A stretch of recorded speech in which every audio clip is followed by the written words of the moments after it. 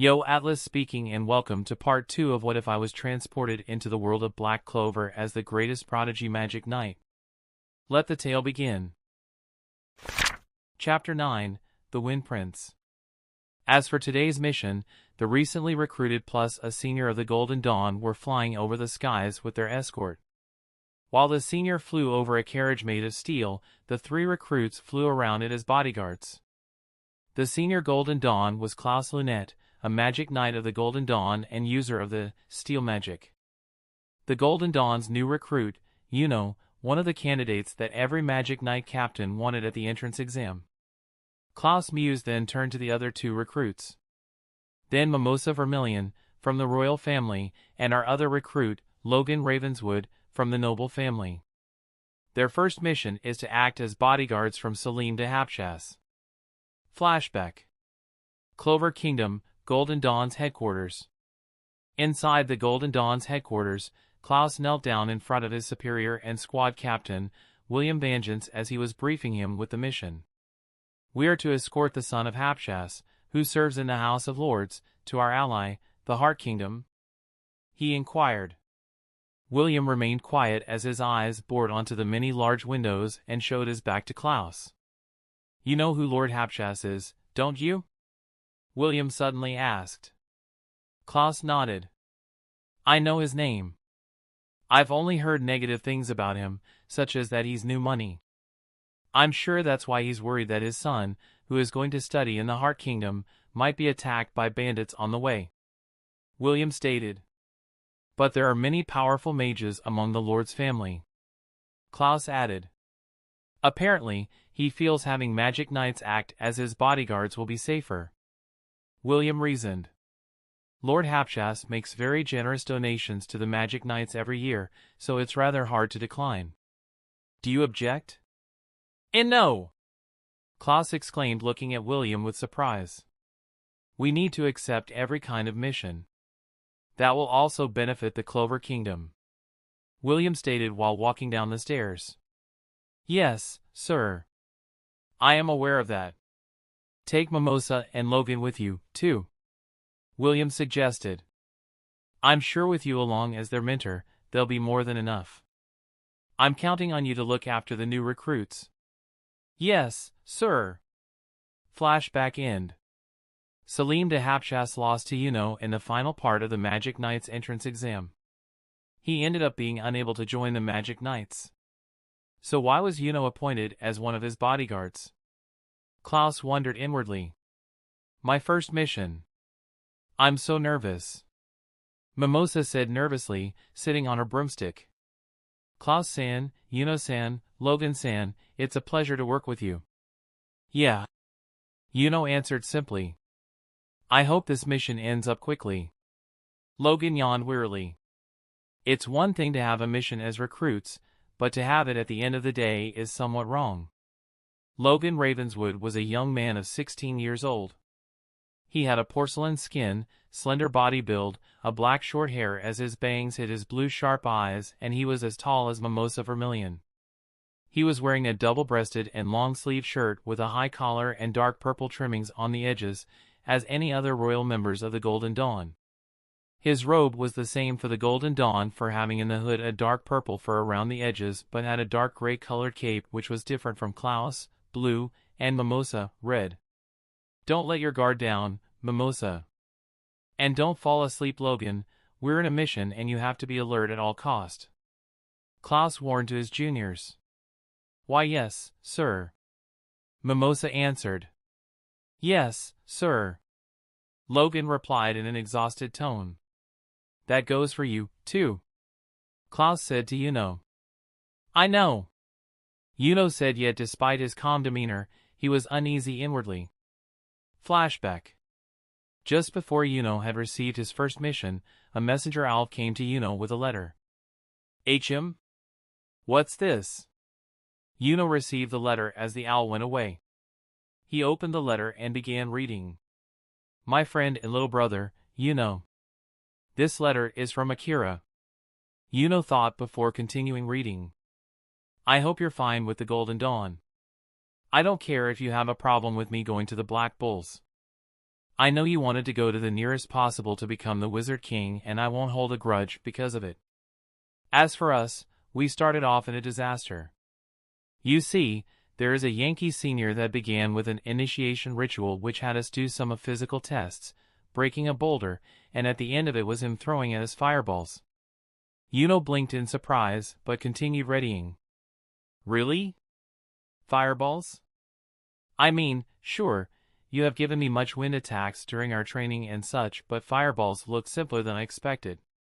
But at least, we managed to pass the initiation safely. Yuno smiled knowing that they had passed successfully without concern. So while I'm at it, we got to meet a royal girl who somehow got recruited in the Black Bulls, and her name is Noelle Silva. Yes, she's the youngest sister of Captain Nozel Silva of the Silver Eagle Squad. Anyway, she has a problem with her magic powers, which basically cannot control her powers without hitting anyone. Well, our senior got hit, but he shook it off quickly. Nevertheless, things happened, which she panicked when we watched her train and couldn't control her powers. Yuno grimaced inwardly despite his facial expression remained blank as he continued readying the letter. Anyway, long story short, Asta cut the devastating ball of water that could have destroyed our base. Noelle told the truth about her lack of control, but nobody was mad at her. In hindsight, I think she had some problem in her past that she's too close off with others. But time will tell. On other news, we started our first mission just yesterday morning. Our idiot captain and Yankee decided to play cards against a village chief and lost, which in turn we ended up working out of a bet and get wild boars for the villagers. It was such a mess, I tell you. Yuno seemed to hear the groans from him as he read. It was amusing how much he got taught about syllables, words, and math. He wasn't much interested in those activities, but ever since he showed up in the church, he thought that the orphans needed some guidance and knowledge from someone else apart from Sister Lily and Father Orsi. Two things came on our first mission. For once, it was easy. Dealing with wild boars was like the time boars stampeded Hage village, and few of the villagers that could fight caught them and had a feast of it. We caught 5 in total, and we were about to return to the village safe and sound. Just that it didn't end up well. Yuno focused on the next part. You see, as soon as we were arriving on the village, we suddenly noticed a mist dome that appeared out of nowhere. With my clairvoyant powers, I managed to see what was happening inside, but dreading the worst, I went inside quickly, leaving the 3 other members behind. I know it was stupid for my part, but if I hadn't arrived on time, the village chief would have died. Yuno nodded in agreement. If he knew beforehand that somebody would have died, he would quickly stop that with all his strength. Anyway, there were 4 mysterious terrorists attacking the villagers, so I came to be the distraction for the villagers to escape. I managed to fight off 2 terrorists, but those 2 managed to deal a hit on me, and the leader was about to strike my last breath. Yeah, laugh if you want, asshole, but I was heroic at the same moronic. Yuno suppressed his laugh, but smirked as he continued. I was about to lose just before Asta and the others managed to came in time and save my ass. Yeah, Asta saving my ass, hoo-hoo. Anyway, we defeated them, tied them up, and we were about to interrogate them and take them to the others, but they decided that the secret they held was best to be on the dark. They managed to add a magical item inside their bodies and die before we could get answers. I'm just telling you to be careful. I know I'm not your brother or anything, but I worry his family as whole. Yuno smiled that he was considered a brother apart from Asta and the other orphans, as he then noticed small letters underneath the letters. Yeah, it was cheesy, but hey, we're family. Yuno smiled at that before shifting to the next letter. Anyway, apart from telling you how is our life in the Black Bulls, there is something I'm about to tell you that only you need to know. Yuno looked at the letter attentively. I don't know when, but on your first mission you're about to escort someone you are familiar with. Don't trust the weasel, and if you get the chance to fight off, beat him to a pulp. Sincerely, Akira. Yuno sighed, folding the letter. I understand. Flashback end. Yuno remained vigilant despite being wary on Salim as he was sitting comfortably on the steel carriage. How have you been, Yuno-kun? Salim asked. Yuno simply stared at him coldly. Don't look so scary. I requested you as my bodyguard because I want to apologize. I hear that you intend to become the Wizard King. Yuno felt like he was trying to gag his words out, so at least, he played his game. How did you know? He asked after some pause, not even faltering his glare. You were chosen by all of the captains. You could have joined any squad, and you ended up choosing the Golden Dawn, so I had a feeling. The more you achieve from now on, the more your name will spread throughout the kingdom. Salim deduced with a shrug. Yuno remained quiet as he stared deeply at the noble. Yuno, the one who bears the four-leaf clover grimoire, make sure your dream of becoming the Wizard King comes true. And then I'll be able to brag to my future children that I once fought the Wizard King. And then they'll say, Daddy, you're so cool. Salim said before looking solemn. Too bad about the other one. The other chosen one of the four-leaf clover grimoire and went to the Black Bulls. I heard they are the worst squad of the kingdom. If he had chosen to be part of the Golden Dawn, he would have been your rival, am I right? Yuno remained quiet at that comment as Salim then shrugged. Well, no matter, we have some time before we get to the Heart Kingdom. Could you tell me a little more about yourself? I won't pester you if you're not up for it. I'm from Hage village. Yuno answered. That did perk up Salim's interest. Oh, I've heard of it. It's a village in the Forsaken Realm, isn't it? I think that's where the legends of the first Wizard King who defeated the demons come from. It's not just a legend. Yuno shook his head. A giant demon skull is actually still there. Oh. Apparently, I was found abandoned in front of a church when I was a baby. Yuno admitted. I've never seen my parents, and I have no idea who they are. The church was very poor, but the father and sister there took very good care of me. I'm very grateful to them. As the two of them were chatting, Klaus seemed to be more cautious and oddly thinking about the mission. No problem so far, but there must be someone in the Hapshas family who can use transportation magic. How did we get stuck with this? Klaus wondered inwardly. Not to mention, we're the only bodyguards. If there was a real threat of an attack, wouldn't they have more bodyguards? There are too many unknown on this mission. Just then, in front of the Magic Knights and their escort, many dark cloud appeared and thunder could be heard from inside. Oh! What's that? Mimosa pointed out the black clouds that approached them. Mage? Logan hummed looking at the dark skies. I thought the day would be clean. Those clouds. Klaus narrowed his eyes suspiciously. They're a little creepy. Mimosa commented nervously. I'll go check them out. Yuno said as he went toward the dark clouds. Hey! No one said you could dash. Klaus paused and sighed before looking at the two other recruits. Be on your guard, Mimosa, Logan. Why yes, sir. We understand. Klaus looked up to see Yuno going up without looking back. If the recruit returned to him, he'll get him an earful for his insubordination. Oh! Yuno managed to get closer to the black cloud and stare at it. He didn't know what could bring these clouds to the way they were getting at. Just as Logan said, the day didn't look like it was going to be darker. Just then, Yuno noticed a flick of fire coming at him and dodged the sudden fireball that was about to strike him. After dodging it, Yuno looked up to see 5 figures descending toward him. Yuno, protect the ship. Klaus ordered / shouted at him from behind. I intend to. The first mysterious mage had a fireball ready on his hand and threw it at Yuno. Yuno quickly countered with a small whirlwind, making the fireball disappear. Then, another mage appeared from behind and threw at Yuno a small ice ball. Go! Yuno would have protected himself with a wind wall to that quick ice, but that wouldn't have worked since the time's training with Akira brought fruits to him. Instead, he decided to swing his arm up, creating a wind blade, and cutting the ice in half, making the 2 pieces pass by him without taking a hit. The Ice Mage got taken back that his attack didn't work, and that opportunity is what Yuno used to dispose of the mage. Wind creation magic, wind blade shower.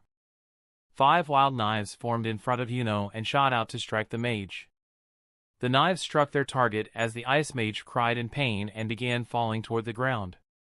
The others, seeing that their comrade was getting beaten, they immediately charged toward the wind magic knight viciously. Seeing that they were coming at him, prepared his next move. Wind creation magic, swift white hawk. The newly formed hawk rushed forward to their attackers, which they looked shocked at the magnitude of Yuno's attack and got defeated.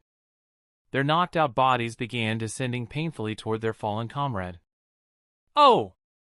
Selim said, intrigued by Yuno's power. "That was magnificent." Mimosa cheered. Nothing less from the guy who got chosen by the four-leaf clover grimoire. Logan whistled, applauding politely. While the three spectators cheered for Yuno's victory, Klaus eyed where those mysterious mages fell. Were those men not after Selim? He didn't know what they were looking for, but they should at least be wary of their next encounter. "Oh! You saved me back there. Well done, Yuno." Selim sighed in relief. "I didn't even have the opportunity to use my lightning god rising, Selim. I'm even more interested in you now," he said before snapping his fingers. "I know. Why don't you take me to your town?" he proposed, which got the magic knight's attention. "I want to see the place where you were born. I want to know where you had to live to grow up so strong." Yuno narrowed his eyes suspiciously. From what he read from Akira's letter, he mentioned that he shouldn't trust Selim. Is this why he said that? Well, he didn't know what he was planning, but he won't let him touch any members of the church while he's here. "Lord Selim, that's rather out of the way," Klaus protested. "Besides, given what just happened, we don't know what else might happen along the way, so we should head straight for the Heart Kingdom dash." Selim interrupted him by raising his hand. "No matter who they may come after me, you four will protect me, won't you?" "Well, yes, of course." Claude didn't disagree on that. But for nobility to go to a peasant village in the Forsaken Realm, it'll just be a quick stop, Selim stated, waving his hand in dismissal. "Right." Klaus was aghast with that Lord Selim was proposing. Nobility going to the Forsaken Realm at his own will? No, something is not right, but I can't question Captain Vangean's decision on this mission. I'm sure Yuno would like to see everyone back at his church, too. Right? Selim said coolly. "That's not your concern," Yuno replied coldly. Now. Either way, he didn't care how he acted toward him, or he was too centered on having his petty revenge. Yuno, for now, left him be. Clover Kingdom, Forsaken Realm, Hage Village. It didn't take long for the magic knights to arrive at the village. It was starting to darken, and many villagers started to return to their houses and rejoin with their families. Just next to the village, there was the enormous demon skull which many villagers of Hage could see every day. It's quite big. And on top of it is a statue of the first Wizard King. "I see," Selim commented. "So where is this church?" Yuno pointed at the building not far from the village. "There." The magic knights flew toward the building and saw Sister Lily holding a basket with potatoes. "Oh, Yuno! Welcome back." "Thanks," Yuno replied with a smile. "You've grown so much." "I haven't changed. It's only been 2 months since I left." "Really?" Lily blinked in surprise. "But..." "Yes. Your face has matured. You look more like an adult. What brings you here today?" "We're stopping by briefly during our mission," Yuno said in monotone. "Why must I visit this village in the Forsaken Realm?" Klaus grunted his complaint as the steel carriage disappeared into his grimoire. "Klaus-san, don't be disrespectful with the decision of a noble family, sir," Logan reasoned tiredly. "Captain Vangeance gave us the mission to escort Selim de Hapshas to the Heart Kingdom, but if our escort wishes to visit a remote place like this, we can't do anything." Klaus looked at the newly recruits' reasoning and sighed. "Oh, hello." The woman in cloth noticed their presence. "I'm Sister Lily." The senior Golden Dawn's magic knight stood up in front of her, adjusting his glasses. I'm Klaus Lunetz of the Honorable Golden Dawn, led by William Vengeance. I'm a mentor to these new recruits. Sister Lily gave them a friendly smile. Hello, Klaus. Thank you for looking after Yuno. I've heard of you from Yuno's letter. Letters? Klaus wondered in confusion before looking at said recruit. What did you write about me? He questioned, although Yuno ignored him completely. Honestly, I'm Mimosa Vermilion, one of Yuno's colleagues. The female magic knight introduced herself. I'm Logan Ravenswood, same. The black-haired magic knight added. I've heard of you, too, Mimosa, Logan. Lily continued to the other recruits. That did bring their attention, as Mimosa looked at Yuno with curiosity while Logan cocked an eyebrow. Oh! What did you write about me? Oh! Now I'm curious. Yuno simply ignored their gazes. Ah, what a beauty. Although, that gained the ire of Yuno as Selim caressed Lily's hair. Huh? The nun wondered in confusion, not feeling anything for the noble. I am from Hapshas village, the son of the Lord Hapshas and the heir of the Hapshas family, Selim de Hapshas. The continued naming noble introduced himself to the nun, knelt down before leaned uncomfortably to Lily. It's a pleasure to make your acquaintance. The moment Selim greeted the nun with a kiss on the hand, he didn't anticipate that the nun would be uncomfortable and use her grimoire.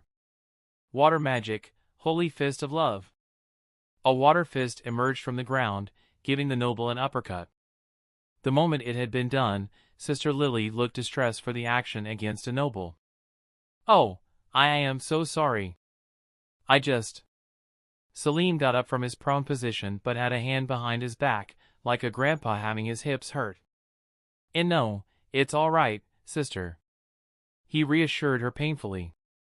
Just then, Father Orsi and the rest of the orphans appeared joyfully. Yuno! It's Yuno! How are you? Orsi shouted joyfully, leaping onto him to give the four-leaf magic knight a bear hug, only for him to dodge and the priest face-plant on the ground. What are you doing here, Yuno and I? Rixa asked, still happy that one of her big brothers came to visit them. I'm on a mission. Yuno replied, giving the eldest girl a head pat. Whoa, that robe's awesome.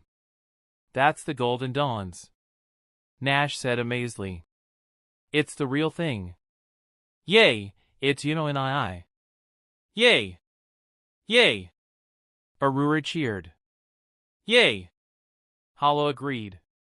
Have you been keeping the chickens well? Yuno asked. The children immediately nodded. Yeah, we did. Rixa answered. Chicken? Mimosa wondered aloud as Logan blinked in confusion. Since the church can't have much on their own instead of potatoes, our previous resident suggested adding a chicken pen or coops and possess some for the church. Sister Lily replied. Using a method he taught us, we are now gaining eggs and selling to the villagers while also having an income. And what are you feeding them? Logan asked. We're using potatoes and wheat seeds to feed them. Nash said as he guided them to where they kept the chickens. The magic knights followed the children, although Klaus did because he was going to be left alone, and looked at the medium-sized pen/coop that kept the chickens inside. There were about 15 chickens and a rooster inside it. It's amazing, Mimosa said in surprise. I'm surprised. And that's something. Logan agreed with a nod. Selim seemed to check the pen/coop while Klaus grumbled inwardly at the lateness of their mission. Hey, where's Asta or Akira and I? Aruru asked innocently. Where's Asta or Akira and I? Hollow parroted. They're on a different squad. Yuno replied. Are you keeping in contact with either of them? Lily asked in concern. Yes, but only with Akira. I don't think that Asta is able to write a letter without drawing a doodle. Yuno said with a sigh. The children, nun, and priest were grateful that Akira had taught the minors about writing, although the language he taught them about kanji was much harder than they thought. Akira, especially, had to learn the alphabet that the Clover Kingdom uses. Well then, are you staying the night tonight? Orsi inquired, tears on the borders of his eyes. You are, right? Yuno decided to look away uncomfortably. It's one thing it like the priest as a whole family, but sometimes he's kind of dramatic and, as Akira would say, pathetic. Luckily, it wasn't him who spoke. Unfortunately, we're just stopping by. We have to hurry on our way, Klaus stated firmly. Ah. The priest and the orphans whined sadly. Now, we don't have to be in such a hurry, Salim interrupted, bringing a hopeful expression from the depressed ones. We can spare an hour or so. Klaus looked baffled at the noble. But dash! In that case, I'll prepare some famous Hage tato dishes, Orsi exclaimed joyfully, interrupting the steel magic knight user. Stay and have some food. We could try some courage and tamagoyaki that Akira and I taught us, Rixa suggested to Nash. I wonder if we have enough oil and lemon for the chicken, Nash mused quietly as they walked inside the church. That goes for all of you, Lily said to their new guests. Please, come in. The magic knights and the noble entered the church and they expected the place to be run down or something, but instead, the place looked magnificent. The walls didn't look old, they were well cleaned, the carpet of the middle of the church looked new, and the windows looked brighter than what the royalties and nobles used them on their church. Wow, what a splendid church, Salim chimed.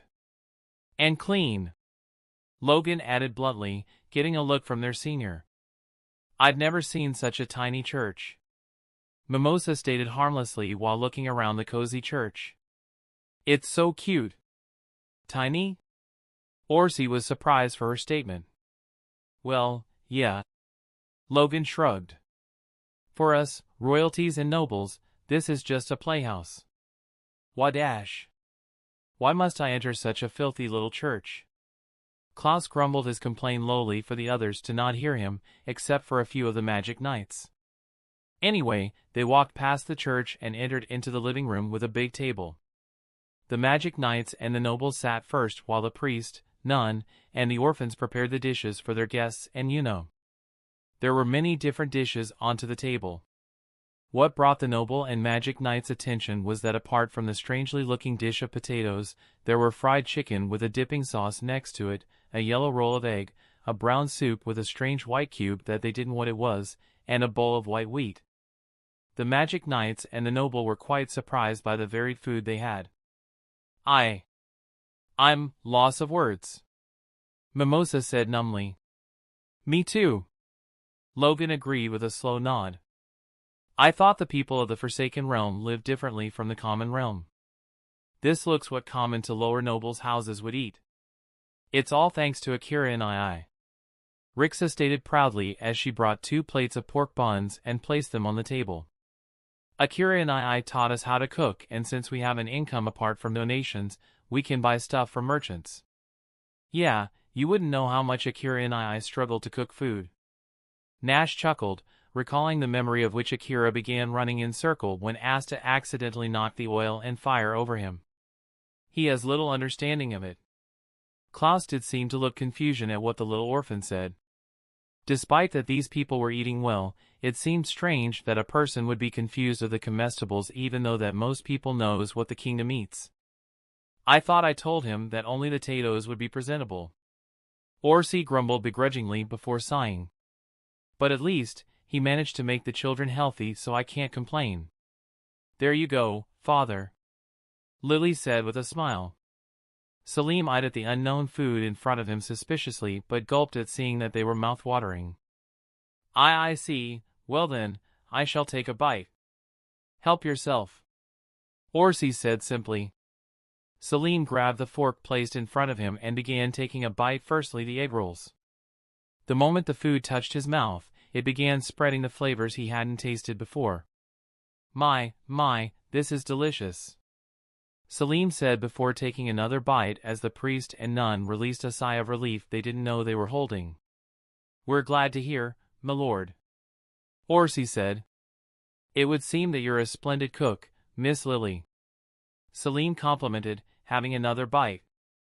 I'm not all that good, really. Please, eat as much as you'd like. You too, Klaus Samo, Mimosa Samo, Logan Samo. Orsi said to the remaining Magic Knights. The Magic Knights looked at each other before starting to eat. The two recruits forked on any food in front of them and put it on their mouth. As soon as the food touched their tongues, their reaction was much the same as the noble. This is delicious. Mimosa said, joyfully eating the carriage. I didn't know you could eat chicken like this. I haven't tried this ever. Logan agreed, sounding more energetic than ever. While the two recruits were happily eating, their senior grumbled inwardly. Why must a noble such as myself has to eat this unknown thing? While the people of the church plus the Magic Knights were unknown of Klaus' frustration, the priest was crying joyfully, or much said, pathetically. Yes, isn't it wonderful? The three, Asta, and Akira, sent us money from their first pay as Magic Knights. Orsi bubbled happily, with grateful tears falling. And then, we can buy food and feed the children as much as they want to eat every day. Most of it is grateful because of Akira and I. Nash said. Because of him, we wouldn't be able to eat these foods. We would have been eating only potatoes. He grumbled lastly, which the other children agreed with a nod. Don't be such a picky, young man. Look how big got from eating potatoes. Orsi stated. I think Akira and I said something about genetics, but I didn't understand him. Rixa whispered to Nash. Me neither. Nash agreed. Yuno-kun, it's wonderful that you're sending money home when you're just a newcomer. Celine commented cheerfully. It's nothing. Yuno replied in monotone. His guard was never down in front of him. He would have to do something when this noble does something, but since he ain't doing anything yet, so he has to let him play his game. Thank you for everything. You've helped us out a lot. Lily smiled gratefully. We were able to plug up that hole in the floor. Rixa began. We even dug up a well in the yard. Nash continued. And we used that water to plant the vegetables. Thanks, and I. Aruru said gratefully. Thanks! Hollow parroted. Yuno smiled happily as he was glad that the orphans and caretakers were living well. Then, he recalled something that was mentioned and looked at the nun. Asta and Akira have been sending money, too? He asked in a wondering tone. Yes. Orsi affirmed him. To think they'd be able to do that, even more surprisingly from Akira. He began bawling happily at the generosity of their temporal resident. How much are they sending? Lily began whispering on his ears about the amount they sent, which ended up shocking him completely. I win! An imaginary version of Asta popped out in his mind, acting smugly while making a thumb up, and next to him, an imaginary Akira appeared doing a V sign with a proud smile. Yuno was surprised that Asta sent more money than him, and even then, he was more shocked that Akira sent the double amount, which meant that he shouldn't left behind.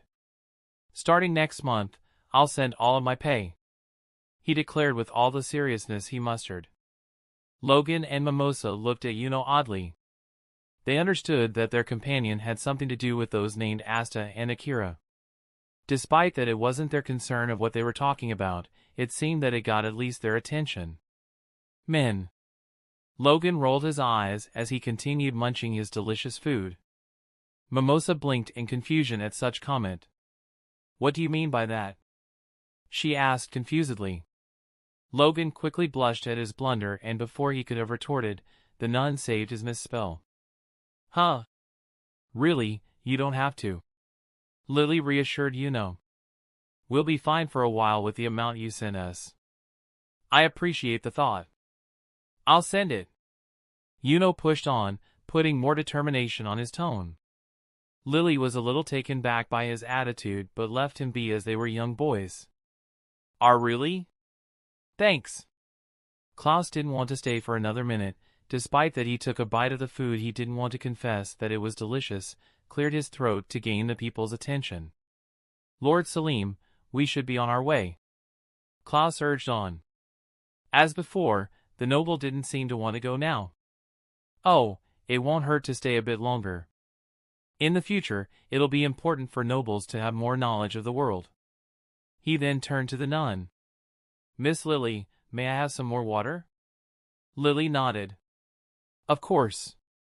The nun grabbed the jar of water, but when she held it there was a lack of heaviness. Oh, it's empty.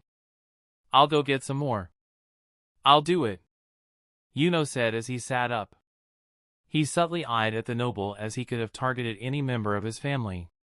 He won't let him do as he pleases, no matter the reason. Unknown to his knowledge, Lily didn't seem worried. It's fine. You relax, Yuno, she assured him with a smile. Lily was about to leave the church just as Salim stopped her.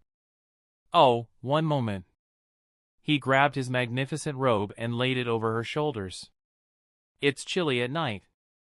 Thank you very much, Lily said gratefully before leaving the church. Yuno narrowed his eyes at Salim's way and subtly opened his grimoire. Wind creation magic, swift white hawk. A small version of its hawk formed under its table and followed Lily behind before anybody could notice it.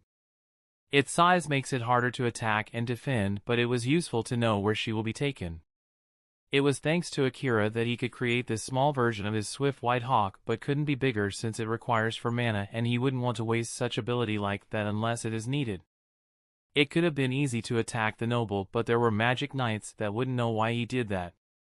He didn't want to have Sister Lily in a dangerous position, but he can save her. I guess you're a gentleman, Nash hummed. Oh, it's nothing. My body just acted on its own. It's just proper etiquette for a noble. Salim shrugged. Yuno didn't seem to take that statement seriously as he looked at his senior despite that he mildly trusts them. Klaus noted that his junior was looking at him, an understanding expression formed on his stoic expression which he simply adjusted his glasses. Some royalties and nobles are taught to act politely and maturely to some celebrations or meetings, Klaus explained. Even magic knights have some kind of training on that, but I suppose you didn't have any training on it since you're from the Forsaken Realm. Yuno pondered for a second at his explanation before looking away. I might not have the same training you nobles do, but I know how to act polite. And truly, Akira had taught the children how to act accordingly to their ages and also how to act in front of important people. The only important man that they had met was their village chief. Lily walked out of the church to get more water from the well as the remaining continued eating their food until they suddenly heard something shatter outside. Yuno quickly got out of the church to see that the jar Lily had on her hands was in shatters. The magic knights, noble, orphans, and the priest followed behind wondering the same. What happened? Orsi asked worriedly. Where's sister? Nash added. Klaus noted something on the ground and went to pick up.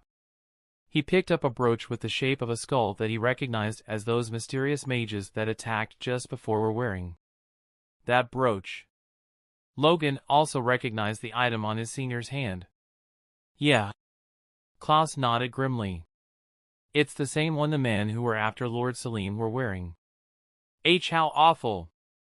Of course. It must be because I put my robe on her. Miss Lily was take dash.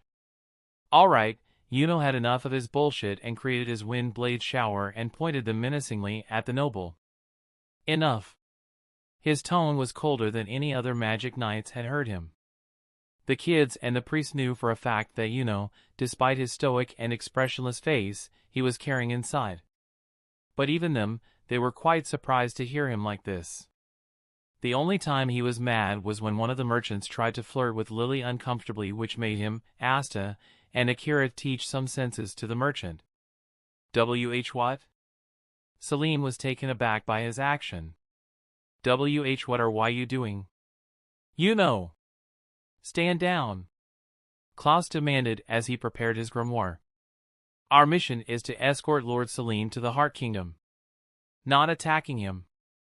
Mimosa and Logan looked warily between their colleague and senior. Still, they had put themselves in between the magic knights and the children in case a battle occurred. In case you hadn't noticed it, Yuno drawled out coldly. Those mysterious mages weren't interested on the noble and attacked me, why? Klaus wanted to retort somehow, but his words were clogged on his throat as he processed what happened on his mind. Yes, Klaus knew something was wrong. He knew what was happening the moment they saw those dark clouds. Had they attacked instead of the noble, would have been something he didn't see before? No, he knew something. He knew the relationship between Selim and He heard that Selim went to challenge on the Magic Knight's entrance exam and lost miserably. Yet, he asked for him to escort him to the Heart Kingdom like nothing happened. Why? It was then he realized what happened. And before he could speak up, had prepared himself to chase those ruffians. Don't worry. I'll go save her. Declared firmly. I'll go, too. Orsi said, holding a normal broom. Me, too. Rixa and Nash chorused as they flicked their magic on their hands. Nash had flame magic, while Rixa had water magic. Looked at them gratefully. Thanks, but I need all of you to stay here. I'll be fine on my own, he said before calling his broomstick. Klaus called. Hey, Four Eyes. Klaus' eyes twitched. Who are you calling Four Eyes? He demanded to the young child. Four. Mimosa coughed sheepishly while Logan placed a fist on his mouth and not laughed loudly. Klaus-san, Klaus interrupted her by raising his hand before she could have spoken. You stay out of this, Mimosa. He ordered sternly before turning to the rookie. I'm sure you're worried about the sister, but in any case, we'll have to leave her to the authorities while we take Selim to headquarters. But Klaus-san. Even though they are from the Forsaken Realm, they treated us fair. Logan protested. We can't let them hurt a civilian of the Clover Kingdom. We have our duties to protect. I have not given you the permission to speak, Logan. Klaus said. We're leaving immediately. Klaus summoned his steel carriage. Yes, sir. Mimosa said reluctantly. I understand. Logan gritted his teeth while clenching his fists hard. Klaus looked to his way. Remained quiet as he watched his comrades about to depart. He then looked away. I'm not leaving, he stated. Huh? The two newest members of the Golden Dawn chorused in confusion. But their senior thought otherwise.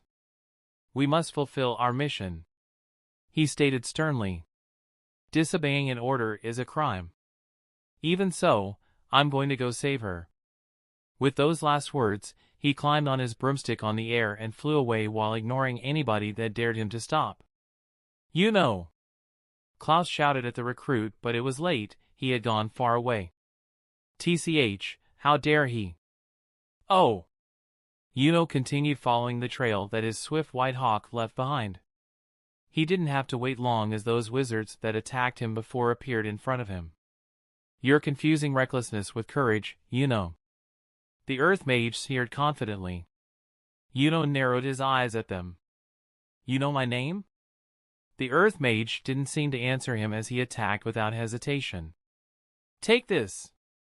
Earth spikes emerged from the ground trailing toward simply dodged by jumping over it and hovering toward the Earth Mage. As soon as he reached him, he brought up his hand. Wind magic, towering tornado! He shouted. The tornado destroyed the earth pillar with ease and sending the pieces toward its owner. What? The mage cried out in shock before receiving his own attack, knocking him out. 1 down, 4 to go. Oh! The next place he wandered was near where the remains of the demon were. There were broken pillars, some laid or still stood up, when suddenly, was caught by a water prison that emerged from below. The water mage made himself known as he chuckled victoriously. I'm not going to kill you or anything, but I've got to at least rough you up a little bit. He sneered cockily. I see. So you were after me all along. Divined. The water magic chuckled evilly. You're brighter than you look, he commented. Yuno remained quiet as it made him laugh of how incompetent he was. Can't breathe, eh? Then drown. The water mage continued laughing until he noticed something odd. How is this magic supposed to drown me? Yuno asked. He had used his magic to make room around his head to breathe. H's. Yuno escaped from his prison and returned the magic toward its owner, again, knocking him out. This is how you're supposed to drown, he said. He was getting closer and it was too far to turn back. He must continue. That's two. Oh. Yuno continued walking, following the footsteps those kidnappers that took Sister Lily left behind. As he walked, he noticed something coming to his way. Dodging quickly the unknown projectile, Yuno noted that it was an icicle that got stuck on a tree bark. Looks like you completely fell for the footsteps I laid.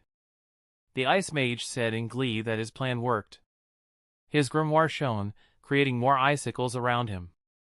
Take that, and that, and that, and that. His barrage of attack continued to make its way to Yuno. Even so, Yuno kept defending from the projectiles with his magic. Not bad. The ice mage sneered. In the case, the icicles around him began combining into a bigger version of it. There! Think you can stop that? He barked in victory before throwing it to Yuno. It could have so perfect to defeat Yuno this way. But like his comrades before, it didn't work out as planned. Yuno simply used the air from his shield to turn it into a javelin, and with his better control on his magic, he threw it toward the icicle. Both projectiles crash on each other, but with the deadly javelin pierced through the icicle like a hot rod on a butter. What? The ice mage couldn't believe his eyes at how his magic was overwhelmed by mere javelin. Why is size the only thing that matters to you people? Yuno commented before recalling something that Akira mentioned as a joke. Is it because you're trying to compensate for something? The ice mage gritted his teeth in fury at such assumption. Why you? He growled angrily. If that's what you want, dash. Too late. Yuno pointed up, which the ice mage looked up to see his shattered ice falling over him. That's 3, 2 more to go. Yuno turned around to see a small light not far from his position. Following the trail, he was now at the entrance of the demon skull's mouth. Knowing that he was close, he entered only for him to encounter with Sister Lily tied up. Sister! Yuno went toward her to untie her. Hold it right there. Yuno complied, although hesitantly, at the one who led these brigands of mages/kidnappers. Good boy. It'd be a shame if the sister's pretty face got burned. The fire mage sneered as he placed his hand close to the nun's face. Yuno then noticed the other mage not far from him. He stared at him, thinking of a plan to finish him and save Sister Lily without her getting hurt. Now then, Yuno. The fire mage grinned. Why don't you hand over your grimoire? You won't be able to do anything without it. What do you plan to do with my grimoire?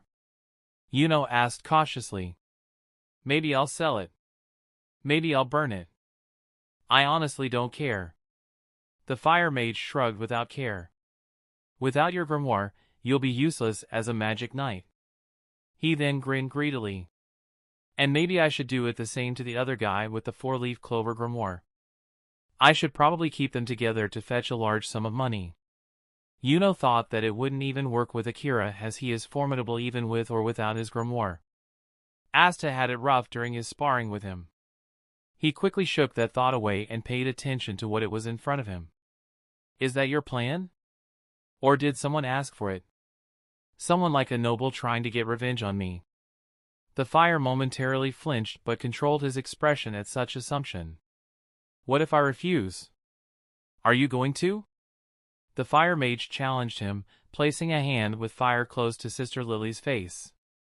Yuno hesitated for a moment before placing his hand on his grimoire. The fire mage grinned in victory. That's a good boy. Hand it over. Then I'll let you take your precious sister home. Yuno didn't move or gave him the grimoire. He simply glared at the brigand before answering. I refuse. What? The fire mage asked in confusion at such stupidity.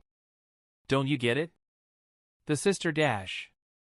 I won't let you harm her. Declared firmly. Are you going to attack me? No matter how you attack Dash. Who says I am? I'm not the one who's going to attack. Grinned. Huh? Then who Dash? The fire mage didn't get to say more as suddenly ducked down to show who was the one standing behind, Klaus Lunette with his grimoire on ready. Steel creation magic, fierce spiral lance. Klaus' magic soared toward the fire mage, knocking him out. Logan. Mimosa. Yes, sir. The two other recruits chorused, getting to the unconscious fire mage. Logan opened his dark purple grimoire and began casting his magic. Shadow binding magic, embrace of the shadow. The shadow under the fire mage began morphing around him, holding him tight while his head was out of its reach. While Logan kept the fire mage immobile, Mimosa went to check on Sister Lily. She's all right. Mimosa assured everyone, which sighed in relief. I hope you defeated all of them. Klaus said. There should be one more. Replied. Did he flee? Klaus asked. What would you have done if I hadn't come? Paused for a moment. He didn't recall a few parts of Akira's letter that said that they would come, so it was kind of surprising for him to see them here. Why did you come? Do you think I'm some kind of fool? Klaus claimed, although offended. Didn't answer him, which had his answer just by his silence. He does! Klaus affirmed his suspicion. After he coughed to compose himself, he continued. Listen well, Our duty as magic knights is to protect the people. I thought it was strange. These men were after you, not Selim. Do you think a noble would want to come to a village like this? Do you think they'd happily eat that food? Sorry to say it, but I definitely wouldn't. But it was yummy. Logan commented softly. Shoo, he'll hear you. Mimosa whispered. Klaus paused as he tried to calm himself, which succeeded momentarily. What I'm trying to say is that there's no way they'd accidentally take Sister Lily instead of Selim either. Besides, it was strange for Selim, whom you defeated, to specifically ask you to escort him. I guess the way Yuno-san reacted also came to know this. Logan mused aloud. And that's when we used my plant creation magic, Flower of Truth. Mimosa explained. Everyone looked back to see Selim tied up by a plant and a flower on his mouth. Flashback. It's your entire fault I wasn't able to join the Magic Knights, Selim's inner thoughts were brought out through a flower. Who cares about your stupid four-leaf grimoire, damn it. I'll steal it from you. I'll get my daddy to hurt you. I'll get my revenge. Flashback end. He coughed up everything. Klaus told him. Talk about revenge. Logan scoffed, looking at Selim in disappointment. This noble thought that his little plan would work. I guess he didn't expect that you could handle them with ease.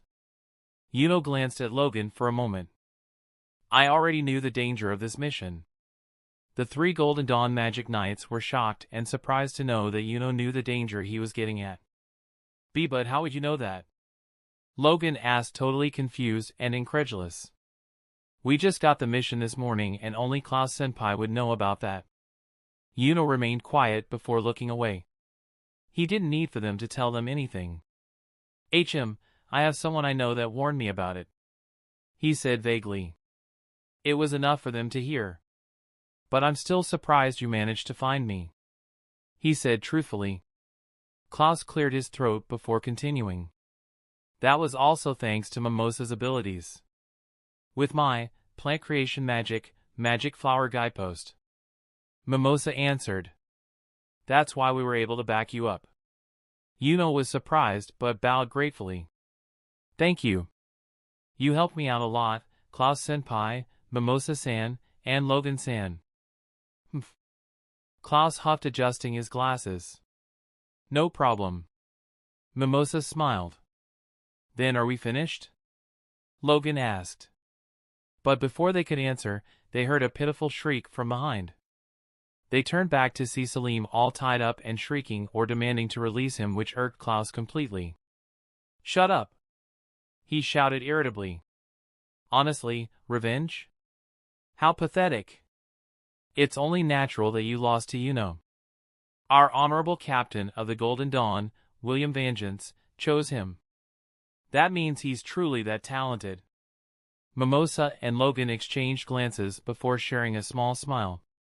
"Oh ho! It seems our dear senior finally acknowledged his junior, right?" Logan grinned mischievously. Klaus got caught off guard by his other junior's mischievous statement that his glasses bent sideways. "Klaus-senpai." And it happened that decided to poke his nose on the moment. "Don't get the wrong idea. I still haven't acknowledged you," Klaus stated, not even looking straight at Yuno's eyes. "Oh, dear." Mimosa placed her hand on her mouth, barely holding her giggles. "He sure is not honest with his feelings." Logan snickered. "Right," Yuno conceded. Klaus quickly forgot what they said and looked at Yuno. "But I'll overlook your insolence this time, since this was all Selim's doing." He then looked at the elephant of the room. "So what shall we do? Take him to the royal capital?" "No, let's just leave them," Yuno replied. "Are you sure?" Klaus asked reluctantly.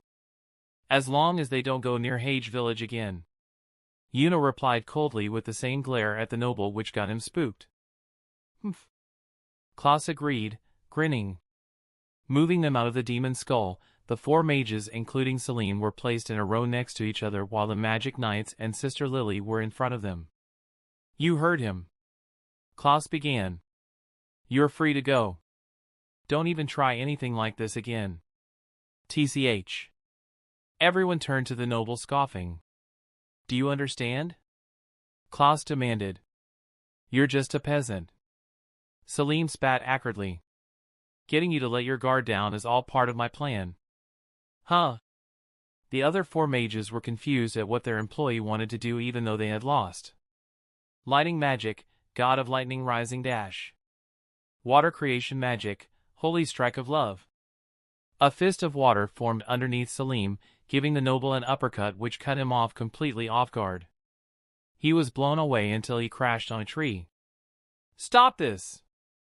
Sister Lily demanded. "Show some remorse for what you've done." She then looked at the other tied-up mages. "All of you, too?" "Why yes, ma'am." They chorused fearfully as they saw how strong this nun was. "I almost want to scout the sister for the magic knights," Klaus mused, adjusting his glasses. The other magic knights shared a giggled in agreement. We're going to take them to the royal capital after all." Klaus then recalled that Yuno told him about a fifth one. He then walked toward them. "By the way, where did the other one go?" The captured mages looked at each other in confusion before answering. "No idea." "Oh." At the top of the demon skull, the fifth mage stood motionless watching them from above. He then began shining before showing his true form. Julius Navachrono smiled that it worked out better than he expected. "Man, that was fun." Julius smiled before lying down. "If they were actually in trouble, I was going to save them, but I didn't need to at all." William's new bee is pretty impressive, too. As Julius continued relaxing leisurely on the top of the demon skull, Marks appeared through a portal, showing only his face. "How long do you intend to fool around?" Marks shouted at his supposed superior. "You're too loud." Julius whined, covering his ears. "You need to return at once. Your work is piling up." Marks barked at him. All right, it's not healthy to be irritated all the time," Julius remarked. "Whose fault do you think that is, huh?" "Clover Kingdom, Forsaken Realm, Hage Village. After dealing with those brigands and noble, the Magic Knights and Sister Lily reunited with the other members of the church." "Thank goodness you're safe," Father Orsi cried in relief and joy. "Thank goodness." Aruru parroted, much glad to see the nun. "Goodness." Hollow repeated. Awesome as usual, and I. Nash said with a smile. Well, he is a magic knight. Rixa pointed out like it was obvious. Klaus-san, Mimosa-san, Logan-san, thank you three very much. Sister Lily thanked with a bow. Don't mention it. Selim was behind all of this. How unsightly. He grunted lastly. Please, please, help yourselves. Let me repay you with more dishes. Father Orsi said. They've gotten a bit cold, but please eat as much as you'd like. Don't you want me to warm it up, Father? Nash asked. Akira and I taught me how to warm the food if he wasn't available. Orsi agreed with Nash and left him warm it with his flame magic. Despite the delay, they were able to eat once again hot food. The Magic Knight recruits looked at their superior to take initiation. Klaus, without saying any word, he began eating the food, although this time he enjoyed it minimally. It's not bad. You're not very honest, are you, Klaus-san? Mimosa giggled on her hand. Humph. Give it time. Logan mused, eating another egg roll. It's good, said with a faint smile. Clover Kingdom, Golden Dawn's headquarters. After saying their goodbyes, the Magic Knights returned to their headquarters to report to their captain of their mission. All four were kneeled down while William Vengeance was sitting on his throne/chair just above the stairs. A star? Klaus wondered in disbelief. The Wizard King was pleased with your work, and we received a star. William explained, showing a golden star. Thank you very much. It's an honor. Klaus exclaimed joyfully. I never thought I'd get one on my first mission. Mimosa said delightfully. Neither did I. Logan agreed. But I don't feel as if we did enough to earn a star. Klaus pointed out which the others shared the same sentiment. William hummed in understatement. After you brought Selim in, he ended up confessing to various evil deeds Lord Hapshas had done, bribes, fraudulent accounts, and shady deals. He told them. You made quite the catch. It's all thanks to you four. Sir, did you happen to take on this mission because you knew this would happen? Klaus asked. We mustn't allow any evil deeds to be done in the Clover Kingdom. The captain replied simply. Yes, sir. Klaus, Logan, and Mimosa, I look forward to all of your future great deeds. William said. Yes, sir. The four Magic Knights bowed in unison. Logan, and Mimosa. Klaus mused inwardly. It appears that the newbies this year are, well, at least slightly competent. After they left, William remained seated in silence, watching his squad leave him alone. I'm counting on you all. Especially you, Oh. So, a star. Klaus mused aloud. Everything ended well this time, but don't even act on your own again, paused momentarily but didn't look at him. Yes, sir. He drawled after a long pause. Why was there a pause? Look at me. Klaus demanded. Kept avoiding him. Look me in the eyes and say that you won't act on your own again. Yes, sir. Replied quickly, this time looking at him. Hey, Klaus was surprised at the quick reply that the other two chuckled. Clover Kingdom, Black Bull's headquarters. What? The Golden Dawn received a star? Asta shouted to the heavens. We just returned to the base from Kika and heard the shocking news. Oh yeah, and Magna also returned he was but naked except for his Magic Knight robe and lost all his money again. And I thought we were finally only 100 away. Now we're 101 away again. Yami pouted childishly. Damn it! I thought we'd finally caught up to them. Asta clenched his fists in fury. So close. Yami agreed. We're not even close. I sweat dropped at these two acting like idiots. Not that I could tell them that it was stupid, I prefer living, thank you very much. Yeah. How is that close? Noel agreed with me. We're at -30. Even though said that, Asta didn't seem to be depressed anymore. I'm not going to lose. They're only ahead by 101. I'll catch up in no time. Just you wait, Golden Dawn. You know. He roared. I shook my head before walking away. I'll go see if dinner is prepared. I was about to walk away before a hand clasped on my shoulder. I looked over my shoulder to see Yami smoking. Kid! Remember, we'll train later. I gave him "Are you serious" expression. Ia? Clover Kingdom, Noble Realm, Royal Palace. Marks came across to the Wizard King to give him his report. Sir, there's trouble. An anomaly dash. An anomaly has occurred, right? Julius interrupted Marks, which surprised him. Well, let's have them work on this mission. Marks blinked in confusion. Them? Julius simply chuckled to Marks's confusion. Chapter 10, Dungeon. It has been 2 or 3 days? 3 days, yeah, since we returned from our day off in Kika. It has been quite stressful for them as I've been training with Captain Yami. He, the demon, calls it training. I call it torture to my soul and body. You ask why I'm being overdramatic. Well, at first, I was mildly excited to learn dark magic, as he is the only character that I knew he had that attribute. He explained to me that dark magic is a dangerous attribute, as if I didn't know, and it should be controlled. I mean, I know that any attribute is capable of being dangerous depending on its user's creativity and how they exploit them. You might think at first that Dorothy's, dream magic, Marx's, memory magic, Geldra's, permeation magic, and even those 2 siblings with Buto/dancing magic and song magic, would you think this is weak? But even so, they are capable of using their magic's full potential. 2 of them are captains, 1 works with the Wizard King, and the last 2 are, well, priests.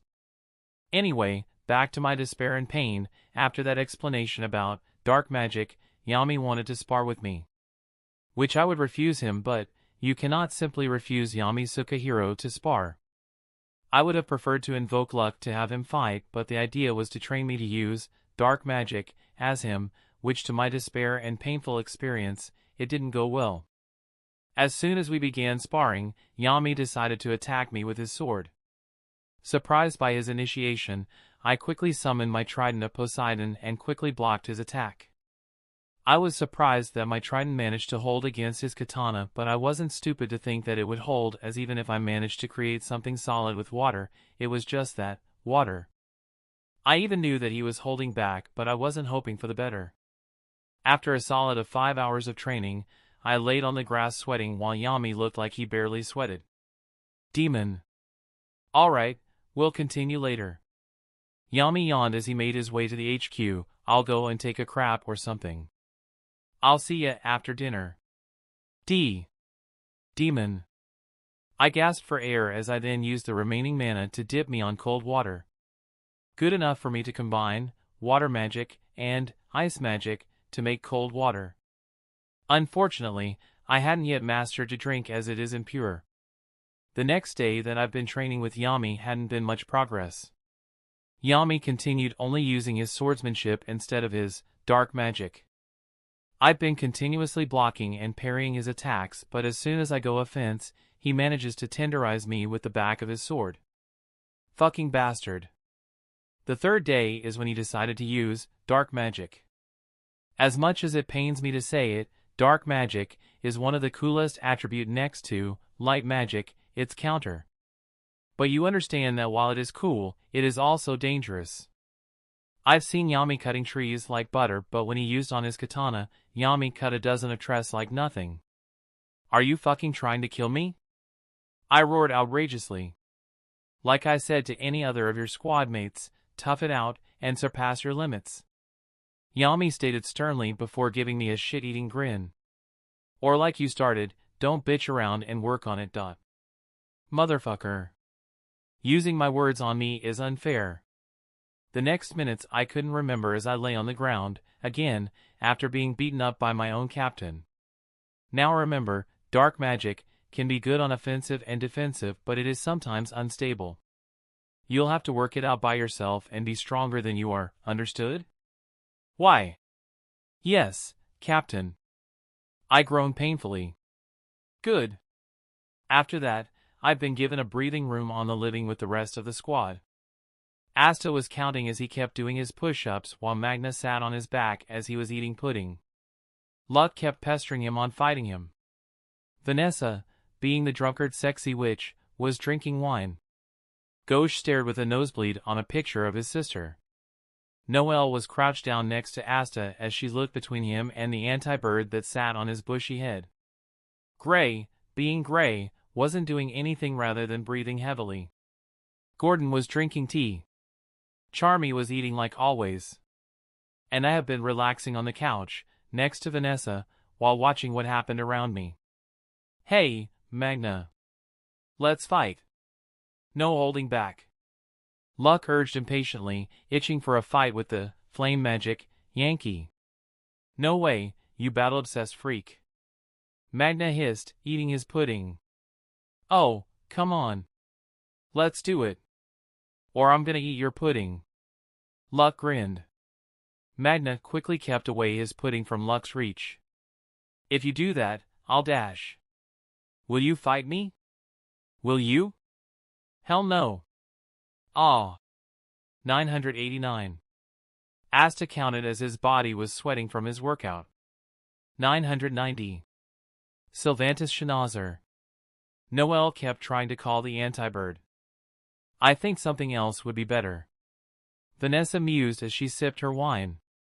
Let's see. Like wine. She then looked at the anti-bird.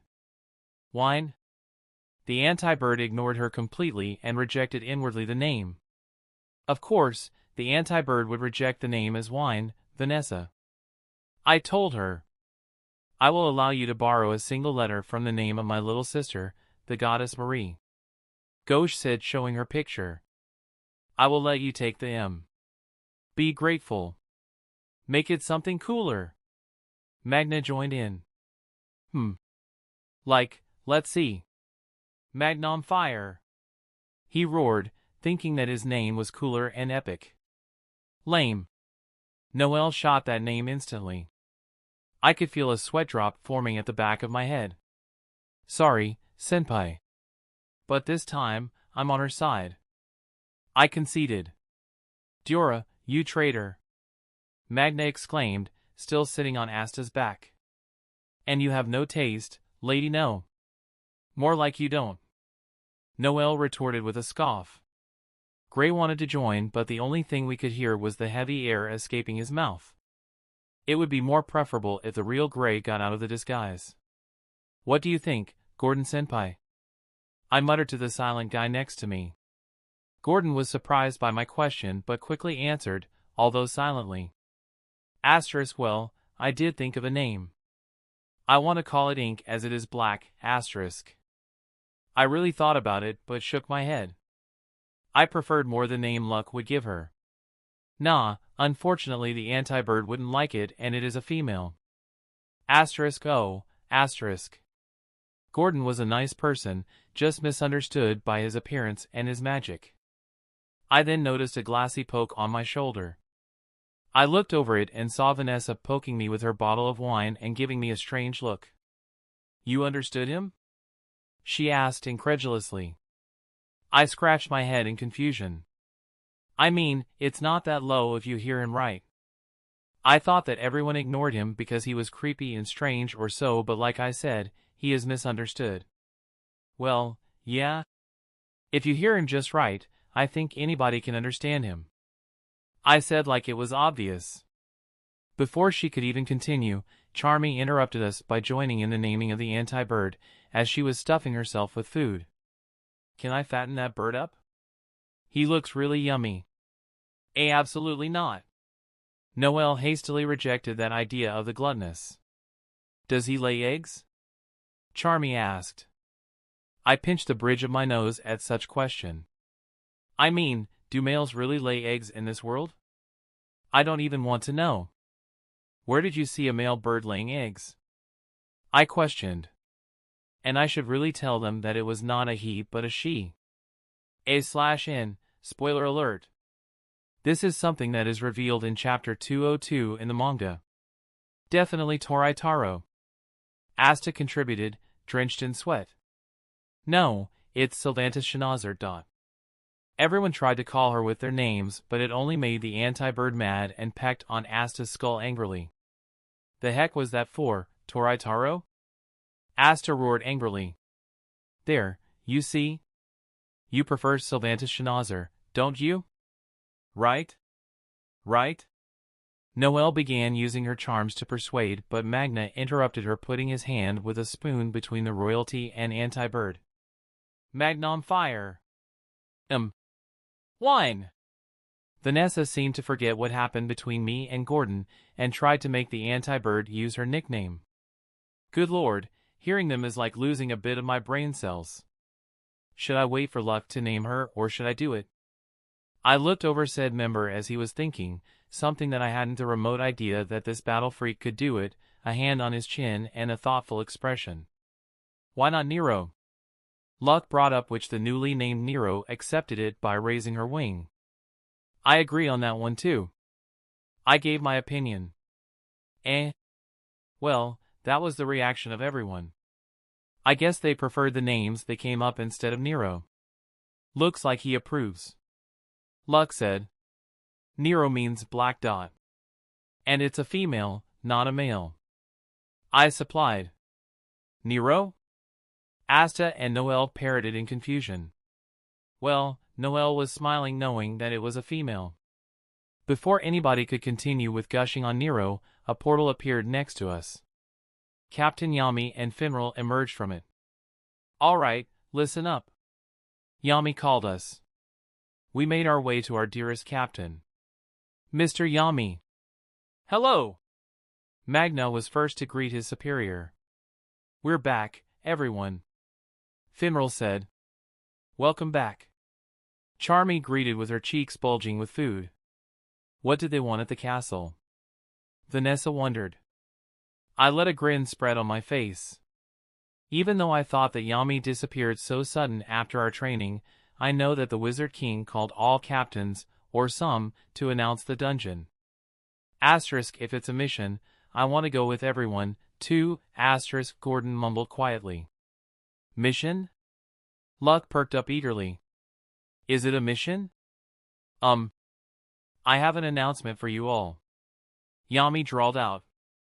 A new dungeon has been discovered. Everyone was speechless over his announcement.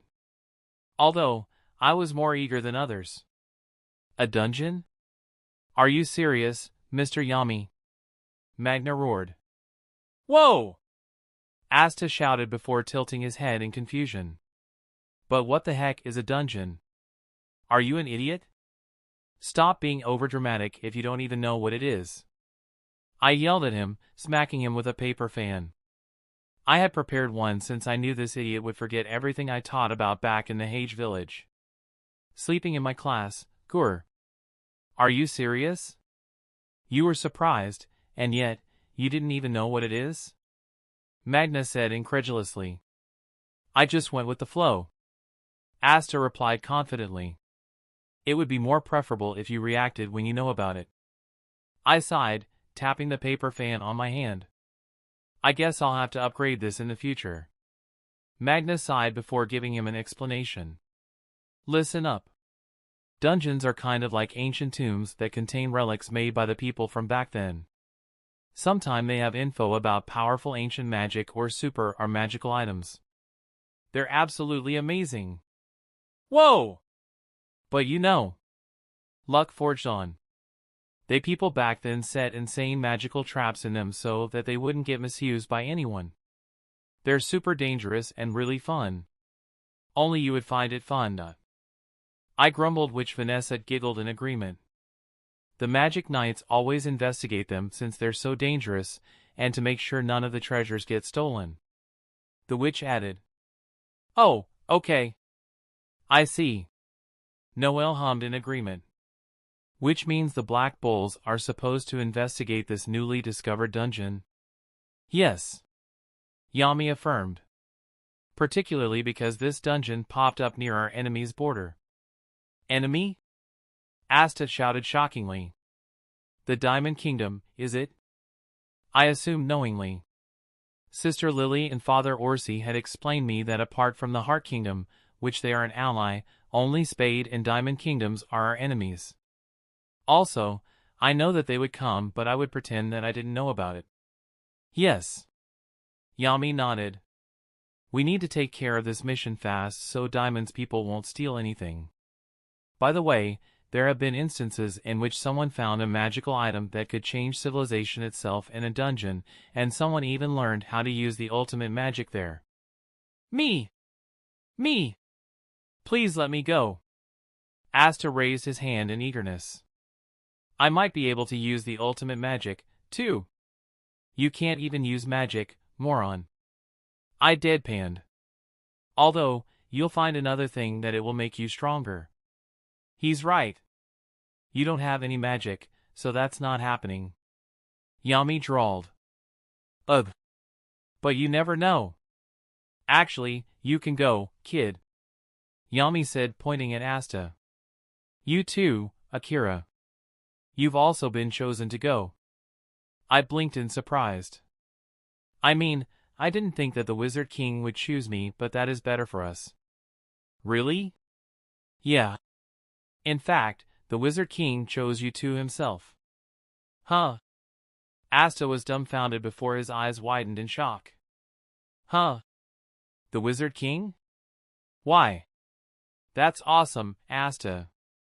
Magna cheered, putting his arm over Asta's shoulder. What the heck? Did you bump into the Wizard King somewhere? No, never. Asta shook his head. Well, we did meet the Wizard King. Just not personally, but in a disguise. Maybe that's the same thing, whatever. Asta then began being dramatic on putting himself by the window as the light shone on him like he was the chosen one.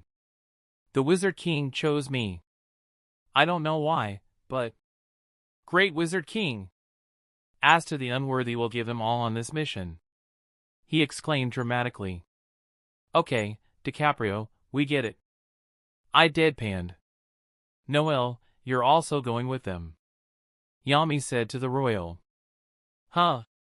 Said Royal was surprised and confused. Everything counts as experience. Yami told her before looking at a senior member. Oh, and luck. You're the leader. I'm leaving those three to you. Really?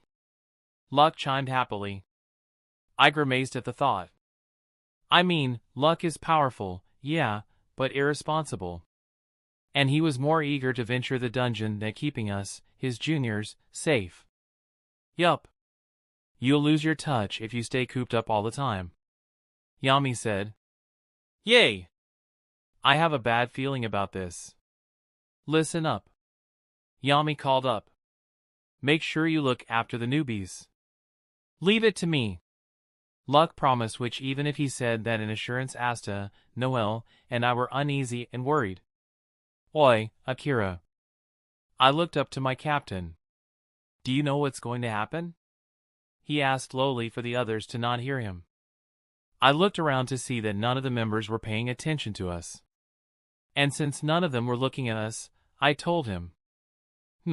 Well, not only the Black Bulls is part of the investigation on the dungeon, but we will encounter with the Golden Dawn. TCH, guess William's recruits will come too. Yami clicked his tongue. Anyway, you were right that we will encounter with enemies. Most likely the Diamond Kingdom, and I guess there is someone that knows about you. Yami raised his eyebrow. Who? Someone with smoke magic, but he isn't the one we should be worried about. The Diamond Kingdom will bring someone powerful that even Asta wouldn't fare well if he fought alone. Yami hummed in contemplation while crossing his arms. I guess you'll handle it, right? More or less.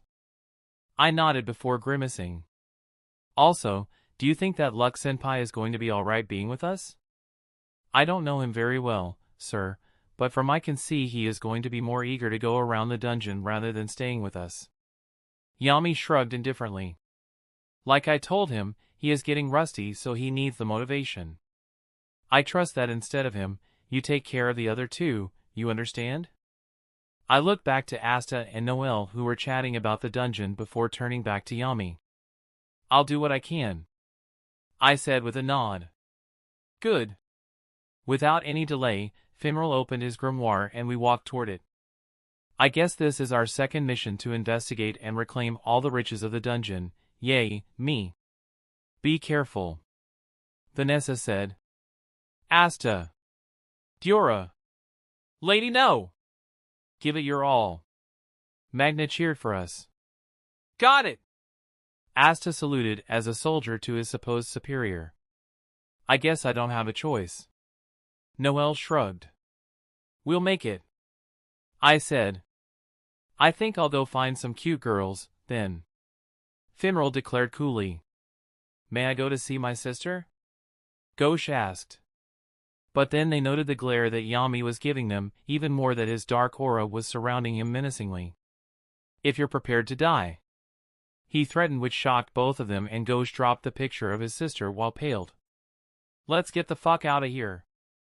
Oh. Passing through the portal, we were now standing on grassland. The sunset is beautiful from here. I recommend this location for dates, Finral explained, his head peeking from the other side of the portal. Finral then went back to the portal and Charmy popped out. I'll have some nummies ready for you when you get back, she promised before returning in. Lastly, Captain Yami popped out. We're counting on you, he said before returning back, and the portal disappeared. Got it, Asta affirmed. Okay, Luck said cheerfully. I looked at Noel, who looked a little nervous. Nervous? I asked. And no, I'm fine. A royalty as me has to be prepared, Noel declared firmly, although shakily. Sure, sure. Luck then began guiding us toward the dungeon. Let's see. It's this way. Oh. We continued walking through the forest as Luck walked in front of us. It has been like 20 minutes since we began walking, but we had yet found the dungeon.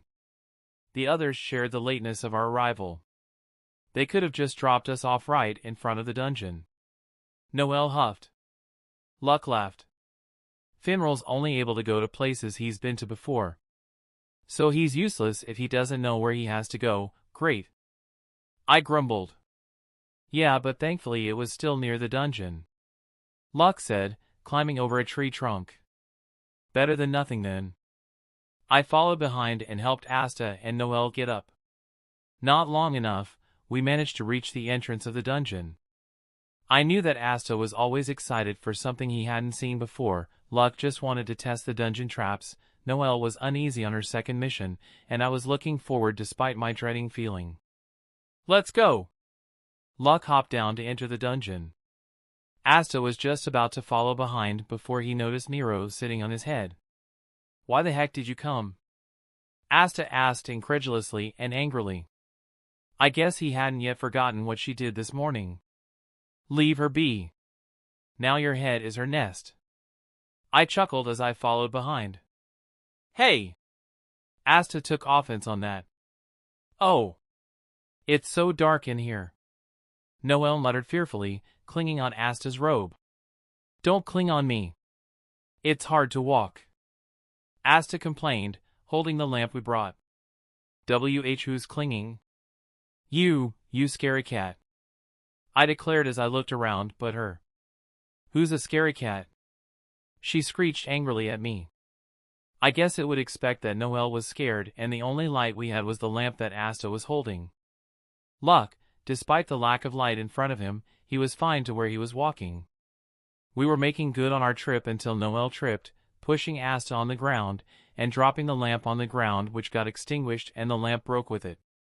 Since it was probably better than having Luck use his lightning magic, I would prefer not getting shocked, so I used my flame magic to create a small fire on top of my hand to see better. We had to use Akira's magic because you broke the lamp, Noelle blamed Asta for her clumsiness. Honestly, you have some nerve. It's your fault for tripping and running into me. Asta protested. And do not use me like I'm somebody's servant, you didsy tsundere. I commented, not even batting an eye on her. I didn't say that and I'm not didsy. And what with that word tsundere? She asked, fuming. For some reason, it pisses me off. Rolling my eyes, I ignored her to continue advancing in the dungeon.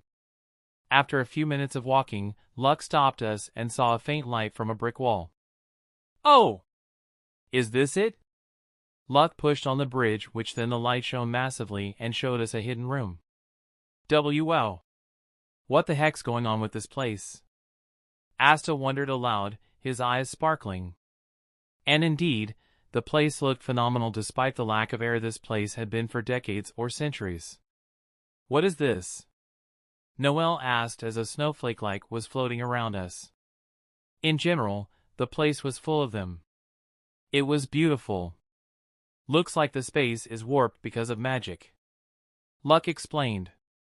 So you're saying this snowflake-like thingies are mana?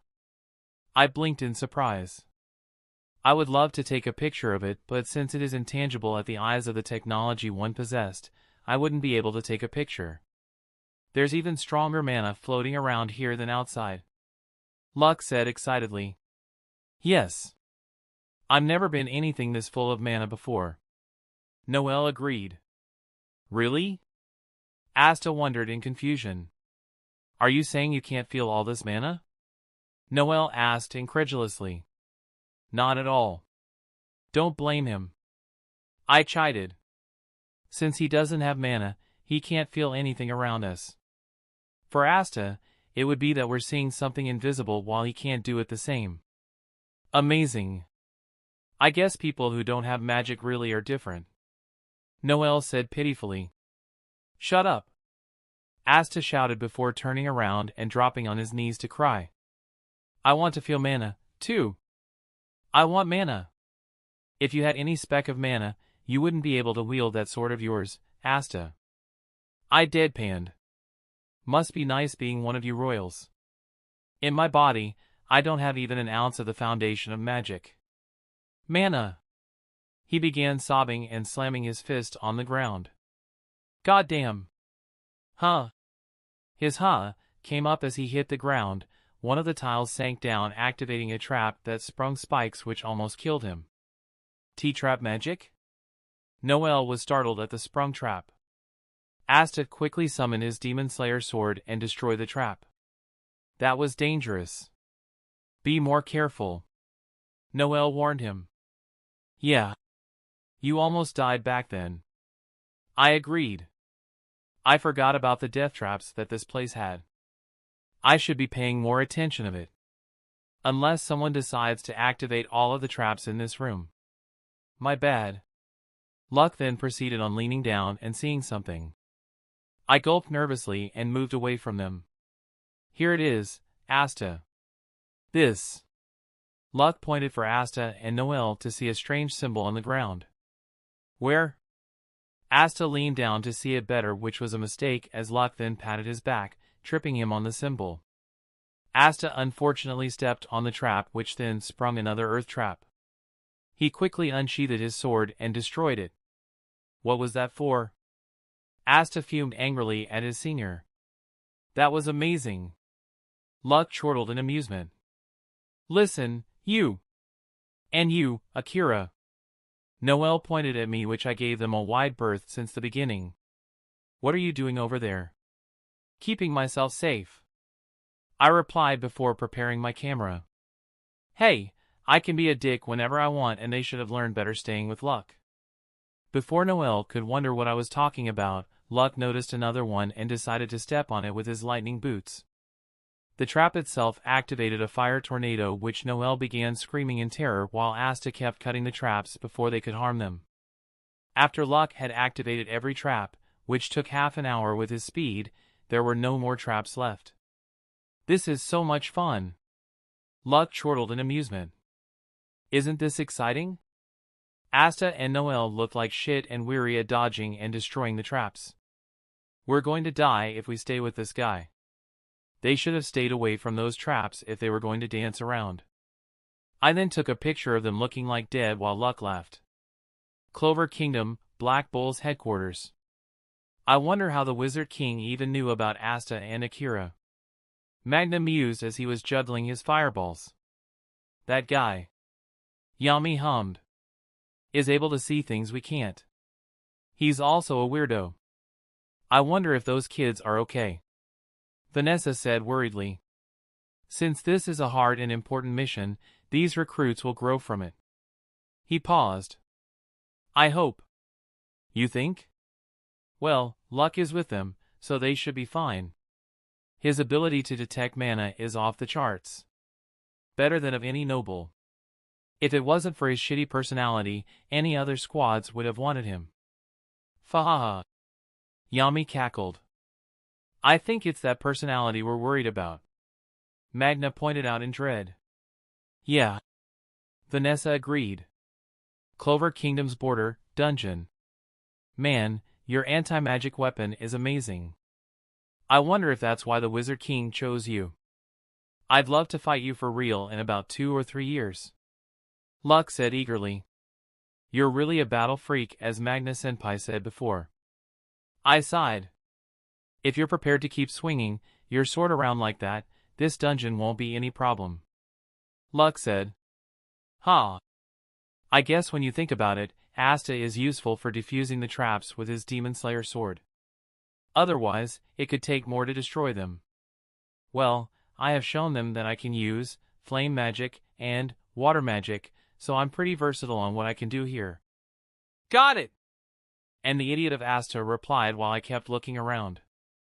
While it is good that they activated all of the traps, it is better to be cautious. We might encounter traps that activate on its own or dungeon guards. Not noticing that then, Asta began looking thoughtfully. But I wonder. He drawled out before looking at me. Hey, Akira, I got a question to you. Raising my eyebrow, I went with it. Yeah? What do you want? And why did I feel a dread that I'm not going to like what he is about to ask me? Since you can copy other attributes. Asta forged, on which I paled in sheer terror as I noticed Luck had picked interest. What can't you dash? Oomph? Shut the fuck up. I hissed fearfully, covering his mouth forcefully as I kept sweating cold. I can't believe that he had to ask me that just in front of the last person I expected him to hear. Hey! I flinched fearfully as I slowly turned around just to see Death. Luck was smiling, and not the kind of happiness or anything, but eagerness and curiosity. What did he mean about Akira-kun? Sweat beads began trailing down like waterfall as he was getting closer. You, he meant, yees? He drawled out, and I could believe that he was starting to look like the Cheshire Cat. This dungeon is going to be my resting place. I'm sorry, Dad. Mom. Hikari. I think I'm going to die here because of this battle freak, and because of this idiot's fault. Oh. After half an hour of explaining him my powers as Noel listened attentively, I managed to give him the short explanation of it. How I needed to touch someone with an attribute that I hadn't yet obtained, how my strength powers up when I kept using them, and my grimoire helps me on adding new spells after succeeding on creating them. Luck remained surprisingly quiet while Noelle was more livid on hearing my powers as she had seen it but didn't understand how it worked. I side-glared Asta, who had the gals to look guilty or sheepish on how he slipped up. Oh yeah, I have to punish him for it later. So then, I looked back to Luck. How come you can't copy his magic? He referred to Asta's magic. I shrugged indifferently. I think that since Asta doesn't have any mana, he is able to control and wield his anti-magic. While I, who has mana, I'm not. I once tried it before becoming a magic knight, but apart from being able to lift with both hands, it kept negating me as I'm not worthy. So any attribute that you hadn't yet obtained gets into your grimoire? Noelle asked. Yeah, just as your water magic. I had already gotten from someone knows, so it is impossible for me to copy the same attribute. I replied. So if I do this... Luck suddenly grabbed my hand. Lightning magic, attribute added. Huh? I looked dumbfounded at my hand grabbing Luck's. Does that mean that you have my lightning magic now? Luck asked eagerly. I looked down to my grimoire, which shone in a royal purple color before dissipating. You, I think so. Luck's grin stretched ear to ear. Great! Then let's fight, he declared eagerly. What? I cried out. There is no way that I could fight with you. It's like having the demon lord fighting the main hero at the start. I don't have enough experience to fight you. That seemed to make Luck suppress his desire to fight me and look thoughtful. You're right. It would be boring if that happens, he concluded, which I then sighed in relief. But my relief was cut when he suddenly smiled. Then I'll have to wait until you're stronger. I really wanted to retort. I really did. But at the end, he'll continue pestering me until I'm strong enough to keep him away from me. All right. I groaned with crying hopeless tears, accepting my fate to fight him. Great! Luck smiled brightly, even with a hint of eagerness in it, before looking half serious to one of many holes at the top of the room. Now, then. In that instant, I could feel how the air around Luck was beginning to turn colder and heavier, such a suffocating air. I guess he just noticed the other party that arrived and checking on them. He began feeling every nook and cranny of this dungeon with his magic as to know where the other group was. Just as he spotted the best path to reach them, he grinned madly. I knew it. There are others here. The strongest looking one is. Luck thought before his feet began morphing with his lightning. Lightning creation magic, holy lightning boots, ... We didn't notice the start of his jump and he suddenly disappeared. We looked up to see him with a crackling sound of his lightning boots hovering on the air.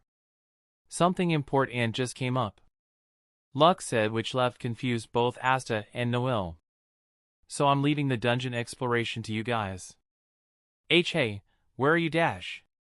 Noel couldn't continue as Luck then entered into one of the holes and separated from us. What in the world is he thinking? She cried out. "Es so cool!" Asta wowed in awe. Everything related to magic is cool to you, Asta. I sighed before glaring at Asta. And you're not out of the woods yet. You and I are going to continue with the last class I prepared for you. H? No way! Why the hell are you talking about? Noel yelled in confusion. This is insane. Oh! Luck continued making his way to where his magic detected the other group. He was thinking excitedly that he was going to battle someone strong. Left turn next. I can't wait to see how strong this person is. He laughed as he continued making his run. Oh! Honestly. He's unbelievable. Noel huffed angrily. What did you expect? Luck-senpai's desire is only to battle strong foes. Maybe he found someone. I mused knowingly. You think Luck found someone from the Diamond Kingdom? She asked before getting mad. Captain Yami clearly told him to keep an eye on us, and he just left. She ranted in frustration. Don't worry. No matter what kind of traps might spring up, I'll slice through them with my sword. Asta assured her. You know that sword has a name, right? I guess it is time for him to know the name of his swords. Huh? Really? I never thought of that. Asta muttered, eyeing his sword. What's it name? Demon Slayer sword. Asta looked contemplative of his sword, Demon Slayer sword, and smiled. Yeah, I like it. Must be nice being as carefree as you two. Noel commented flatly. Anyways. I shrugged as I began moving to the front. Since Luck is gone, I'll take point. Hey! I turned back to see Noel pointing at me. Why are you leading? I should be leading this group. I blinked in dumb honesty. Why? Why? She stuttered, dumbfounded at my answer. Because I am royalty, so I should lead this group. I tilted my head further down. That is not an excuse.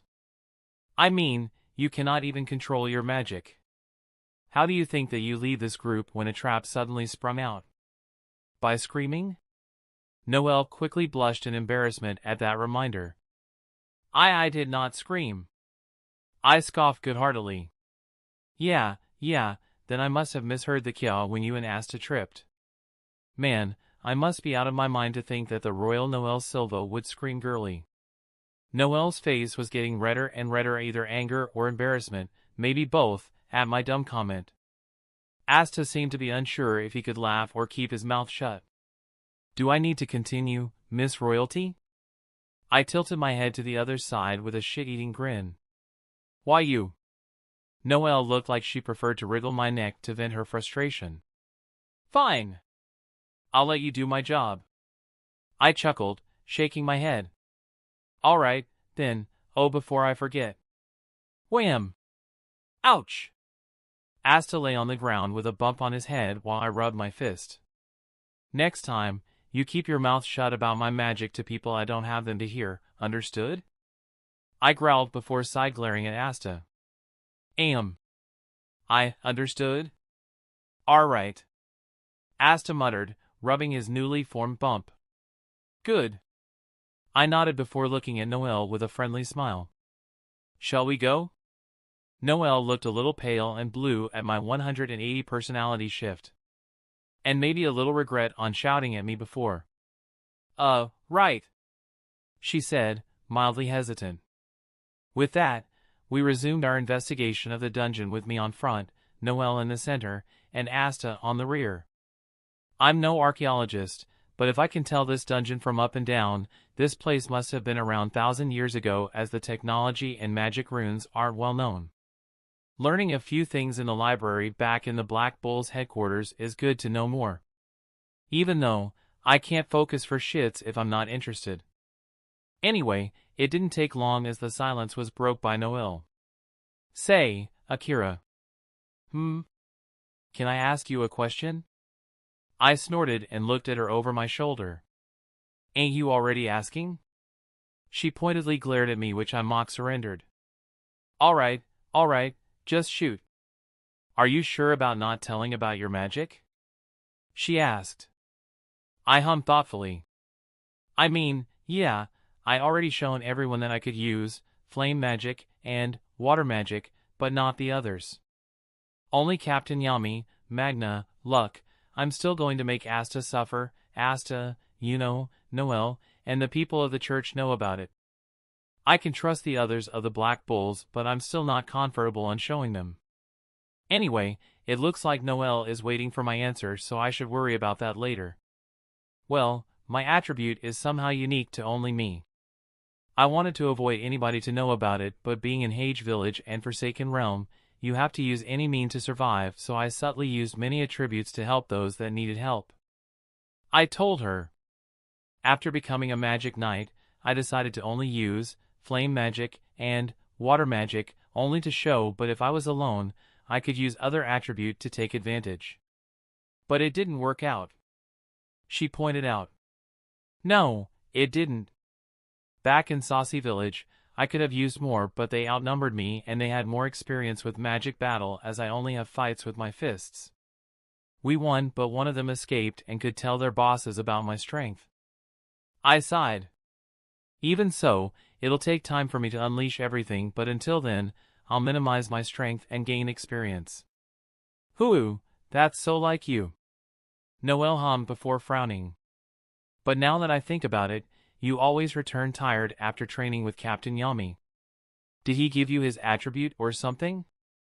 And the shudder returned, including the ghost pain aching in my body. You, don't remind me. He looks like he prefers beating the shit out of me rather than training me. Much like my father. Your father? Noelle asked. This is my first time hearing. Yeah, me too. Asta piped in. You didn't tell much about your past. Is it really a good idea on telling them? I mean, my father and mother back home didn't do much rather than training and keeping me company. Although, I don't know much of their past. They just told me that they met up one day in the dojo and had seemed to be together ever since. Maybe it's not much important. My family runs a dojo. I paused before giving them a look as they were confused. Which mean it is a training hall that only uses your body as a weapon, as there isn't mana back in my world. I clarified as they simply so I continued. The dojo is quite popular among the neighborhood and many people go there to train, and that the dojo is big enough to hold 300 people, and I think that my mother said something about an expansion. My grandfather's family is the founder on the place, but my dad, which was an outsider, took the mantle while my mom worked with him. If the place is popular, then... Noelle hummed, coming with the idea. Yeah, my dojo is so popular that we're loaded up. I then looked at Asta. Which means that was living my life as a noble or enough to be a royalty. Was Asta and Noelle's normal reaction. But you act and speak like him. Noelle pointed at Asta incredulously. Well, once my grandfather told me that everyone is equal. Status means nothing, which only what she is means something. I told her wisely. He never liked to be superior on something. It might have been about strength and all, but never in status. That doesn't make any sense, Noelle stated. I looked at her flatly. The reason I don't respect your authority and status is because it doesn't mean shit to me. I clarified. I respect people that earn that by themselves, not those that takes everything for granted and think that it should be given on a silver plate. I uphold the earn it, do not give it motto. Why do you think that I didn't choose any other squad but the Black Bulls? Noelle mused thoughtfully. I don't have any problem with the Aqua Deer, Coral Peacocks, Blue Rose Knights, Green Praying Mantises, and Crimson Lion Kings. I told her before narrowing my eyes. But I do have a problem with the Purple Orcus, Silver Eagles, and the Golden Dawn. Noelle momentarily flinched when I mentioned the Silver Eagles, but quickly composed herself. Why those three? I raised a finger. First, we fought a former Purple Orcus Magic Knight before we became one. The thief mentioned that because of his captain, he was thrown out of the order, so he became a thief. People that abuse its power to make its subordinates its biddings and later throw its people out have no respect from me. I frowned at the thought of Rev Chi. Is that right? Noelle asked unsurely. I raised a second finger. Next, the Silver Eagles. Noelle flinched again, but I continued. While I can respect that Nozel Silva. I looked at her, which flinched again. Your brother is a well-respected squad captain of the Clover Kingdom. His members are what makes me uncomfortable. Superiority this, superiority that, I can't stand them. But the Golden Dawn? That's where Yuna went. Asta protested. I crossed my arms and nodded. Yes, the Golden Dawn is the best magic squad of the kingdom, which also their captain, William Vengeance, is the one closest to become the Wizard King. But if so, what is your problem with them? Noelle asked. My problem with the Golden Dawn is that they only add royalties and nobles. I stated. While I understand that they want the best of the best, it doesn't show that they can depend on others. The Golden Dawn is strong, yes. But there will be a time that the Golden Dawn can't do it by themselves and they'll fail. Asta gulped. But... I sighed. But it isn't anything that we should be worried about. I reassured them. Yuna will become someone important in the Golden Dawn and their image will change. Don't beat yourself up. Asta seemed to be fine as Noelle sighed in relief. I guess I shouldn't beat them to the ground with words. They had yet experienced a battle like me, so we should get stronger. Anyway, back before we started talking about the magic squads. Noelle forged on. If your dojo was a training hall, did you use magic before? I shook my head.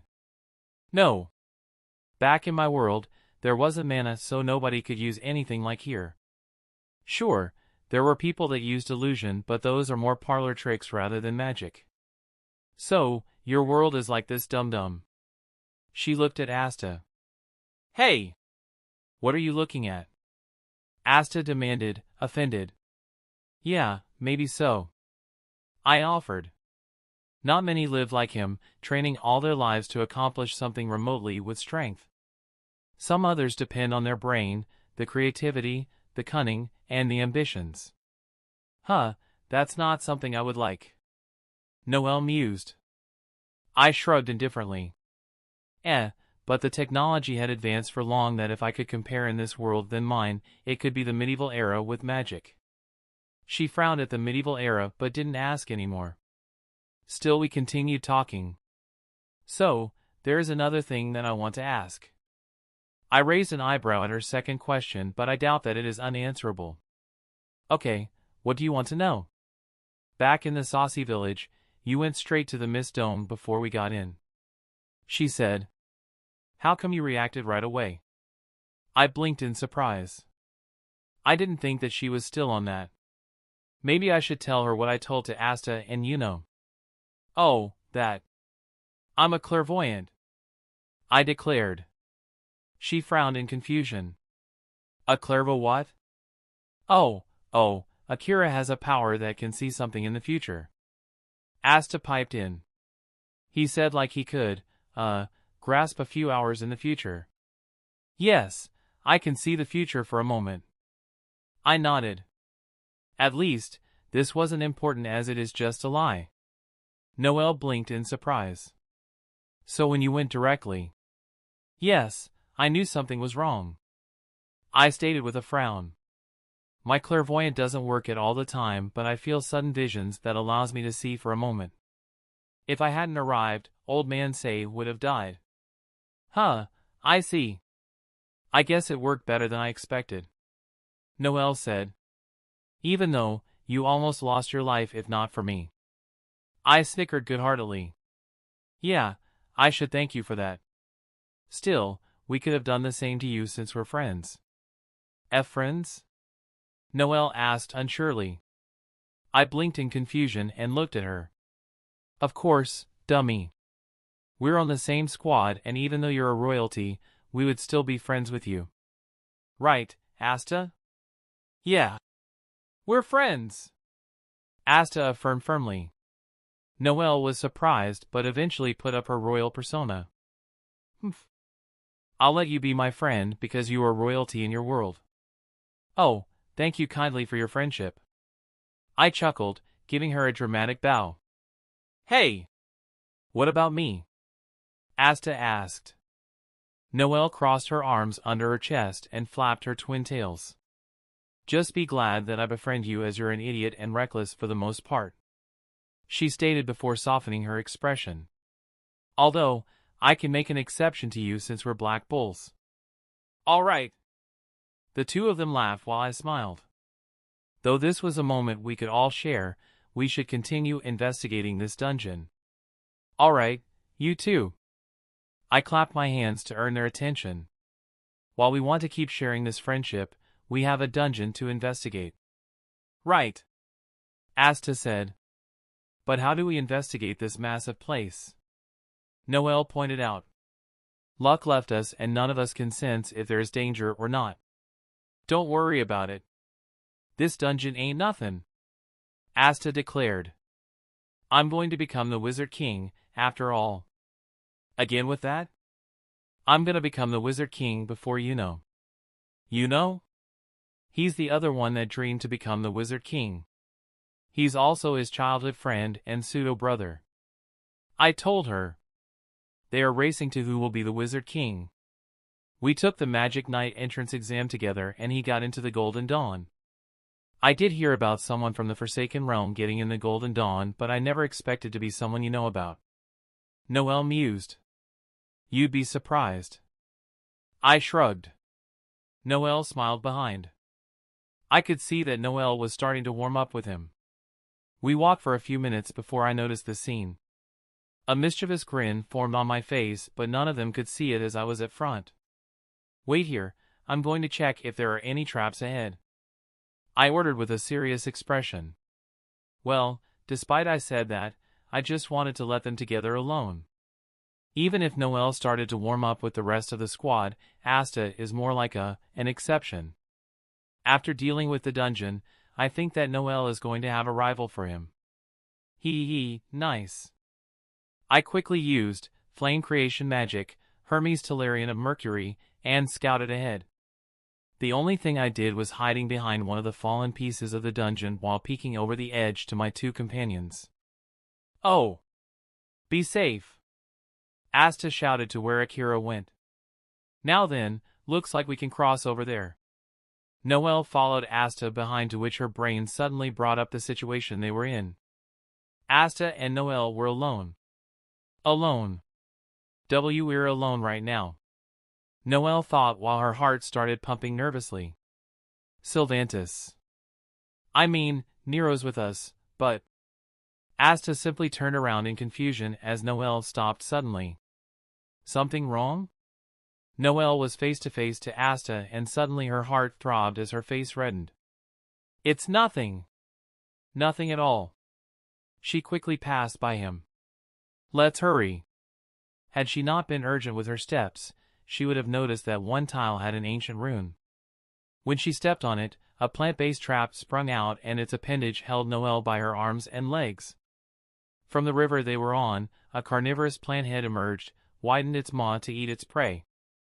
As such powerful magic. Noel grunted, struggling to get out.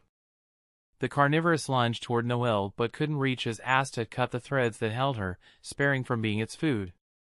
Run! Even said that, Asta got busy with the carnivorous plant but eventually got overwhelmed him and caught him.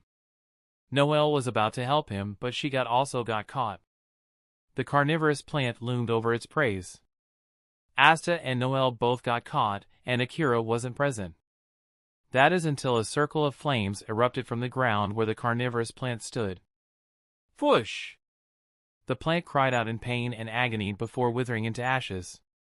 With the predator gone, its threat loosened on both Magic Knight's grips, releasing them from their captivity. Well, Noel landed graciously on her feet while Asta fell on his face. That was close. Noel sighed in relief just as a flaming sound came to their way. Seriously. Akira dragged on, landing in front of them.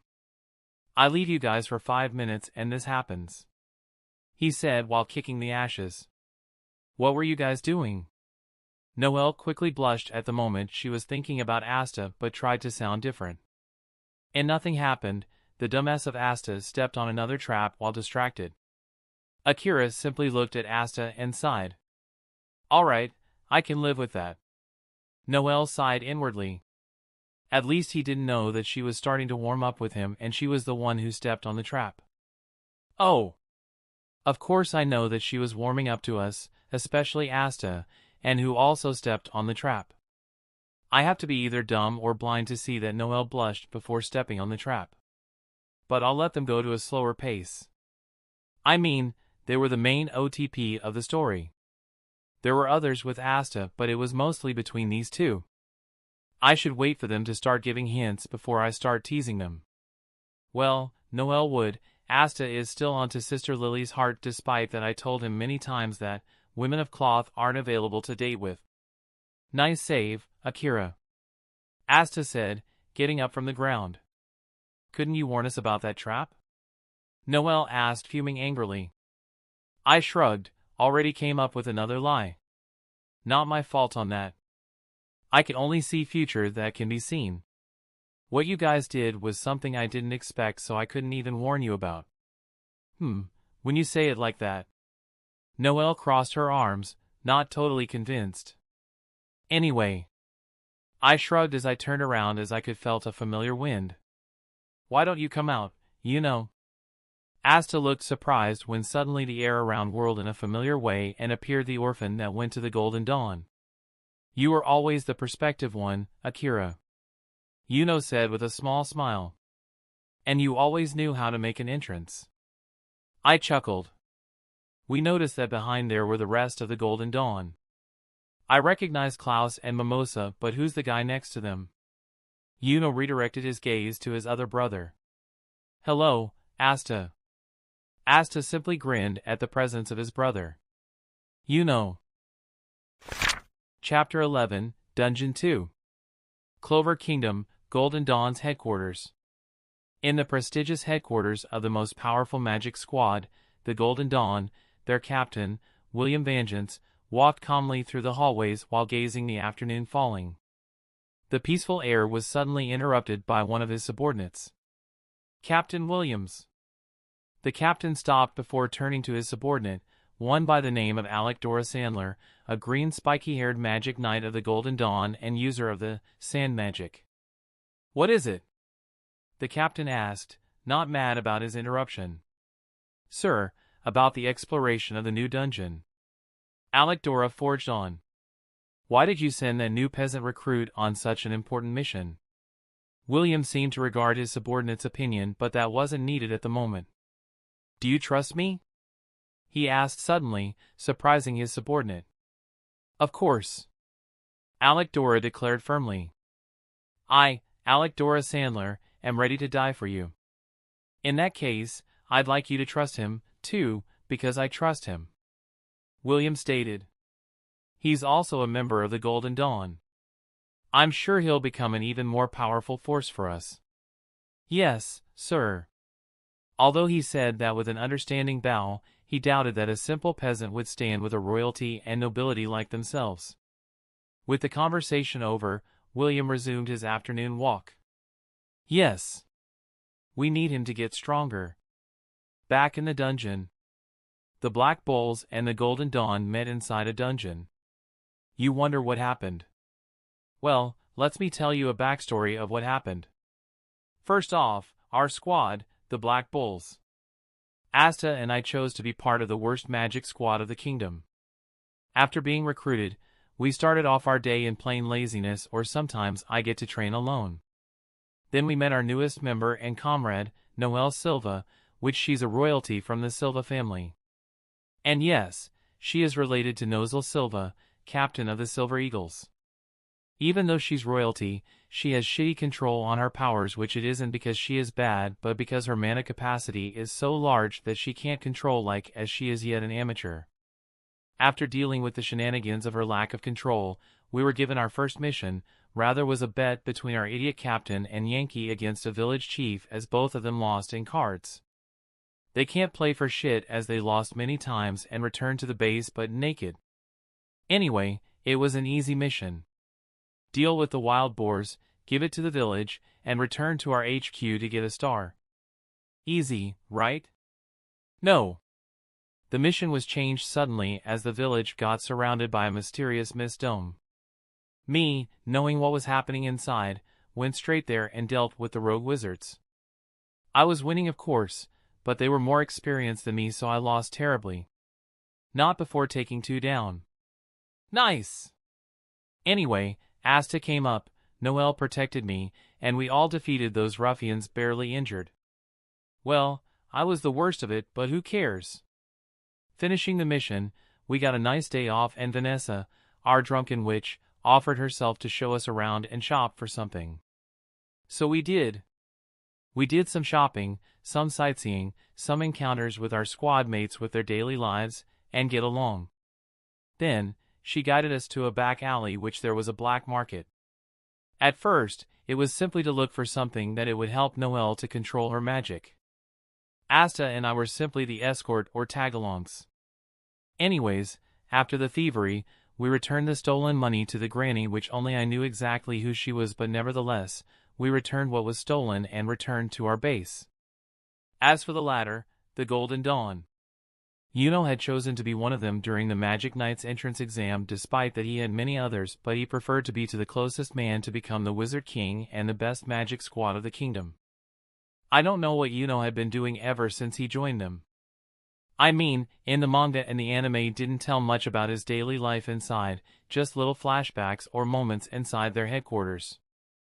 I think he would be training or minding his own business, as nobody likes him yet.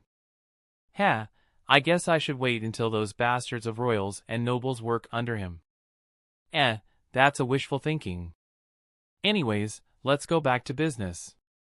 The two rivals faced face to face, grinning over their reunion after a few weeks since the Magic Knight's entrance exam. Noelle was apprising the guy that Akira said that entered the Golden Dawn despite being from the Forsaken Realm. So he's Yuno? And that's... She noticed the sole female member of the squad. Yuno, why did you bother saving them? Klaus demanded. Our only mission is to explore this dungeon. In other words, to quickly reach the treasure chamber buried deep below. We don't have any time to waste of these fools. I scoffed, crossing my arms. Charming. Hey, Yuno. And of course, Asta was talking. What's the deal with Dash? And since I don't have time for bullshits, I covered his mouth. Sorry, Mr. Royalty.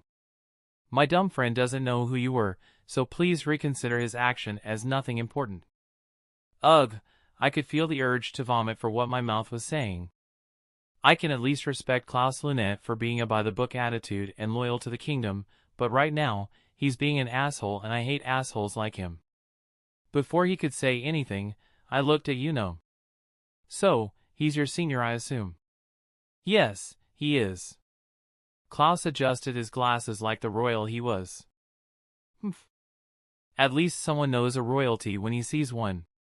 Good day, Noel. Mimosa Vermilion greeted to her fellow royalty. I don't think I've seen you since the royal banquet last year. You know her? Asta asked curiously, leaning closer to Noel. Yes. Somewhat. Noel admitted reluctantly. I'm Noel's cousin. Mimosa stated. The answer was enough for him to understand. So, you're here, too. Noel said with a twitch of her eyebrow out of annoyance. It just had to be her. I've heard the Black Bulls are a very barbaric squad. Have you been faring well? Mimosa asked out of concern and not malice. Humph. And you are doing okay, Mimosa? Noel retorted, ignoring her question. Huh. I'm not sure someone as dense as you can make it in the Golden Dawn. She reiterated in a mocking manner. Yes. Everyone is so kind. And that didn't work out. Because of that, I've been able to use my magic without hesitation. Mimosa giggled. If I remember correctly, you weren't able to control your magic at all. Have things improved since then? She asked worriedly. She's as obliviously rude as ever. She still pisses me off. Noel thought angrily but didn't get any sourer as she simply calmed herself. I've been working on it. Even I couldn't even believe that, but, oh well, I am her friend so I should help her out. Indeed, she had been working hard ever since she joined the Black Bulls. Not even that, she managed to save me from a deadly attack. Both of them gaped in surprise. Surprise from Mimosa on hearing that Noel managed to cast a spell without breaking down, and from Noel because I supported her claims. Why yeah. Which I did. I saved him from an attack. Noel said boastfully yet embarrassedly as she wasn't used to boast something. I scoffed at the way she said but preferred not to mention it. And who you might be?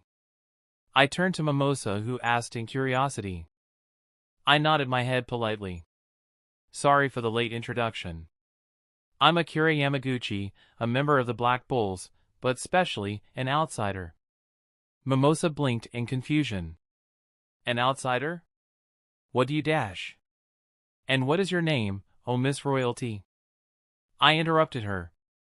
Apart from that, I didn't want her to continue with her question. I was mostly curious about the fourth member. If this is something like Mickey Goldia, then I'm going to meet new characters that aren't mentioned in the story, friends or enemies. Oh, where are my manners? I'm Mimosa Vermilion, from the Vermilion family. She introduced.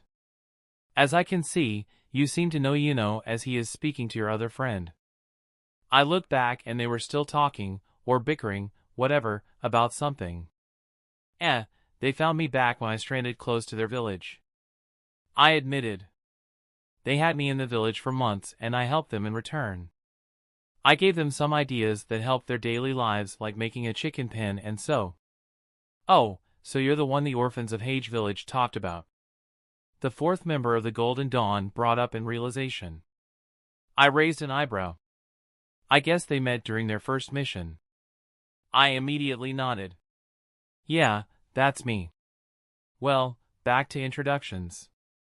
Mimosa raised her hand to the fourth member. He's Logan Ravenswood, a noble from the Ravenswood family. Nice to meet you, he said. Although, I had to admit, he looked bored or exhausted by the mild bags under his eyes. I blinked in surprise. Huh, another noble with good manners. He frowned in confusion. What are you insinuating? I quickly shrugged it off. Nothing. And as for our last member, he's Klaus Lunette, our senior and leader of this team. Said leader huffed in irritation. Well, his attitude will change after this dungeon, so for now I should deal with it. I guess I'm not very liked. I chuckled, ignoring his stare. Just give him time, he'll get used to you. Logan snickered tiredly. I shook my head. Yeah, I'll give him time. Anyway, it is nice knowing you too, Mimosa-san, Logan-san. Mimosa shook her head. You are Cousin Noel's colleague, so keep the formalities away. Just call me Mimosa. Same. Formalities are usually during special events and I am not used to them. Logan added. I blinked again in surprise. I guess I should expect that few nobles request to be casual with others. Mickey being one. I wonder how she is dealing in the Blue Rose Nights. Well, then again, it is nice meeting you too, Mimosa, Logan. Hey, let me just ask. Asta just momentarily piped up, raising his hand like a child. How come you Golden Dawn came on this mission? Oh, the four of us recently received a star from the Wizard King himself for another mission. Mimosa answered. It was a drag. Logan complained. We didn't do much, but Klaus Senpai and Yuno were the ones who finished it. I chuckled before looking at Yuno. So you dealt with the weasel, Yuno? Both female magic knights wondered in confusion at what I meant as Yuno simply nodded. Yeah, I simply dealt with others. Nobody was hurt badly, well, mostly. Fee, I guess not. I snickered. Unknown to me, Klaus had connected the dots while hearing our chatting. So he's the one who told him about the danger of that mission. I should demand him what he knows. And before he could have done anything, Asta and Noel were chuckling proudly as they had heard Mimosa talking about stars. We just got a star, too. Asta revealed our success. Noel was next to him looking proud and cocky. And that is where the line shouldn't cross for Klaus. You liars. Newbies from the Black Bulls wouldn't be awarded stars so easily. He declared with a frown. We did get one. We're at -30 now. Asta yelled. Humph. It's laughable that you've been charged with this mission, too. Klaus scoffed. The Wizard King appointed us to this mission himself. Asta roared furiously. Such a blatant lie. I'm not lying. Humph. While they bickered, Yuno and I were in agreement on one thing. He really is flustered. But anyways, he can't say that we are lying as I had proofs. You're wrong on that one, Four Eyes. Four Eyes? He stammered. Yeah, you. I don't know if there is anybody else here wearing glasses. I pointed out. Anyway, like I said, I have proof that we earned the Golden Star from the Wizard King himself. I flipped a picture of Yami holding the Golden Star. But it didn't take long as Klaus didn't look convinced.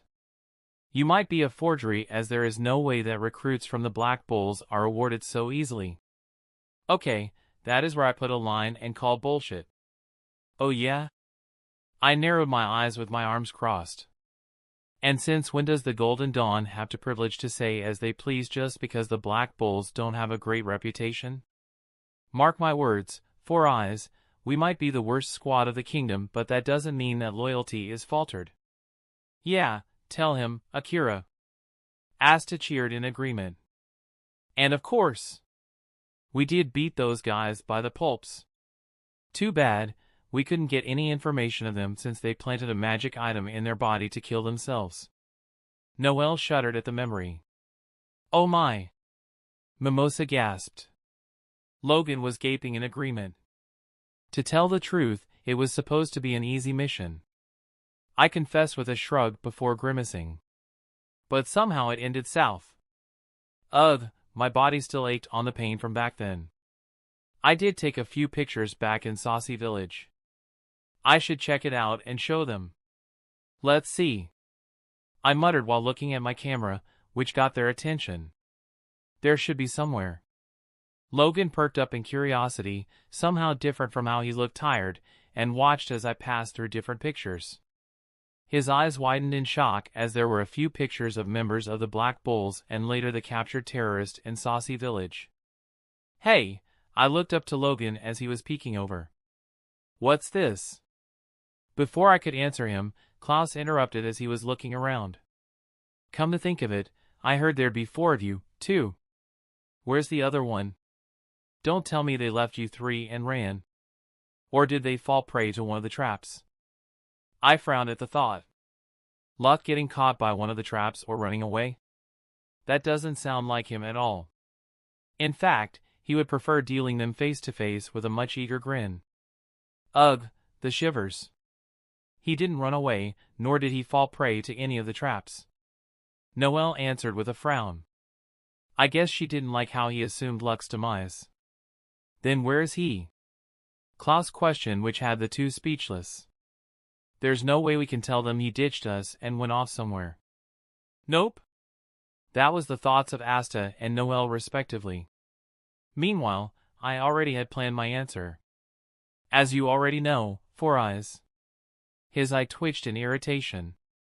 That this dungeon is at the border of the Diamond Kingdom, you know that, right? I know that much. Klaus huffed, adjusting his glasses. Our 4th member has a great sensing ability, so he might have detected a third party inside and went toward them alone, as he specialized in offensive spells, while we, the 3 of us, continued investigating this dungeon. Klaus frowned. But all members should be together and none of them should separate. Let's say. I hedged unsurely. That's he's capable of fighting on his own. Asta and Noelle grimaced in agreement. As much as he is our teammate and squad mate, his, let's say, personality is what makes us uneasy. Mimosa and Logan seemed to be in understanding while Klaus was partially convinced.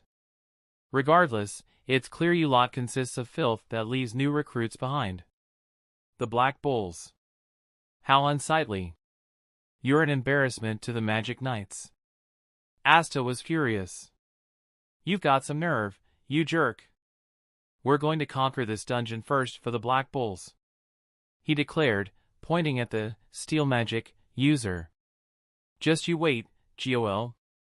No, Goober. No, you guys with the weird masked captain. I facepalmed with a groan. Damn it, Asta, you heard from Sect talking about the squads, but you already forgot about them. I should teach him again about manners and the squads of the kingdom. While my reaction was normal, Klaus looked red and furious. Goober? It's Golden.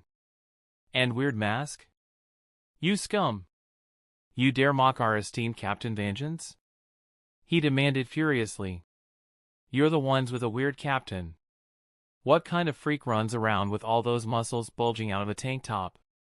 Well, I don't think there is anybody with bulging muscles out there that I can remember. Most people I remember had average body build, well, except for Asta. But not everyone shared the same sentiment. What did you say? Asta roared indignantly. He's manly and totally awesome. How dare you talk to a noble like that? Now to mention your senior. Klaus retorted fiercely. Well, excuse me. My bad. Asta shouted politely. You bastard. I sighed, pinching the bridge of my nose. Good grief. This looks more like a comedy skit as I thought. Yeah, he's really flustered. Yuno agreed. Still. I grinned, glancing at Yuno. You got a funny senior, Yuno, while ours has an odd personality. I grimaced hesitantly. Then I frowned at the recollection of what would happen when they arrive. Yuno. I began with a whisper but with a serious tone which Yuno noticed. Just for you to know, if by chance you reach the vault, protect Mimosa. Yuno narrowed his eyes, getting the idea that something would happen, and nodded. All right. Unknown to us, Logan managed to hear our faint conversation and narrowed his eyes in confusion. What did he mean by that? His eyes wandered to Mimosa, who stood next to Noel, as they watched Klaus and Asta still bickering before settling back to the first two. Very well, you fool. Klaus panted, finished his verbal fight against Asta. We'll just have to show you the difference between the top of the Magic Knights and the bottom. Mimosa. Sure. Mimosa replied, opening her grimoire. Plant Creation Magic, Magic Flower Guidepost. From the ground, it emerged a plant, and when opened, it formed the architecture of the dungeon like a minimap. Let's see. Ah, got it. I've learned the basic layout of the dungeon. Mimosa told them. Very well. Yuno. Logan. Right. Yuno said as he opened his grimoire to cast. Wind Creation Magic, Heavenly Wind Arc. Wind began forming up into a majestic ship which the 4 Golden Dawn Magic Knights jumped onto. Understood. Logan opened his grimoire. Shadow Creation Magic, Mantle of the Shadow. Under their feet, the shadow covered over them like a mantle, and they were barely visible, even managing to hide on the shadow like one. Amazing! And as always, Asta wowed at the magic. He can carry all 4 of them so easily. Noel said in amazement. We could barely see them, but Klaus made himself known. I hope you suffer. With that said, the Golden Dawn made their way to the vault. Is that the way to speak as a magic knight? I deadpanned. Impressive as always, you know. All right. Let's go, Noel, Akira. Asta shouted, making a step forward. We have to, We looked down and could see that the tile Asta stepped on descended, which I gasped in shock. You fucking idiot! I shouted angrily just as another carnivorous plant emerged from the ground and roared, about to lunge at its prey. Pluck! Pluck! Pluck! Just as when 3 wind knives impaled on the plant, which later the plant dropped down, dead. We watched owlishly at the dead plant before turning to where the Golden Dawn left. I guess that Yuno repaid his debt, Asta. I muttered, still shocked by the sudden appearance and death of the plant. It seemed so. Asta agreed. Still, sorry. You idiot. That's because you didn't see where you walked onto. Noel sighed before looking at me. Still, what are we supposed to do? None of us can use tracking spells. She pointed out. We'll just have to check every path very carefully. Asta answered like it was obvious. No, Asta. That would take hours to search. I told him. He's right. Noel agreed. Are you that stupid? Oh, right, you are. At this rate, we'll get lost before we even find the treasure chamber. So how do we move around if we don't know where to look for? Asta asked. I smirked that he mentioned it because I was waiting to say it, although, now that I thought about it, it sounded stupid. But, when in Rome. All right, never thought that I would say this. I said before pointing forward. Nero, it's your time to shine. Asta looked at me like I had 2 heads. How can Nero be helpful at this moment?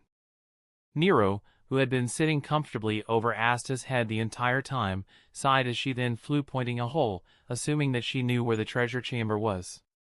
I grinned, looking to the 2 flabbergasted individuals. Shall we go? Asta didn't take long to run ahead, grinning in eagerness. Let's see which of us gets to the treasure chamber first.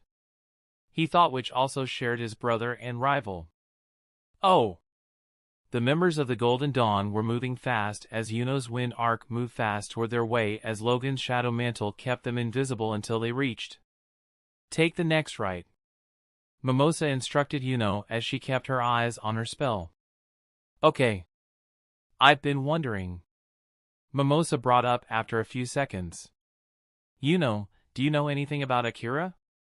From the looks of his attire, apart from his squad robe, he doesn't seem to be from here.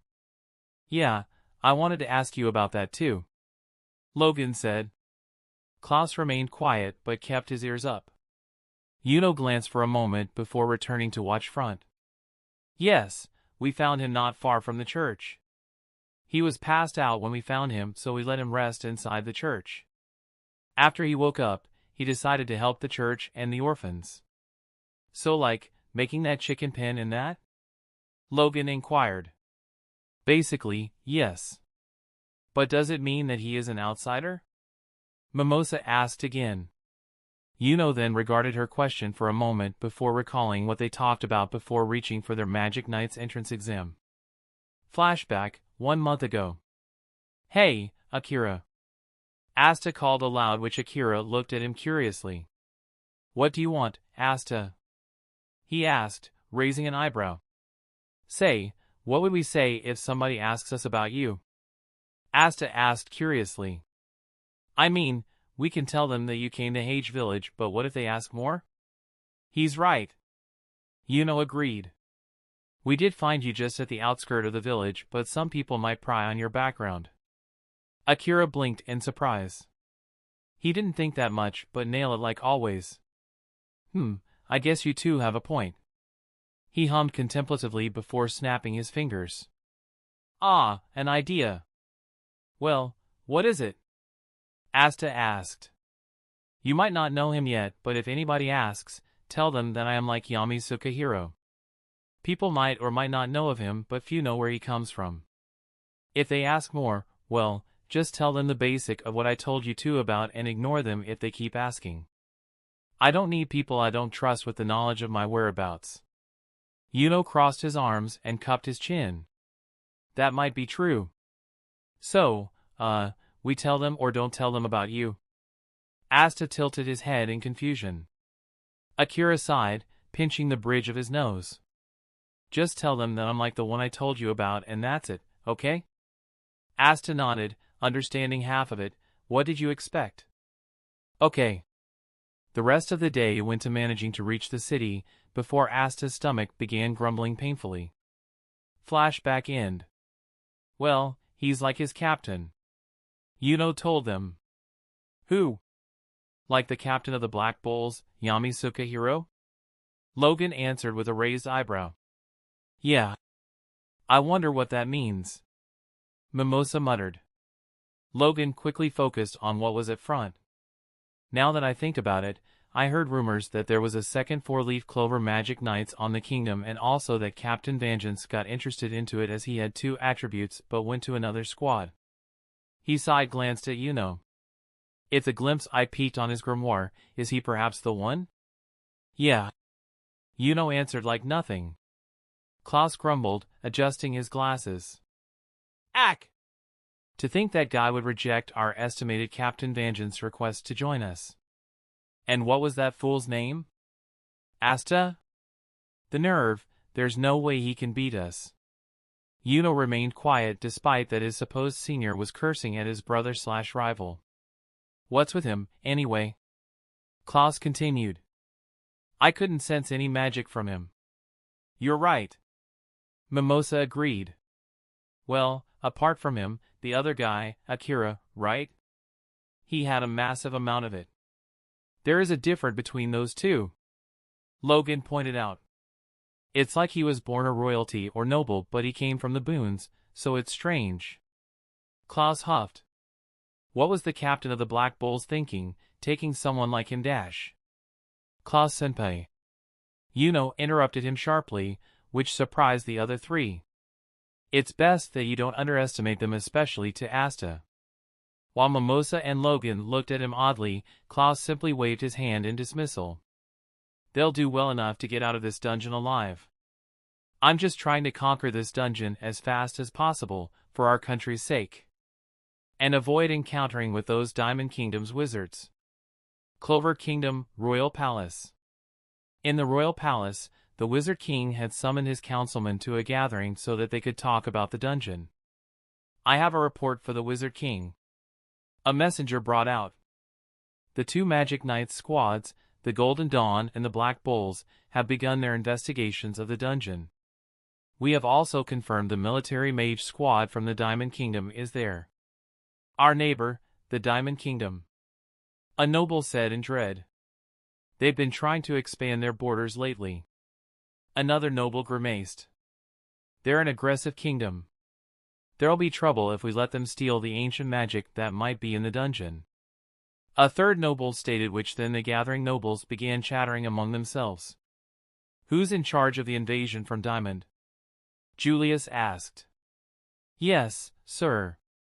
The messenger said. The one leading the enemy squad is Lotus of the Abyss. The name itself brought many gasps of shock from the nobles present. Ah! Julius hummed in understatement. I've met him on the battlefield before. He was pretty strong. The magic he used was really interesting. Sir, should you sound so amused right now? Mark sighed at the action of his superior. Shouldn't you be more concerned? Don't worry, it's fine. Julius shrugged. I heard Yami send an interesting one or two on this mission. But Lotus is strong, but our kids are strong, too. Julius stated with the seriousness of being a wizard king before grinning madly. Back in the dungeon, different location. Huh. You're so weak. Luck commented with a bored tone after dealing the third wizard of the Diamond Kingdom. He let his robe, which the unconscious wizard dropped on the ground. But I'm sure you're different. The one who Luck spoke to was a black-haired middle-aged man sitting comfortably in one of the rumbles. He was different as his face wasn't obscured by his robe like the others. Well, this isn't good. Nothing good comes of raising hurdles too high. Lotus Humalt drawled out tiredly with his eyes closed while placing a hand on his head in a non-frustrated tone. Enthusiastic young power. Terrifying, really, you took my subordinates out in an instant. You're pretty strong, he said while stroking his goatee. Luck laughed. Well, they are just subordinates. But if you're their boss and you're strong, there's no problem. He grinned as his lightning boots rumbled in anticipation. So you fight wrapped in your own lightning magic. Lotus assumed, eyeing at Luck's magic. Not only is that practical, but you seemed pretty powerful. And you're fast. You're making the most of your youthful strength. You've got this old man shaking in his boots, he said sarcastically. What kind of magic do you fight with? Luck asked childishly, his grin waiting for an answer. You seem rather enthusiastic. Lotus hummed before sitting up. You Clover people are also after this dungeon's treasure chamber, aren't you? He wondered, stretching his back. Come on, let's fight. Luck ignored him and urged to fight as his arms began wrapping up with lightning claws. Good grief. Lotus sighed before jumping down and running away as fast as he could. Actually, I'm pretty sure we don't have to fight. Let's just compete non-violently. Yeah, great idea. Bye! Nope. Luck immediately chased after him from behind and raised his leg for a dropkick. You sure are fast. Lotus waved his arms horizontally, creating a smoke screen. Luck didn't manage to hit Lotus but at the smoke. He dodged me? Luck then placed himself on the ceiling watching his magic. Smoke? Goodness, that was scary. Lotus drawled out with mild fear. I can see why the citizens of the Clover Kingdom would be mad. I mean, we've been trying to invade here and there. I apologize for all the trouble the Diamond Kingdom's been causing you.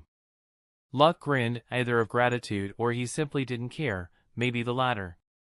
But you see, our kingdom's running out of resources, so we have it rough, too.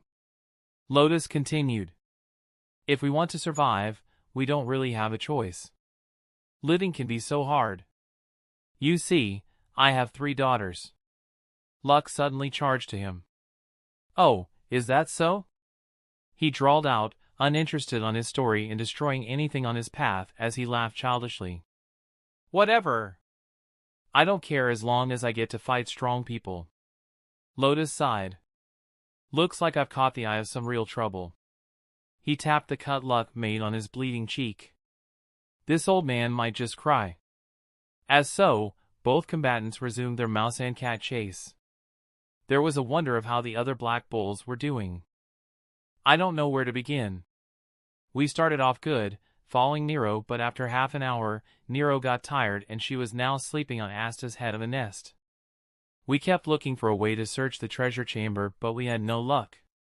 We eventually encountered a walking treasure chest. I kept telling them that it was a mimic, and Asta fell into a trap and was being washed away by the river after catching it. Asta tried to open the treasure chest despite our warning, and the mimic opened its maw showing its organs.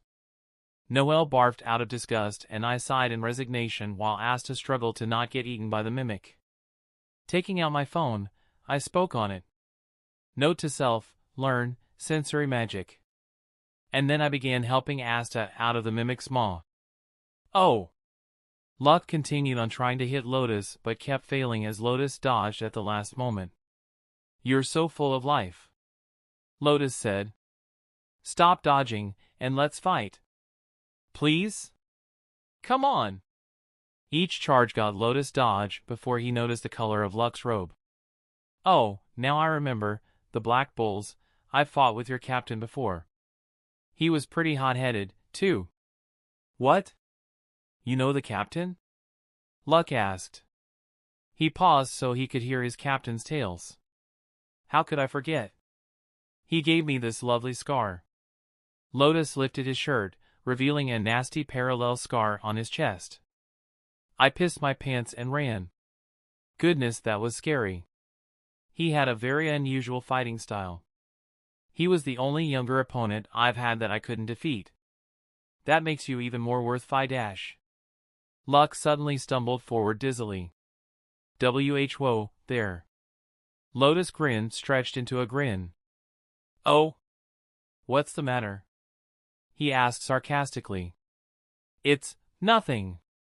Luck tried again, giving Lotus a dropkick, but as before, he dodged effortlessly. So slow. Lotus sang as Luck began coughing.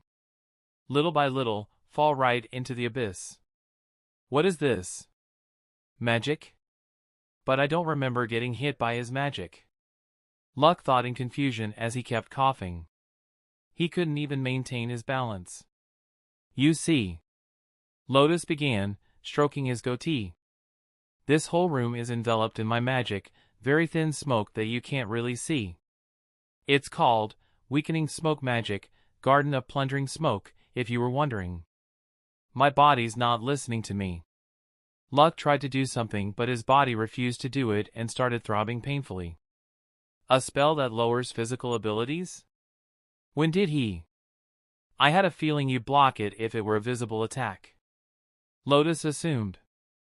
I lowered my magical ability as much as I could so I could use this without you noticing while you were fighting my subordinates. They didn't go out in vain. They sacrificed themselves so I could use this spell. Luck's legs finally gave up and he dropped down on his knees. It's very important, isn't it? Teamwork. Dungeon, with the Golden Dawn. We're almost there. Once we get through this tunnel.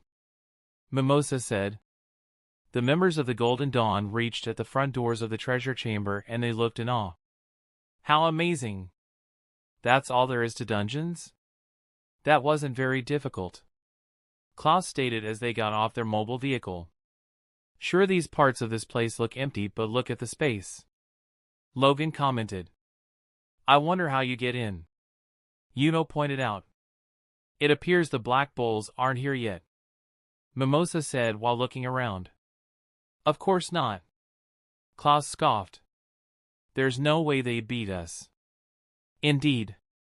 In a fraction of a second, Yuno noticed something approaching to Mimosa, but since he was far away from her, he wouldn't reach her on time. But then, Logan suddenly shoved Mimosa away, and then crystals formed on the ground where Mimosa stood before. Ack! Logan cried out in pain.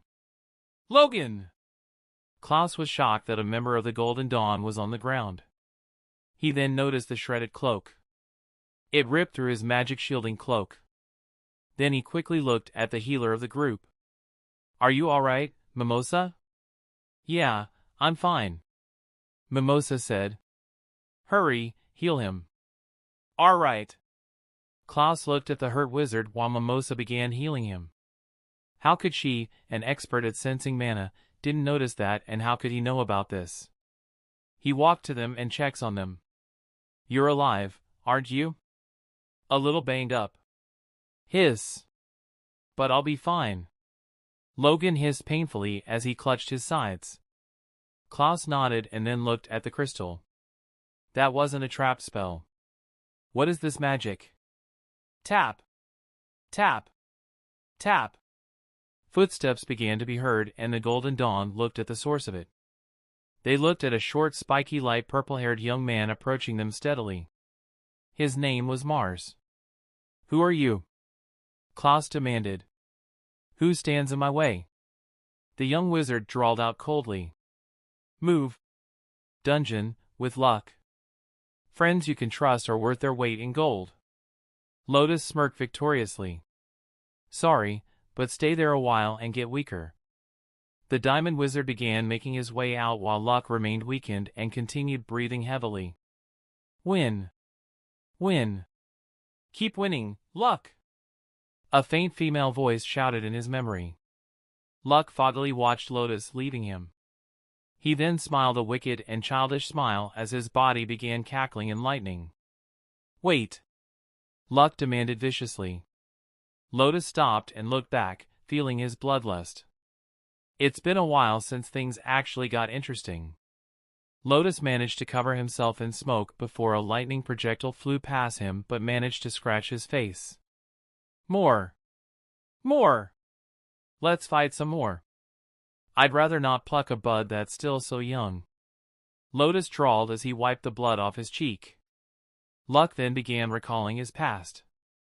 How his mother slapped him because he couldn't do simple chores and how he smiled, no other emotion than that smile.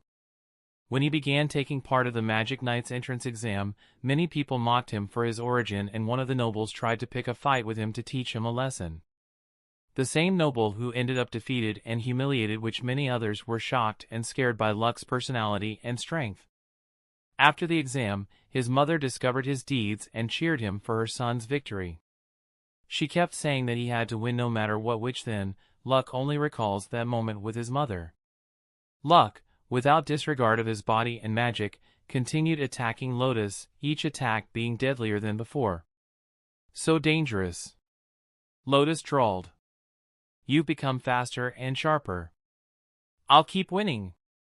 With my powers. Lotus managed to dodge the attack just barely. Sorry, but I can't afford to lose either, he said. When Luck jumped out, he took that opportunity. Smoke creation magic, binding cross prison. Smoke began solidifying, holding Luck tight. Solid smoke? I can't move. After seeing his work done, Lotus sighed in exhaustion. This uses up a lot of magic, so I really didn't want to use it. I'm out of gas. You won't be able to zip around anymore, kid, he said while scratching his cheek where Luck managed to cut him. Now, then. I wonder how our kid is doing. Ouchie! He's not very good at communicating. Maybe it's generation gap? Dungeon, with the Golden Dawn. We're almost there. Once we get through this tunnel, Mimosa said. The members of the Golden Dawn reached at the front doors of the treasure chamber and they looked in awe. How amazing! That's all there is to dungeons? That wasn't very difficult, Klaus stated as they got off their mobile vehicle. Sure, these parts of this place look empty, but look at the space, Logan commented. I wonder how you get in, Yuno pointed out. It appears the Black Bulls aren't here yet, Mimosa said while looking around. Of course not, Klaus scoffed. There's no way they'd beat us. Indeed. In a fraction of a second, Yuno noticed something approaching to Mimosa, but since he was far away from her, he wouldn't reach her on time. But then, Logan suddenly shoved Mimosa away, and then crystals formed on the ground where Mimosa stood before. Ack! Logan cried out in pain. Logan! Klaus was shocked that a member of the Golden Dawn was on the ground. He then noticed the shredded cloak. It ripped through his magic shielding cloak. Then he quickly looked at the healer of the group. "Are you alright, Mimosa?" "Yeah, I'm fine," Mimosa said. "Hurry, heal him." "Alright." Klaus looked at the hurt wizard while Mimosa began healing him. How could she, an expert at sensing mana, didn't notice that, and how could he know about this? He walked to them and checks on them. "You're alive, aren't you?" "A little banged up." "Hiss." "But I'll be fine." Logan hissed painfully as he clutched his sides. Klaus nodded and then looked at the crystal. "That wasn't a trap spell. What is this magic?" Tap. Tap. Tap.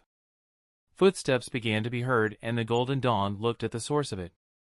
They looked at a short, spiky, light purple-haired young man approaching them steadily. His name was Mars. "Who are you?" Klaus demanded. "Who stands in my way?" The young wizard drawled out coldly. "Move. Dungeon, with luck. Friends you can trust are worth their weight in gold." Lotus smirked victoriously. "Sorry, but stay there a while and get weaker." The diamond wizard began making his way out while Luck remained weakened and continued breathing heavily. "Win. Win. Keep winning, Luck!" A faint female voice shouted in his memory. Luck foggily watched Lotus leaving him. He then smiled a wicked and childish smile as his body began cackling and lightning. "Wait!" Luck demanded viciously. Lotus stopped and looked back, feeling his bloodlust. It's been a while since things actually got interesting. Lotus managed to cover himself in smoke before a lightning projectile flew past him but managed to scratch his face. "More! More! Let's fight some more. I'd rather not pluck a bud that's still so young." Lotus drawled as he wiped the blood off his cheek. Luck then began recalling his past. How his mother slapped him because he couldn't do simple chores, and how he smiled, no other emotion than that smile. When he began taking part of the Magic Knight's entrance exam, many people mocked him for his origin, and one of the nobles tried to pick a fight with him to teach him a lesson. The same noble who ended up defeated and humiliated, which many others were shocked and scared by Luck's personality and strength. After the exam, his mother discovered his deeds and cheered him for her son's victory. She kept saying that he had to win no matter what, which then, Luck only recalls that moment with his mother. Luck, without disregard of his body and magic, continued attacking Lotus, each attack being deadlier than before. "So dangerous," Lotus drawled. "You've become faster and sharper." "I'll keep winning. With my powers." Lotus managed to dodge the attack just barely. "Sorry, but I can't afford to lose either," he said. When Luck jumped out, he took that opportunity. Smoke creation magic, binding cross prison. Smoke began solidifying, holding Luck tight. "Solid smoke? I can't move." After seeing his work done, Lotus sighed in exhaustion. "This uses up a lot of magic, so I really didn't want to use it. I'm out of gas." "You won't be able to zip around anymore, kid," he said while scratching his cheek where Luck managed to cut him. "Now, then. I wonder how our kid is doing." "Ouchie! He's not very good at communicating. Maybe it's generation gap?" Dungeon, with the Golden Dawn. The Golden Dawn wizards were now facing the Diamond Kingdom's wizard.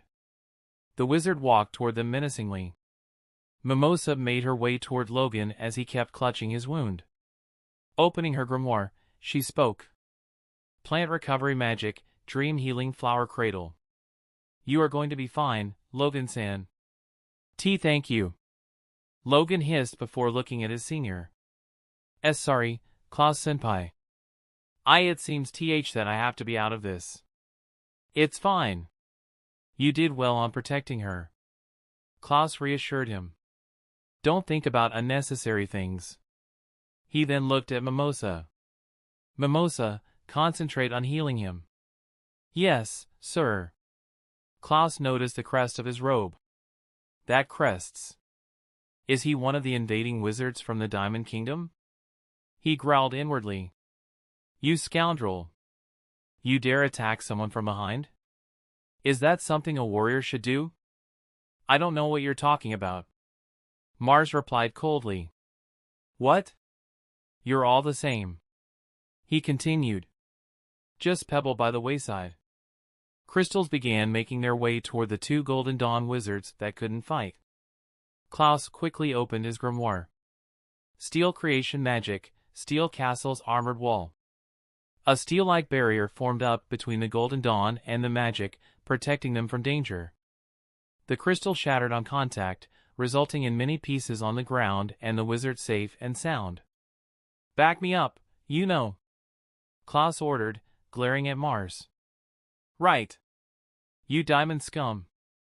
I'll show you the true power of Clover's Golden Dawn. Dungeon, with the black bowls. I suddenly got a chill on my spine and looked forward as we were trotting toward the treasure chamber. All right. This path is a cinch to go down. Asta shouted in excitement. I do know that I don't have any sensor skills, but even I, an amateur, could feel a different vibe just ahead. Noel seemed to notice it too, except for Asta, as he doesn't have any mana. The mana is getting denser. Noel thought. Oi, Noel. You feel that, right? I asked. Mincham. She nodded in agreement. Is the treasure chamber really this way? Suddenly, both of us stopped and looked back. Asta noticed us not following him and turned around. What's wrong? He asked. This magic is probably Lux. Noel stated. I think he's fighting. Seriously? Don't you remember, Asta? I asked as I looked at him with a raised eyebrow. We were told that this dungeon was at the border of the Diamond Kingdom. Maybe Luck noticed them before and left us to fight them or something. Oh, that's why. Noel mused.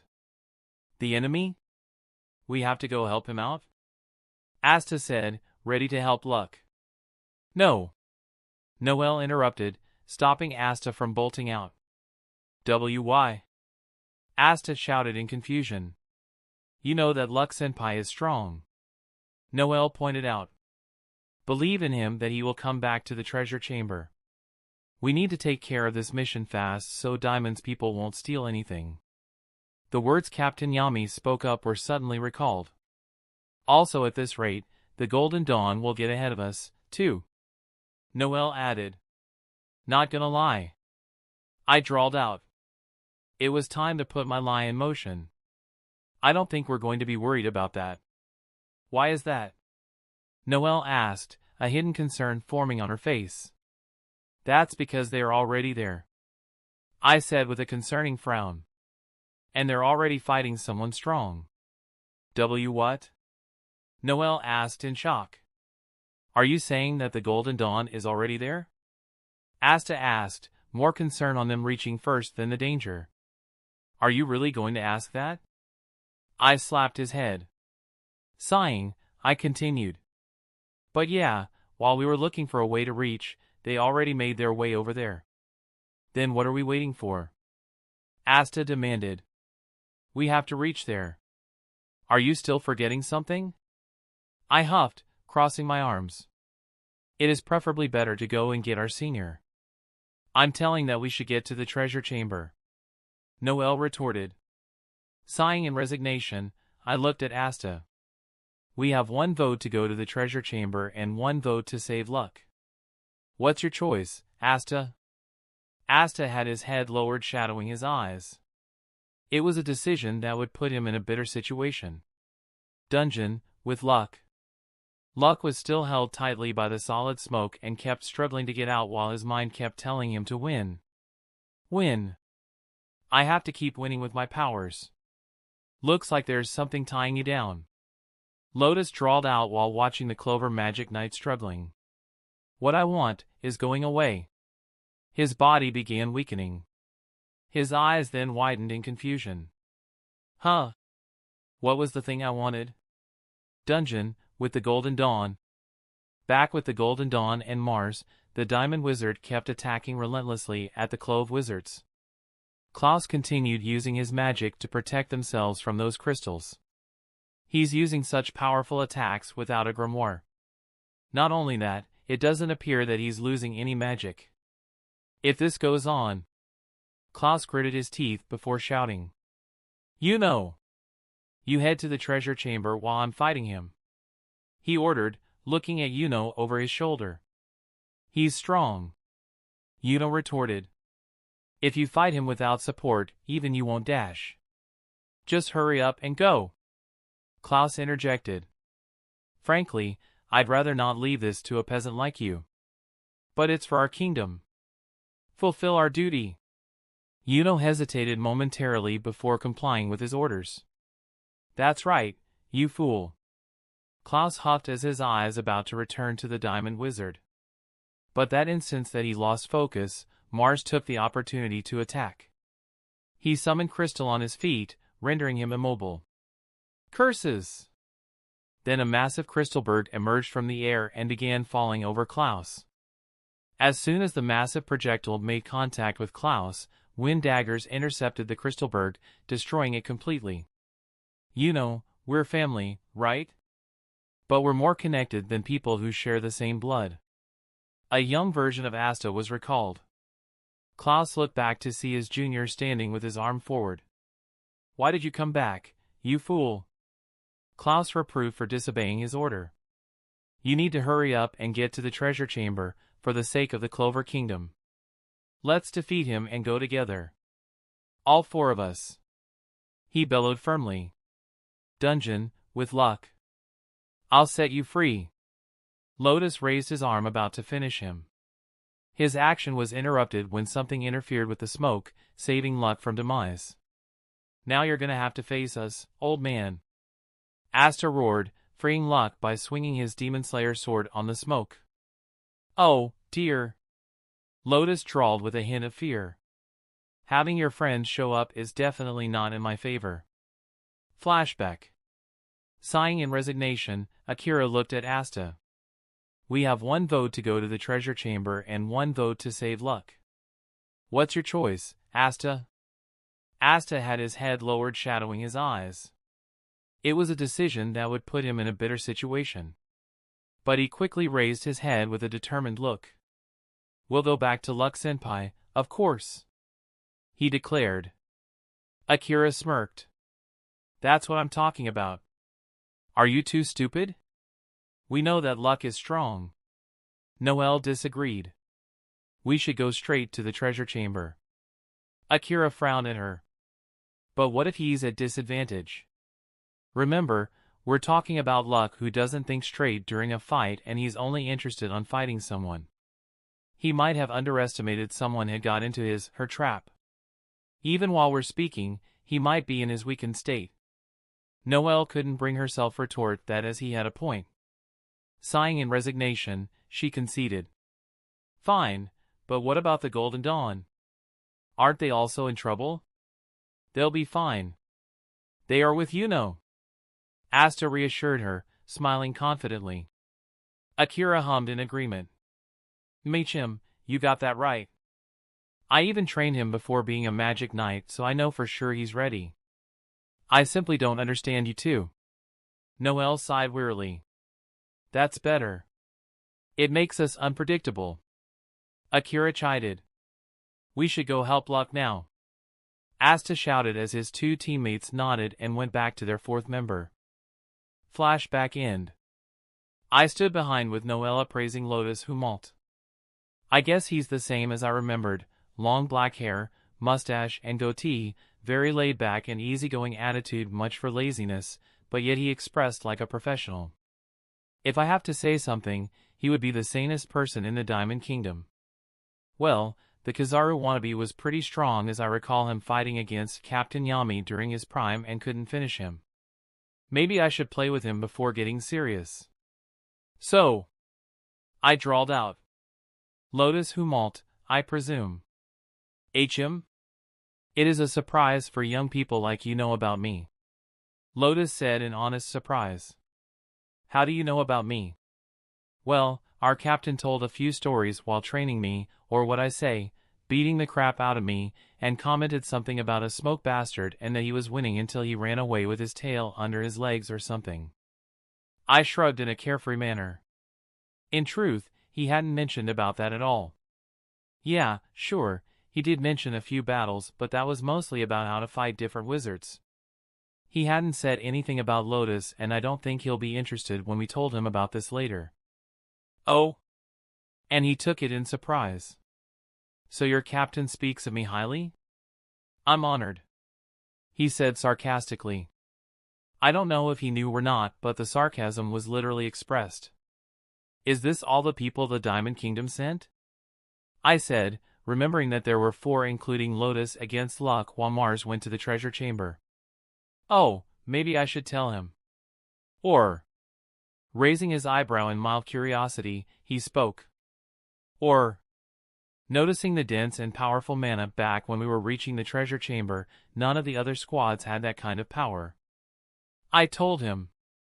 Yours is decent, but I think you're the semi-strongest wizard of the diamond sent here. And since there is no way that the rest of you were strong to deal with our senior, I think you have someone far stronger than you here in the dungeon.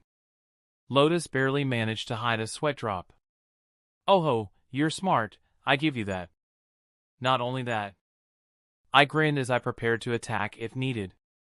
But since your strongest wizard is there, they might defeat your wizard if needed. Lotus frowned at that. You talk big for someone who just barely started as a magic knight. Maybe so. I shrugged indifferently with a meh face before grinning. But we aren't weak. Before we could do anything, Luck had gotten up with bloodthirsty grin. Don't touch him. He's my prey. He growled in a feral manner with a wicked smile. I'm going to win and keep offering those victories to my mom. I sighed. Luck senpai, you shouldn't dash. In a second, Luck leaped forward wielding his lightning boots. Move.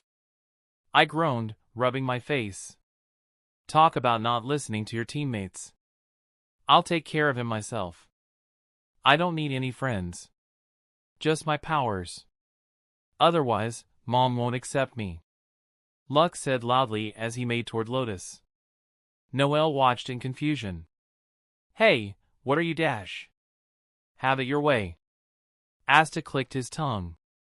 Luck reached Lotus to attack, but as he was still weakened, it was easy for Lotus to dodge. Guess I shouldn't be holding back anymore. Lotus intended to hold Luck in his solid smoke again, but Luck also dodged him, although sluggishly. I need to. For my mom. Luck continued dodging as it was tiredly to do it. I side-glanced at Asta. Get ready to intervene. Asta nodded. Fine. As we prepared to stop, Luck began his rampage at Lotus. Make Mom accept me, or I'll be all alone. Lotus intended to hold him with his smoke until Asta and I intervened, Asta cutting the smoke with his Demon Slayer sword and I with a flame wall. Do whatever you want. And we'll do what we want. Asta roared. I'll do this alone. Luck hissed as he tried to charge at Lotus again before Asta blocked him. I won't leave you alone. Asta cut in before charging at Lotus. The Diamond Wizard immediately formed a smoke wall, but the wall didn't manage to stop Asta as he simply cut it through like butter. Not yet.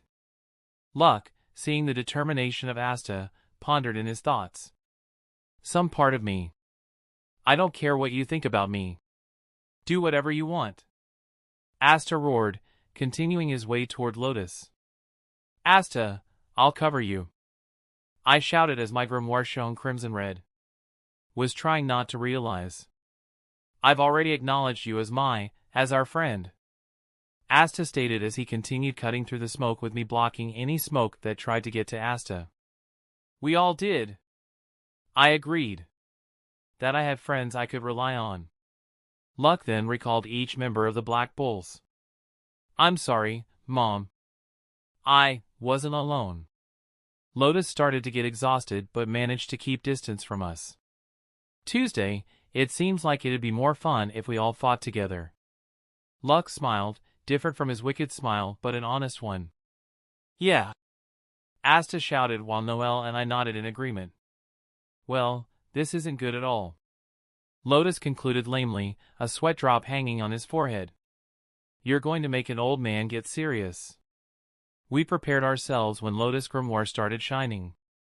Smoke creation magic, prison of the fallen king. Lotus said, as smoke began spreading around. You won't be able to get away anymore, kids. Each of us laid their back on another, our eyes on the smoke. No matter who we're facing, we, the Black Bulls, will win. Asta roared. Chapter 12, Dungeon 3. Back with the Golden Dawn, Yuno decided to ignore his orders and fight back. I'm going to get serious now. Yuno declared firmly. What are you? Klaus didn't seem to understand his junior as he had ignored his orders. Yuno's grimoire began glowing, bright green, flexing his magic to the maximum. Wind creation magic, swift white hawk and wind blade shower. Both his sides appeared multiple wind daggers and a dangerous-looking hawk, looming menacingly at Mars. Klaus gaped in shock. Simultaneous spell activation? And this power? H's. The other two were also in shock, seeing and feeling the overwhelming power of their colleague. It will be the Golden Dawn that reaches the treasure chamber first. Yuno declared just as his magic began making their way to Mars. Dungeon, with the Black Bulls. Well, our situation wasn't exactly good. Asta, Noel, and I went to save Luck from Lotus and I decided to have a play with him. While I was amused by his reaction, Lotus decided to not mess around and give us his ultimate spell, Prison of the Fallen King, which is basically a huge mass of smoke, obscuring him and blinding us inside. Take that! Asta roared as he cut through the smoke, but where he cut more smoke began spreading. I cut and cut, but there's no end. It keeps coming back. He complained before starting to cough uncontrollably. I'm getting dizzy. Not like I want to show it, but I also could feel my eyesight starting to see double. Me too. The smoke here is denser than outside and we've been breathing it for a few minutes. To tell the truth, this felt like breathing on fumes inside a burning building and somebody burned the food in a disastrous way. Fucking hell, this smelled worse after Dad told the trainees to keep training until our muscles ached. The sweat we left behind was even unbearable that we had to bath 2 or 3 times to keep the odor out. The smoke just keeps getting thicker. At this rate, we're going to suffocate. Noel thought in worry. This isn't good. We have to defeat that mage. I can pretty much tell where he is with my magic, but he'll probably dodge, even if I attack. Luck thought, his eyes wandering around the smoke as he kept feeling his whereabouts moving. Thinking back on our battles so far, he's able to travel at high speed within the smoke. And his ability to sense magic is high. If we're to land a hit on him, we'll have to surprise him. But how do we do that without him noticing our magic? While they pondered in their thoughts, I was on my own. I think it was a bad idea letting Lotus activate his magic. I should have simply attacked him before he could have cast it. Well, no need to cry over spilled milk, I know exactly what to do. Luck-senpai. The senior looked at me. I think we have the same idea, but to make it work, we are going to need someone special. I said, giving a thumb towards somebody who then Luck noticed I was pointing at Asta. Just be ready to distract. Lotus, being outside of our range and hiding from us, was starting to feel exhausted by how much magic he spent on this spell. He was also sweating for overworking himself. Those kids sure can make an old man get serious. Lotus thought tiredly. The downside of this magic is that it drains my powers a lot. My magic level is still fine, though. Well, that and the fact that I can't see the enemy. But that's no problem because I can sense your magic just fine. Before Lotus could rest, he suddenly felt 2 sources of magic inside his smoke. Lightning magic, thunderclap crumbling orb. Flame magic, Hestia's flash bullet. Lightning orbs and flame pellets flew toward him, making him dodge the projectiles. Whoa, there! Wow, a barrage. Are you getting desperate? Lotus chimed. That's not going to hit me or get rid of the smoke.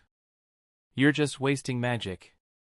I think the difference in our experience levels is starting to show. After all, I've fought far more mages than you have, huh? He stopped before he suddenly felt a solid object slamming his side.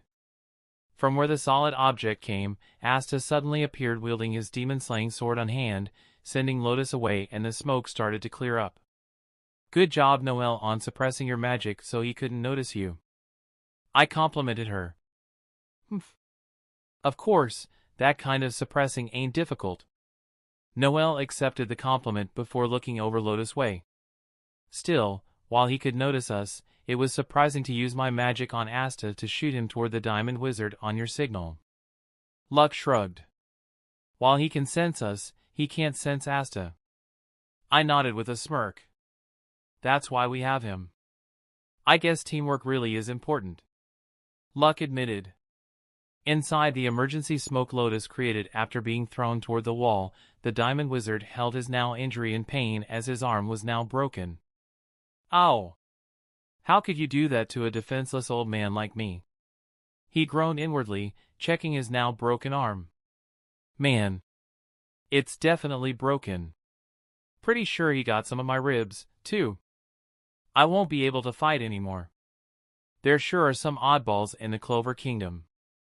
A boy with no magic who wields a giant sword, and another boy who knows much of our secret weapon. I can safely say that even I've never met someone with no magic on the battlefield. He sighed, trying to ease the pain.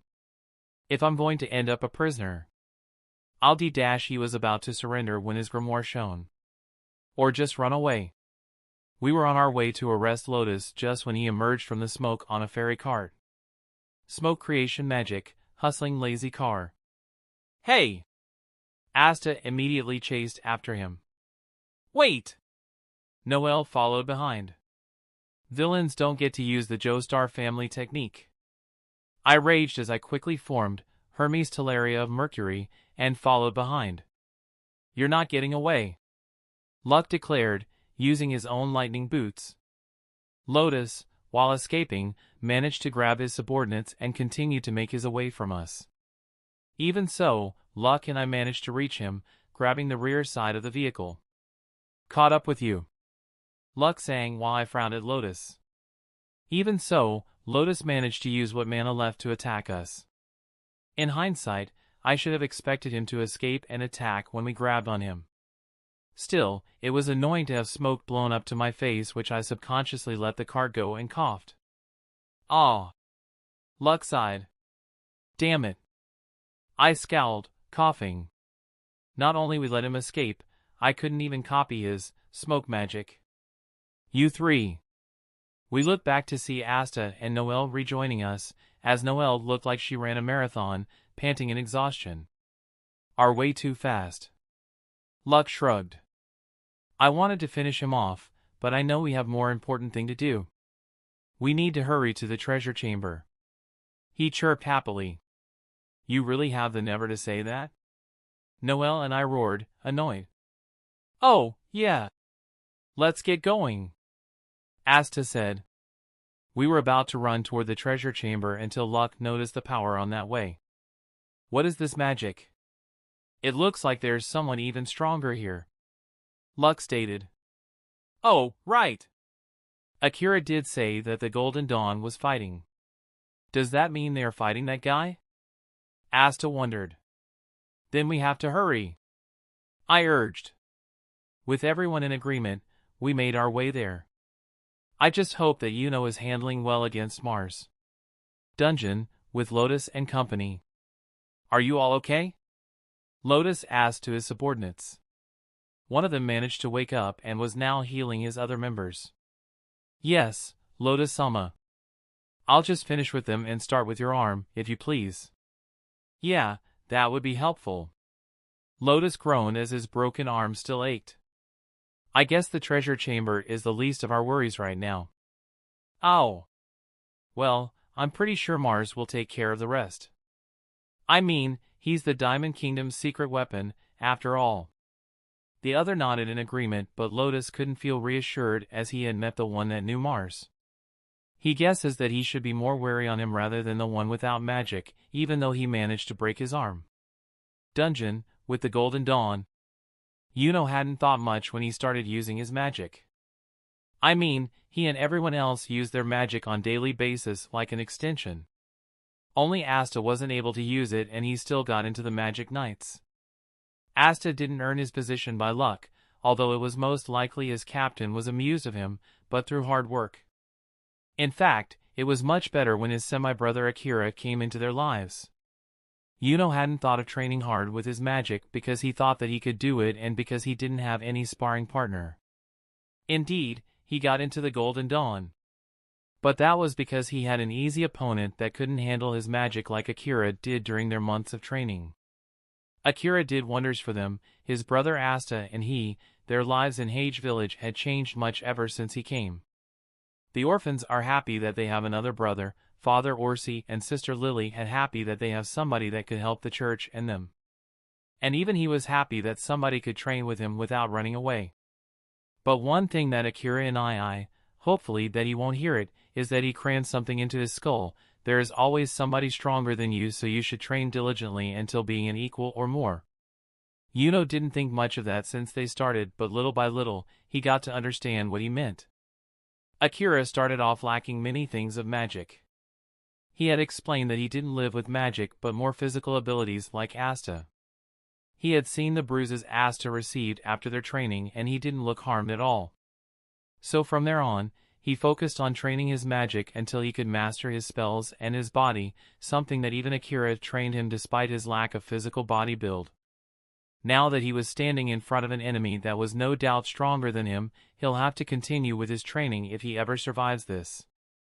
Yuno managed to protect his senior from that devastating crystal attack. Even so, the Diamond Wizard didn't seem to be fazed by his defense and kept continuing his attack. Yuno wouldn't admit it, but his opponent was by far stronger than any others he met before with that gigantic crystal sword he was wielding. Yuno barely had time to think on how to counterattack that massive weaponry. How can this be? His senior gasped in shock at the sheer power the Diamond Wizard possessed. Yeah, Yuno couldn't even fathom what kind of wizard, no, monster he was fighting against.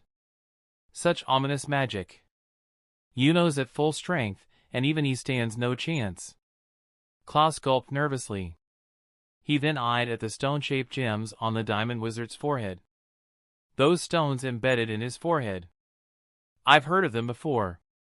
There's a rumor that the Diamond Kingdom is raising mage warriors with artificially amplified magic. They choose young children with powerful magical abilities, put them in fierce competition with each other, and embed magical items that amplify their powers into their bodies. And finally, they have them fight one another to the death. The last survivor of that death match is him? Klaus clenched his fists in fury. No matter whom the opponent is. Is this really acceptable? What is happening here? I'm a noble.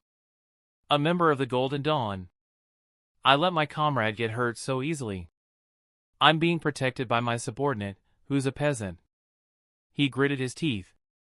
This cannot be right. Steel creation magic, fierce spiral lance.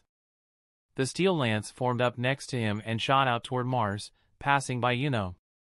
Klaus-senpai. The steel lance connected to its target, creating a mass of smoke. But the hope of Klaus' face disappeared as soon as the smoke dissipated and was now a crystal doll by the form of their opponent, grabbing the tip of the still drilling steel lance like nothing. Crystal creation magic, Talos puppet. The Diamond Wizard intoned emotionlessly. A mineral clone? Klaus gaped before the mineral clone shattered his steel lance. The mineral clone charged toward Klaus with the intention of beating him to a pulp, but he, as the most experienced of the Golden Dawn, erected a steel wall, protecting himself from a deadly punch. Klaus-senpai. Yuno was about to help him, but his attention turned when he saw the gigantic sword dropping onto him. Yuno evaded the attack and intended to fight back, but it didn't work as the gigantic sword continued changing between attacking its opponent and protecting its user. After trying to get an opening, Yuno directed his attack on Mars. Wind magic, Crescent Moon Blade. Multiple wind blades flew toward Mars, but he effortlessly used his gigantic mineral sword to block the attack. "Your magic has no effect on me," Mars said, not even amused of Yuno's attack. "Crystal creation magic, Nemean armor." Yuno didn't let him advance toward them, so he relentlessly attacked him with what spells he knew, but it all bounced off his armor like nothing. He needed time, which he couldn't, to formulate something. "I told you, it's no use." Yuno couldn't let him advance. Not with 2 wounded and 1 healer. He got to remember his past. He remembered the time he and Asta were children, before meeting Akira, and they always challenged to one another, which ended up him winning each duels. His brother didn't let his defeat go to him, but instead, he overcomes it by training diligently until his body went sore. Yuno always watched him train, his determination not even faltering to reach the same dream as his. "Stop your useless attempts."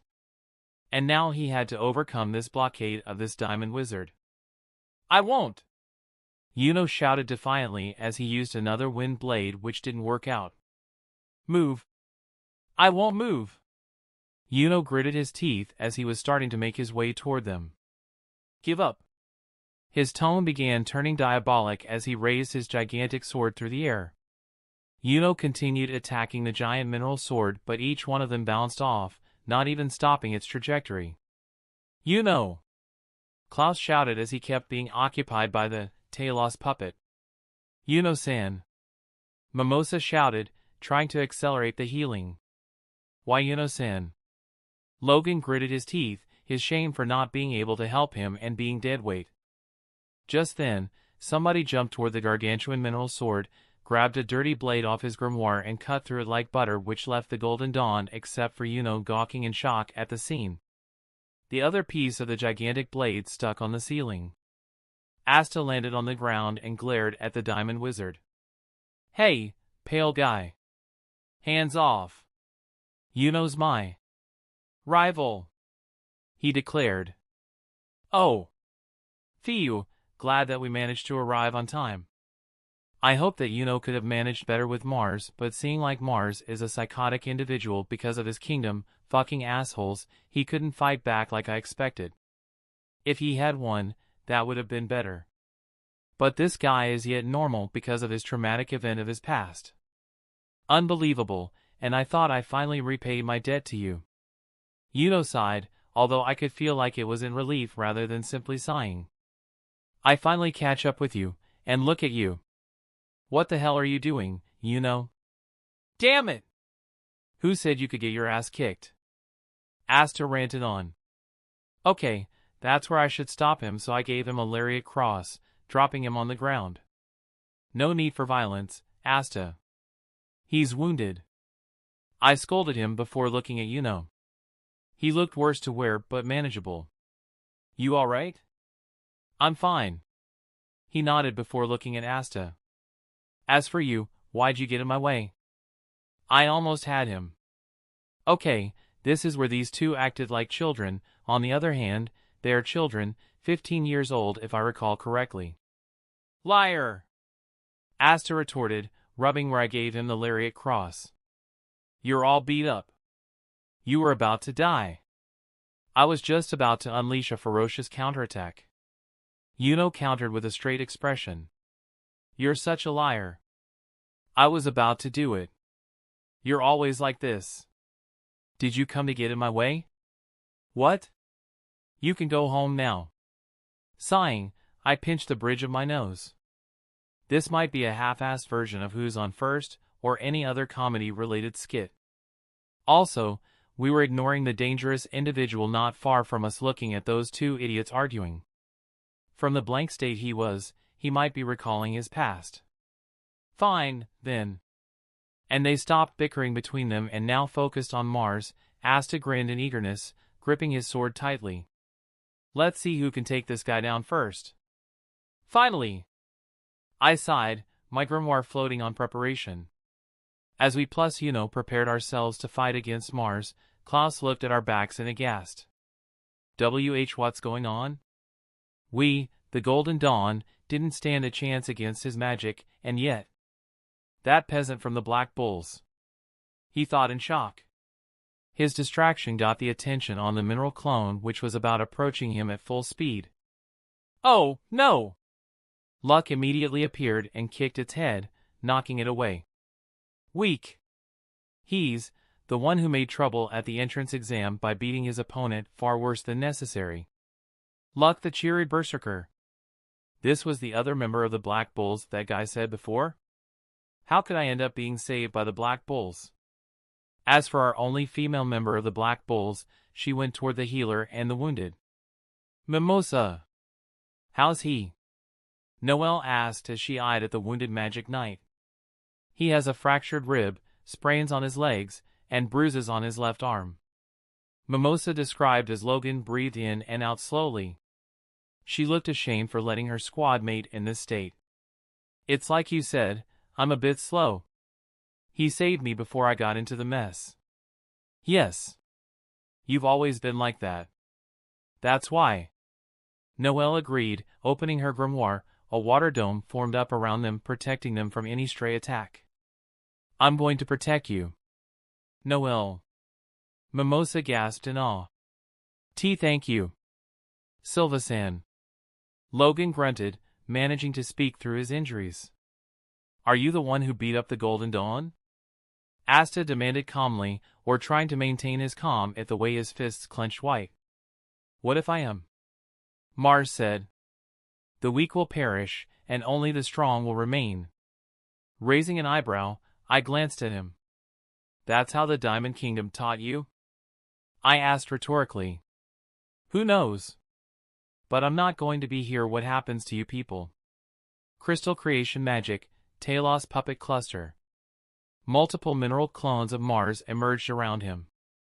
Each one of them looked tough, but so do we. He summoned so many at once. Klaus gaped in shock. Wow! Luck gaped eagerly. There is no reason for the weak to stand on the battlefield. Mars said coldly. I was born to break people like you. Oh, really? Asta urged, in a hint of apprehension that this wasn't going to be pretty at all. Still he was prepared. He lowered his lower body enough to prepare a charge. Then go ahead, and try to break me. With a mighty charge, Asta flew forward just to reach behind Mars. His Demon Slayer sword ready on his hand, slung toward the Diamond Wizard only to be blocked by a mineral clone. Asta, knowing that he didn't hit his target, jumped back to gain distance. I intend to.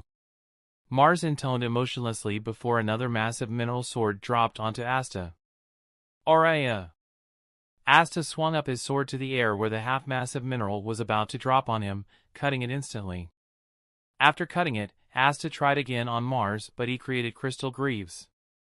Even with that, Asta managed making its way toward Mars. Unfazed, thinking that his magic would protect him, created a full armor of crystal. What he didn't know was that his perfect armor was penetrated, sending him across the river toward the wall, then fell in the river. He's so strong, was the thought of most present except for a few, that includes me. Grinning, I thought it could be better with a little music. My finger trailed to one music it would be appropriated for this battle. Song, Tusk, Fleetwood Mac. Ah, man. I wanted to be the one to fight him. Luck whined as he was unfazed by the amount of mineral clones making their way to him. I wouldn't say so. I dismissed with a grin, ducking one hook of the clones before kicking it away with a reinforced flame greaves. This is just the beginning. Yuno remained quiet as he dodged the clones hovering over the air before sending multiple wind blades at them. Impossible. How could a peasant that I can't feel a shred of mana from do all this? Klaus gritted his teeth in frustration, not noticing a clone approaching him. Suddenly a water bullet took out before the mineral clone could take him. All you've been doing is whine. Noelle huffed before glancing at Asta with respect. Negating magic. That's Asta's power. And negating magic? How can he have a power so unfit for a peasant? Klaus said incredulously before adjusting his glasses. So he just got lucky and ended up with this power. He denied that such peasant could obtain such power. Fahaha. Noel and Klaus turned to see the oddest of the Black Bulls with his strange outfit laughing as he didn't seem to mind the mineral clones ganging on him. "What's so funny?" Klaus demanded angrily, if the way his face hue began getting red. Dropping on my hands and spinning my waist to create Amaterasu's dozing sunset, destroying many mineral clones around him. After finishing with them, I stood up. "You, sir, are an idiot," I declared, mostly to make him mad. "What?" And so he growled.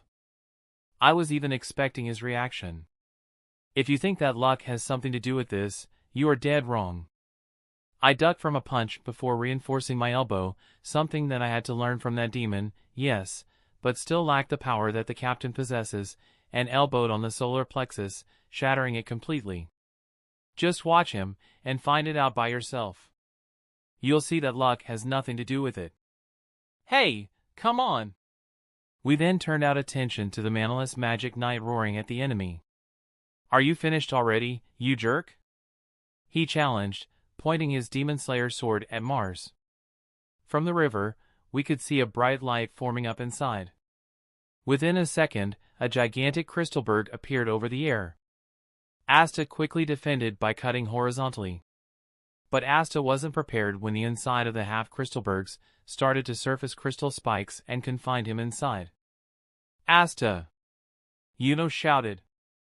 I gritted my teeth as I made my way toward him, just as Mars began rising from the river with a humongous titanic armor. Crystal creation magic, heavy armored titan. Mars loomed over Asta as his crystal separated to reveal an injured Asta who dropped on the ground painfully. "What are you?" he demanded, glaring at his enemy.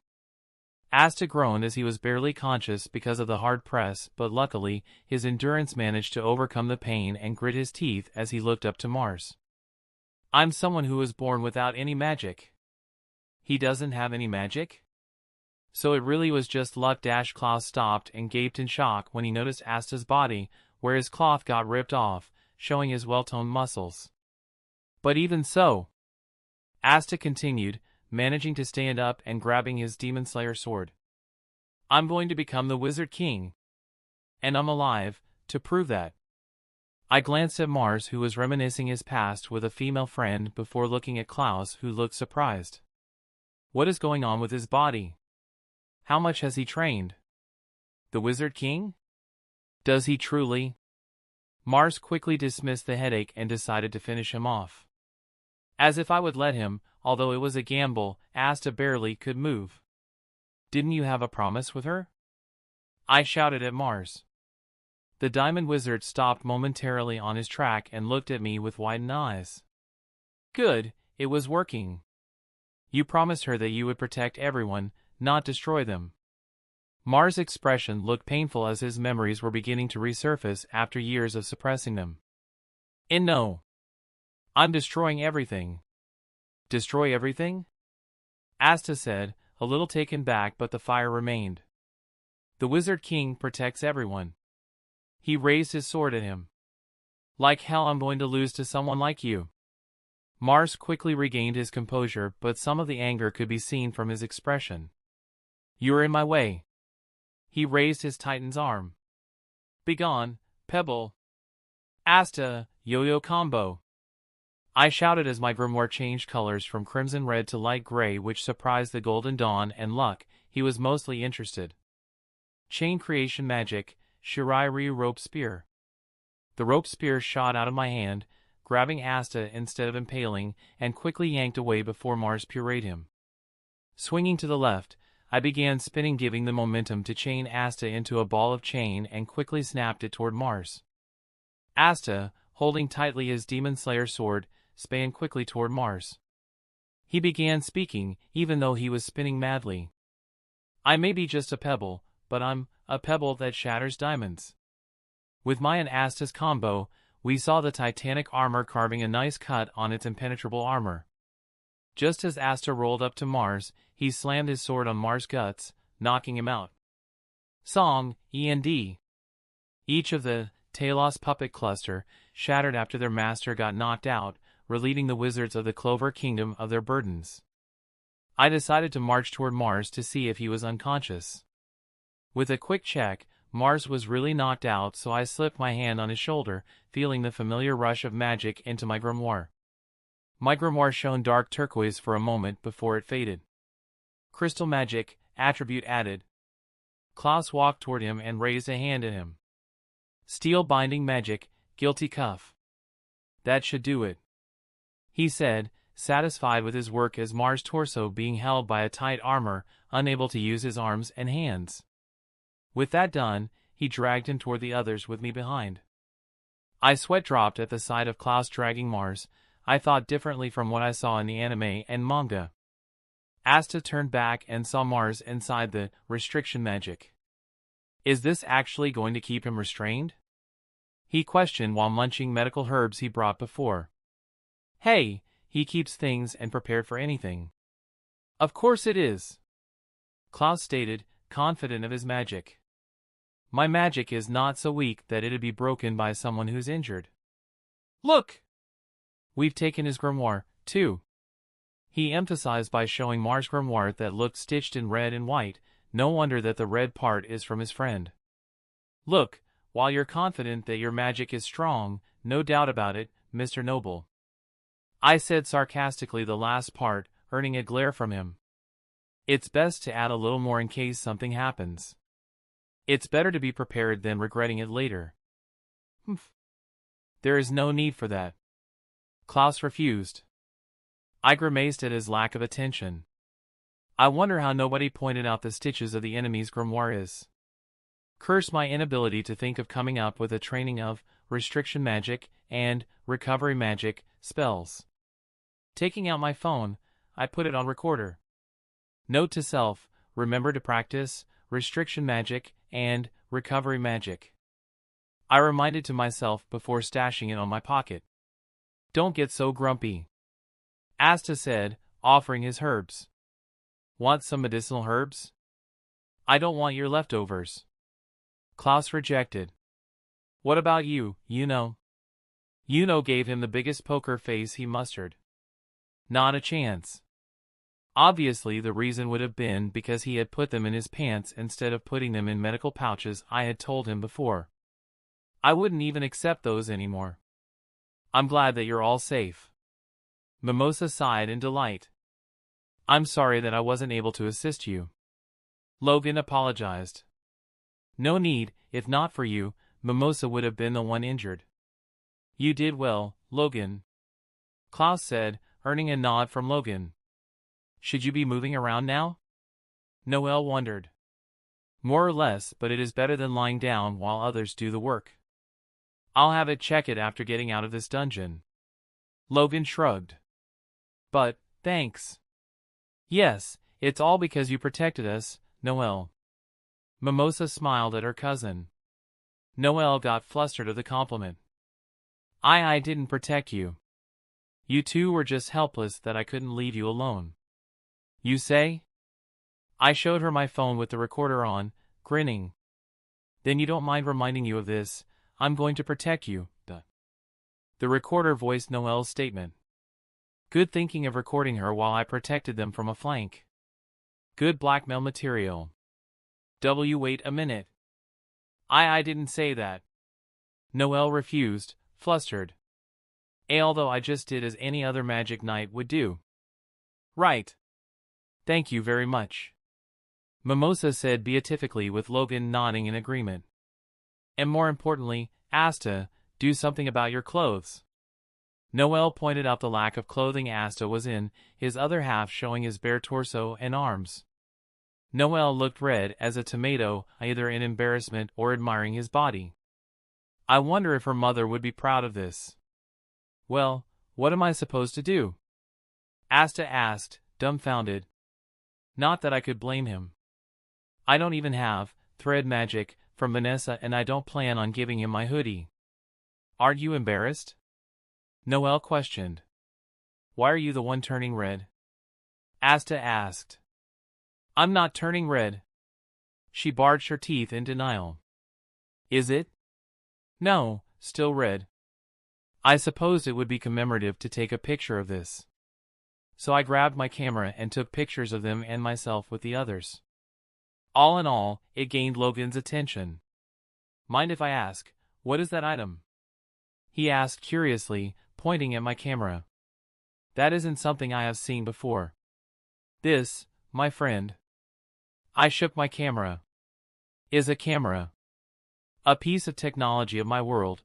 Well, it is a little advanced than here, but it lets capture a moment and hold it inside like the time I show you when our captain held the golden star." "Technology of your world?" Logan asked, tilting his head. "You said something about being an outsider before." I nodded. "That I did. I'm not local from the kingdom or the others. I stranded somehow into this world with what I had in my back." "How did you come then?" Mimosa asked curiously. It is better for them to not know about it. While I can trust them after this, it would be better for others to not know about it. I already told Asta, Captain Yami, Sister Lily, and Father Orsi. The orphans wouldn't care much as I entertain them with stories and music. I don't really know. I lied, hopefully that neither of them noticed. Just one day, I happened to be on my way to a journey, and then I'm suddenly here. I heard that the Yami Sukahiro went through the same, so I'm much lost about it. That's too bad," Mimosa said sadly. "Well, you would say that, but it's better to move on rather than being sad about it." I shrugged. Although, I was curious that Sakuya-sama mentioned that I was related to this world. Don't know what she meant, but time will tell. We then heard Asta whining as he stared at his tattered outfit. "Aw man, my robe's ripped to shreds. Magna-senpai's gonna kill me. Vanessa will fix it for you when we get back," Luck assured him. "Well, that's good, I guess. To think that we'd be saved by the Black Bulls," Klaus thought while adjusting his glasses. "We were the first one to arrive, therefore we win this competition, but I will allow you 4 to enter the treasure chamber, also." I could feel a sweat drop hanging at the back of my head. How one guy could state arrogantly after we saved them. Right, the pride of a royalty and nobility, I should have guessed. "Why do you always sound so arrogant, Four Eyes?" "Well, thank you very much, you jerk." Asta spat acridly. "You're very welcome. Watch how you speak to me," Klaus retorted back. "Well, excuse me, Lord Four Eyes." "Who are you calling Lord Four Eyes?" "I don't have time to argue with you." "Well, excuse me, Lord Four Eyes." "Shut your mouth. Keep it up and I'll break those glasses of yours." "That's just cruelty." "I wouldn't say that, Lord Four Eyes." While they bickered, Yuno and I shared the same thought, with the former looking blank and me looking with a deadpan. They sure like wasting each other's time. "That's enough. Let us head to the treasure chamber," Klaus stated firmly. "Yeah," Asta agreed, raising his fist up. "It'll be the Clover Kingdom's magic knights who get to the treasure chamber." "You're so annoying." "Well, it was fun to watch, so I took a picture of them fighting on who would stand first at the massive door." "You're the one who's annoying." Noelle seemed to have enough of them bickering. "Hey, don't fight." Logan dissuaded to stop arguing. Stashing back my phone, I decided to point out the first thing they hadn't noticed yet. "So, how do we get in then?" The both stopped bickering and stared blankly at the gigantic door in agreement. "There must be some code to open this door somewhere," Klaus assumed intelligently. "You can do it. Think harder, Four Eyes." Asta cheered. "Shut up. Stop calling me that. My name is Klaus." Sighing, I looked at our censor senior. "Luck, could you sense if there is a way inside?" Luck shrugged and walked toward the door, touching it. "Found anything?" I asked, expecting the results. "Yeah, somehow, it appears this door is made with magic, so just cut through it." "Like, swoosh," he advised Asta. Asta blinked momentarily before nodding. "All right." And there was Klaus sounding skeptical, as always. "There's no way you can open it. Keep your mouth shut and watch." I grinned, ignoring the glare he was shooting at me. You'll be witnessing that hard work is better than simple talent.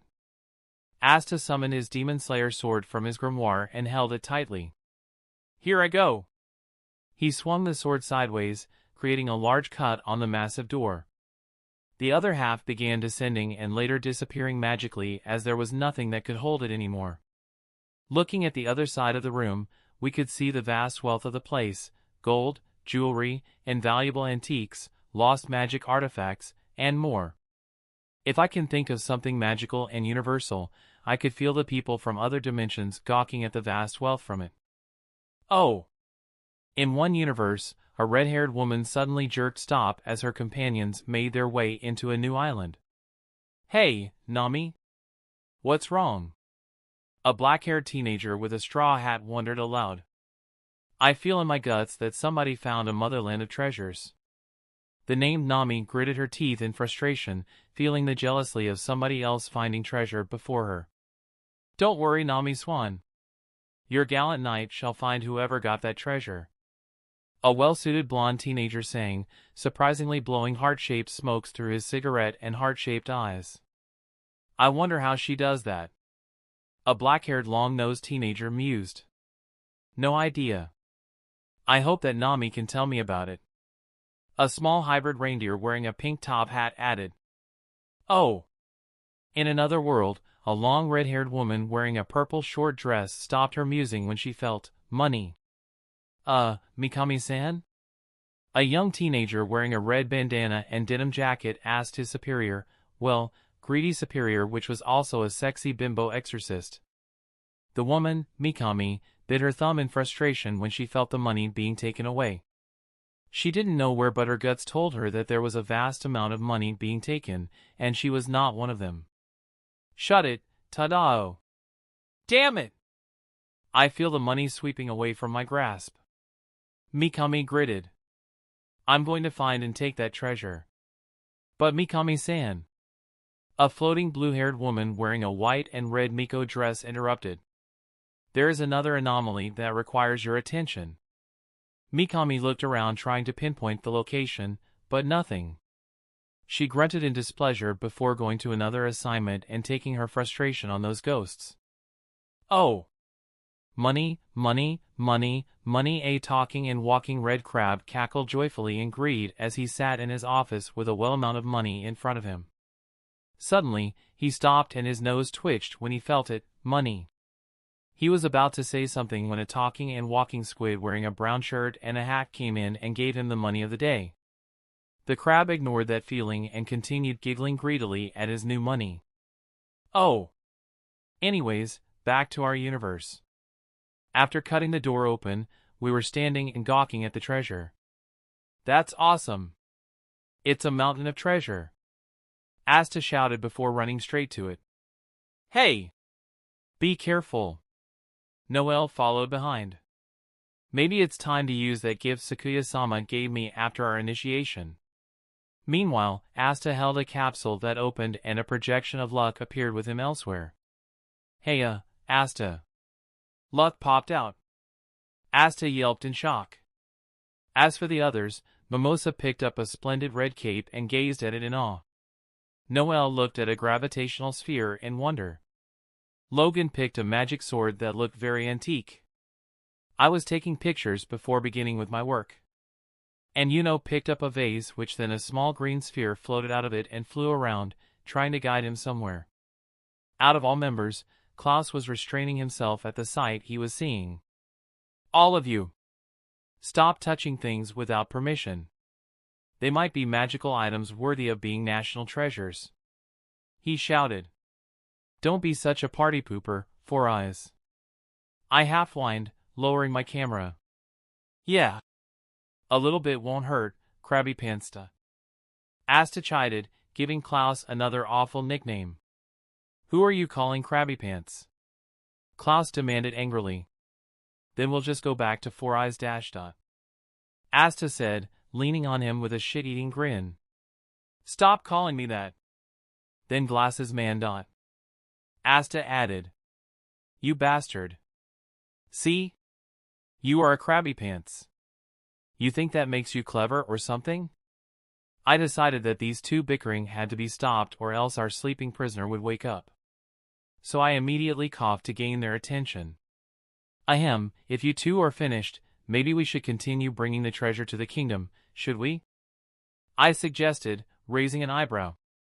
Klaus coughed on his fist, regaining his composure. Right, we should begin our preparation. Although we won't be able to take all of them even if we split the treasure, we would take the necessity for the kingdom. I smiled. That's all right.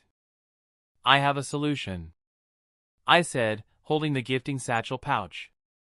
That thing? Klaus said in disbelief. How could a small pouch could dash?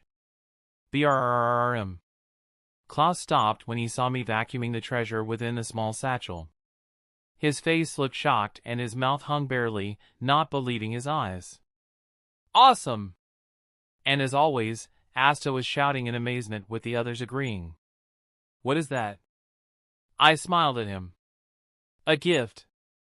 With that said, Asta, Noel, Luck, Mimosa, and Logan began helping by stashing the gold in their own sacks or piling up for me. Klaus remained quiet while still looking baffled and dumbfounded while Yuno was not here, but I had an idea of where he was. Yuno followed the green sphere that was guiding him somewhere, wondering where it was taking him. He stopped on its track when the green sphere began floating around a scroll. Yuno picked the scroll and opened it, reading the ancient runes on it.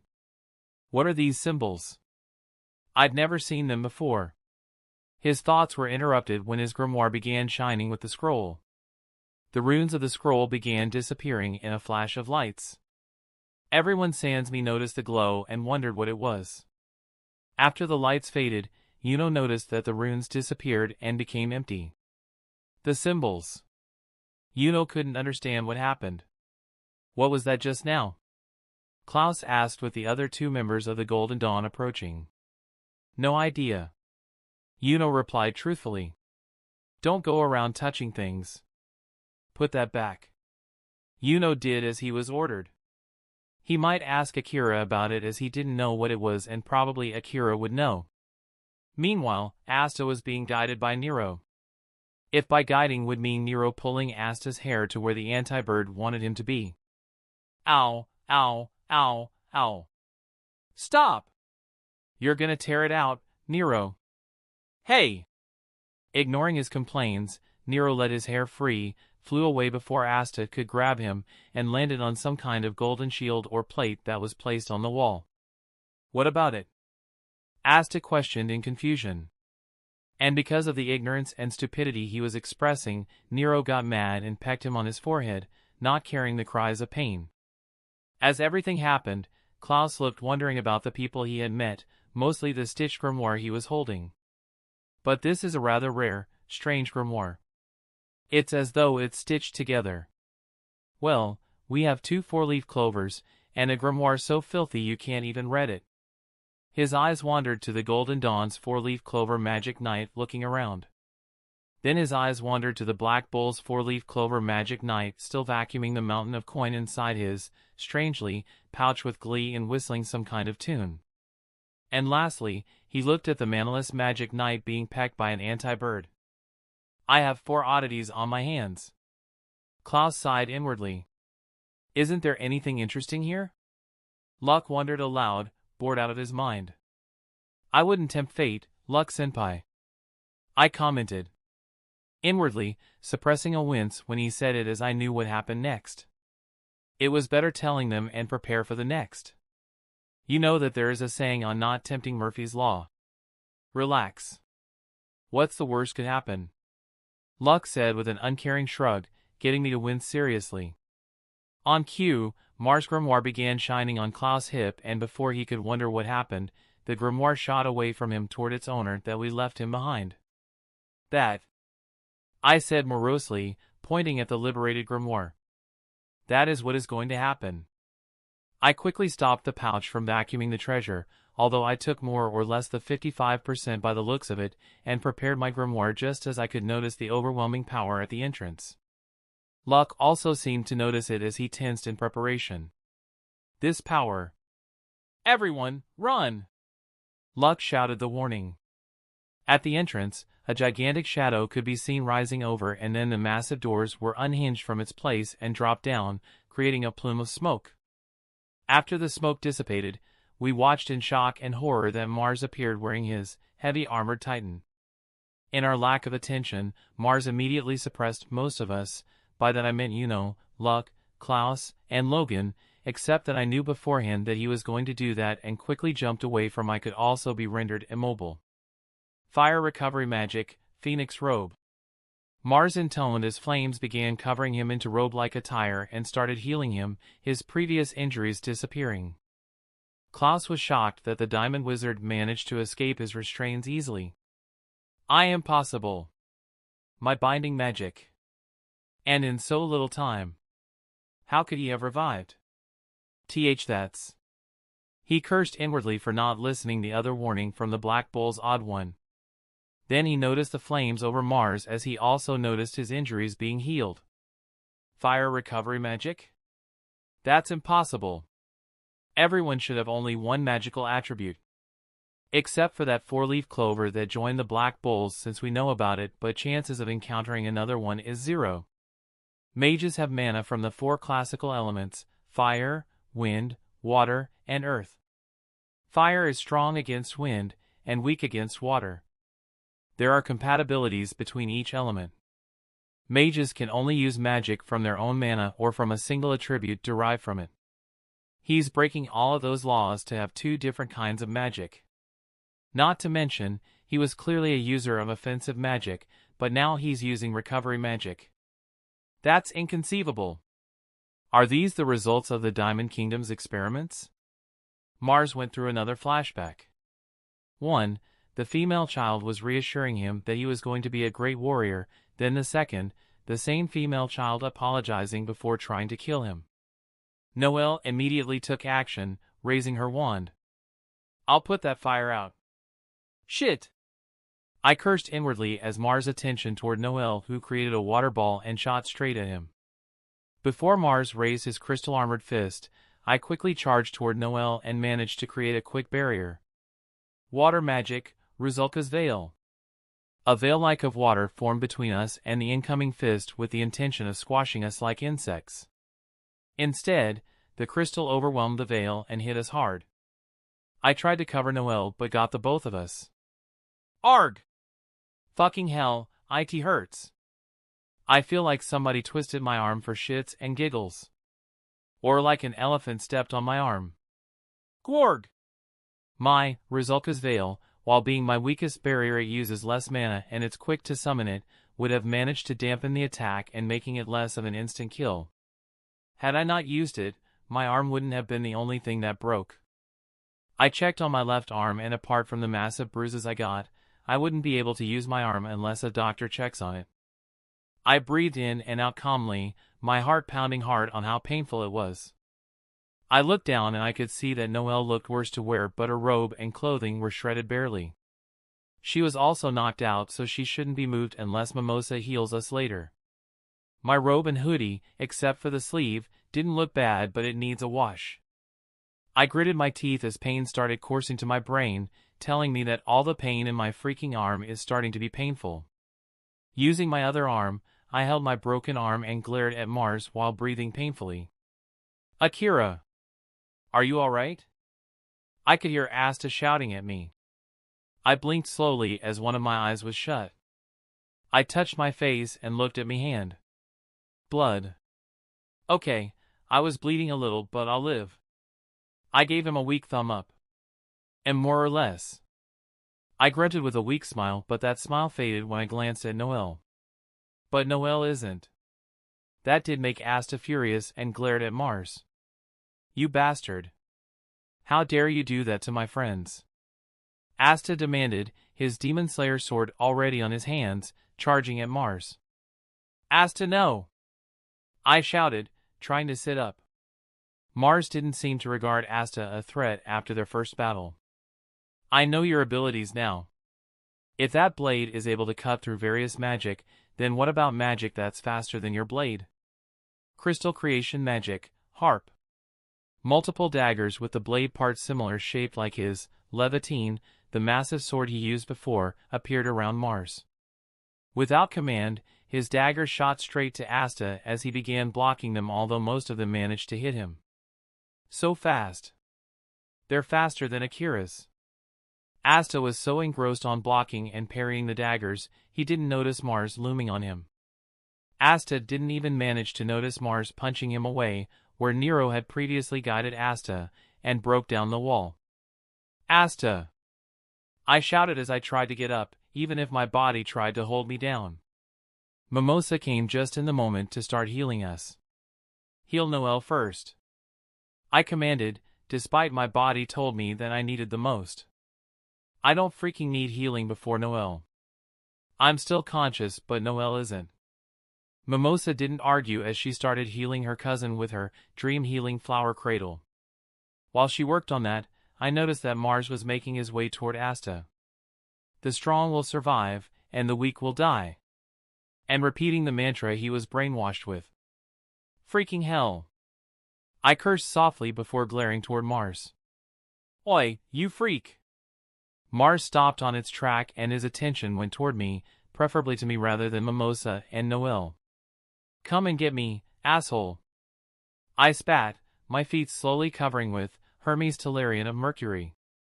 Mars regarded Asta for a second before coming toward me. Yes, come to me, you two-natured freak. I mumbled with a grin. I noticed sideways that Mimosa stopped using Dream Healing Flower Cradle and began using Princess Healing Flower Robe, her strongest healing spell, to increase her healing properties. And also she went through her own flashback on how she was clumsy and Noelle was the only one that helped her. After becoming part of the Magic Knights, royalties and nobles began complimenting her for her healing magic while mocking Noelle for being a failure. Although, Mimosa's point of view managed to reach her when she saw Noelle's effort to be much better and she was envious of her cause in her shoes, Mimosa would have given up. Royals mock hard work. It's something only those who are born into power do, not something that royalty does. But, Mimosa thought before pausing and voicing out, I admire you for the hard work you do. Luckily, I was more centered in dodging Mars' attacks with my half-assed Hermes Tellurian of Mercury and shooting Hestia's flash bullet at him. In one perspective, I looked like an annoying mosquito or fly flying around avoiding every intention of squashing me. You're annoying, Mars growled as he kept trying to swing at me with his titanic armor. Just try to hit me, dumbass. I mocked as I kept avoiding the hits. I don't know how much I can handle him. I'm barely able to maintain my consciousness and I have to keep him away from Noelle and Mimosa. Hopefully, Asta wakes up before I become puree. While I continued distracting Mars, the others tried to move but they couldn't as their bodies were still inside a restraining crystal with their grimoires out of reach and locked. And everyone that was trapped shared the same thought. If only I could use my grimoire. Oh! Asta opened his eyes groggily, feeling his body heavy like after training for 10 hours. His body was covered in cuts, bruises, and he even felt like his breath was started to be labored but nothing serious if he's going to need a doctor after getting out of the dungeon. He noticed that he didn't have his Demon Slayer sword on hand and looked around. My sword. Asta glanced at his Demon Slayer sword planted at the entrance of the hole he was thrown at. He then noticed that the enemy, the Diamond Wizard, was trying to swat somebody that was flying around and hitting with magic. Akira. He knew who was flying around with flame boots and shooting fireballs at the enemy. His memory took upon the reason he got angry. Noelle. Mimosa. With my big, heavy sword, I won't be able to beat his magic speed. He changed the way he fights, and the magic he uses while doing it. What am I supposed to do? He grunted, trying to come up with something until he noticed Nero flying over him. Nero? Asta turned around to see Nero perched onto a different tattered sword that was much smaller and thinner than the Demon Slayer. Good, it will do. Oh! I focused on my target. I ignored the distractions. My eyes kept checking when Mars would move. My brain had to work fast. If by any chance I lay my guard down, it could be also my death. I've been trying to distract Mars for about 5 to 10 minutes, but yet the bastard shrugged off my flame bullets like nothing. Apart from the massive defense he was wearing, his phoenix robe healed him every time I managed to nail him with an attack. When I got into a position that I could see Noelle and Mimosa, they were still recovering from the previous attack and Asta hadn't yet to wake up. While I got enough mana to fight him, my arm still felt painful and moving around like this would have made it worse. I should really start learning binding magic and recovery magic after this. I did also notice that apart from the murderous expression Mars was wearing, he was still reminiscing on his past when he was still a kid and taking part of the Diamond Kingdom's experiments. The strong will survive. Mars summoned his harp and began attacking me with them. And the weak shall perish. Shit. I quickly dodged before the daggers could fillet me and countered with Hesia's flash bullet. Some daggers were destroyed with my flame bullets, but others came toward me like a homing missile. Double shit. I quickly dove down, but the daggers kept chasing me behind. There was no other way to use more attributes, so my grimoire shone emerald green and raised a hand at the daggers. Wind creation magic, Aura's anguish. Wind Tonto knives formed around me and began making their way toward harp. Both attacks collided at each other, rendering the attack null. I couldn't shout at Mimosa, and I hoped that she was smart enough to not yell at Noelle. I was glad that Mimosa hadn't shouted at the start of her healing, but the minutes Noelle wasn't moving, it made her more nervous and hysteric. Noelle. Shit, she's going to start shouting at getting Mars' attention. Noelle. Mars began ignoring me and his attention went toward them. Noelle. Fuck this shit. After this, I'll have a word with her and fuck that she's royalty or the king's daughter. I quickly charged at her while Mars conjured more, the double amount, harp, daggers. The weak shall perish. I tried to make my way toward Noelle and Mimosa, but even so, Mars made so many that he divided in two, one went toward the girls while the others went toward me. I managed to stop on time and dodge the knives coming at me. But the girls were helpless and the others were still trying to get out miserably. Mimosa! Klaus shouted as the daggers were about to pierce both girls, and I couldn't help but try to make my way there even if the crystal daggers pierced somewhere. Just as the daggers were about to reach the girls, Asta appeared on time with a new sword, the Demon Dweller sword. Asta! I shouted in relief before knocking the daggers away and rejoined them. Although, my arm began aching again and a grunt escaped my lips. Fuck!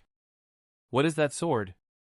Mars demanded coldly, looming over us with the massive titanic armor of his.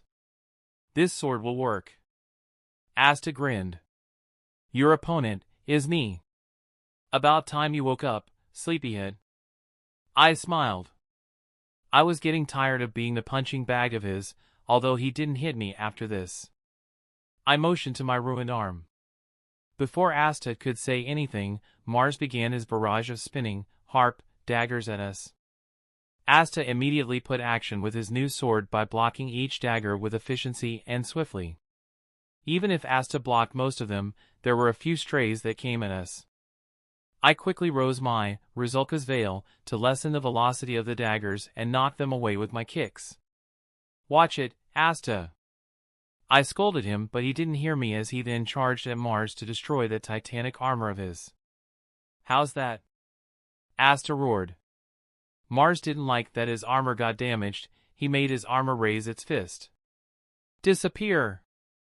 Asta got knocked away with a mighty punch, blowing him away from him and us. Even if I can cut through his attack magic, as long as he has that recovery magic, I won't be able to finish him off.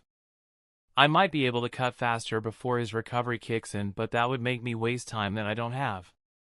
And with the state of my body, I wouldn't be able to keep doing it. What should I do?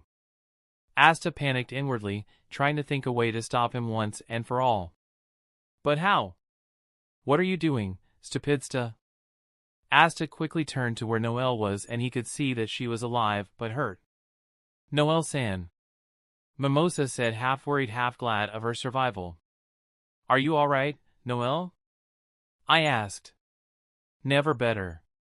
She grinned weakly before looking at Asta. You're the first peasant that I, a royal, ever acknowledged. Hurry up and defeat that guy, Asta. Somehow, Asta's demon dweller's sword began shining blue and Asta was smiling and prepared to attack. Yeah, leave it to me. I'll throw enough at him from the both of us.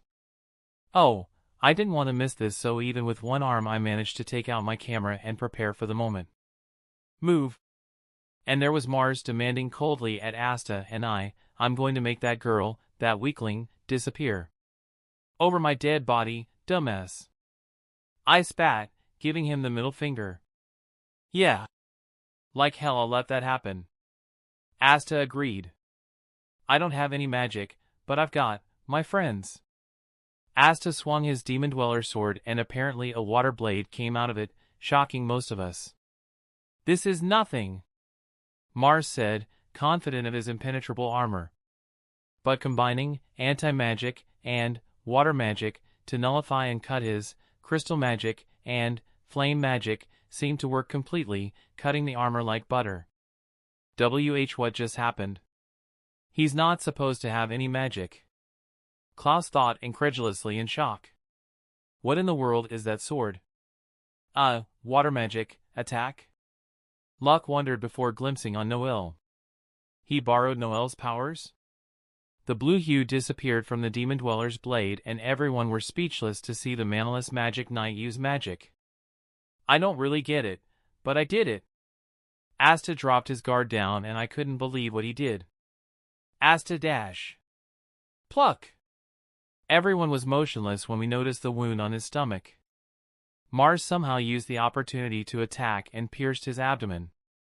Asta spat blood and dropped unconscious. Asta!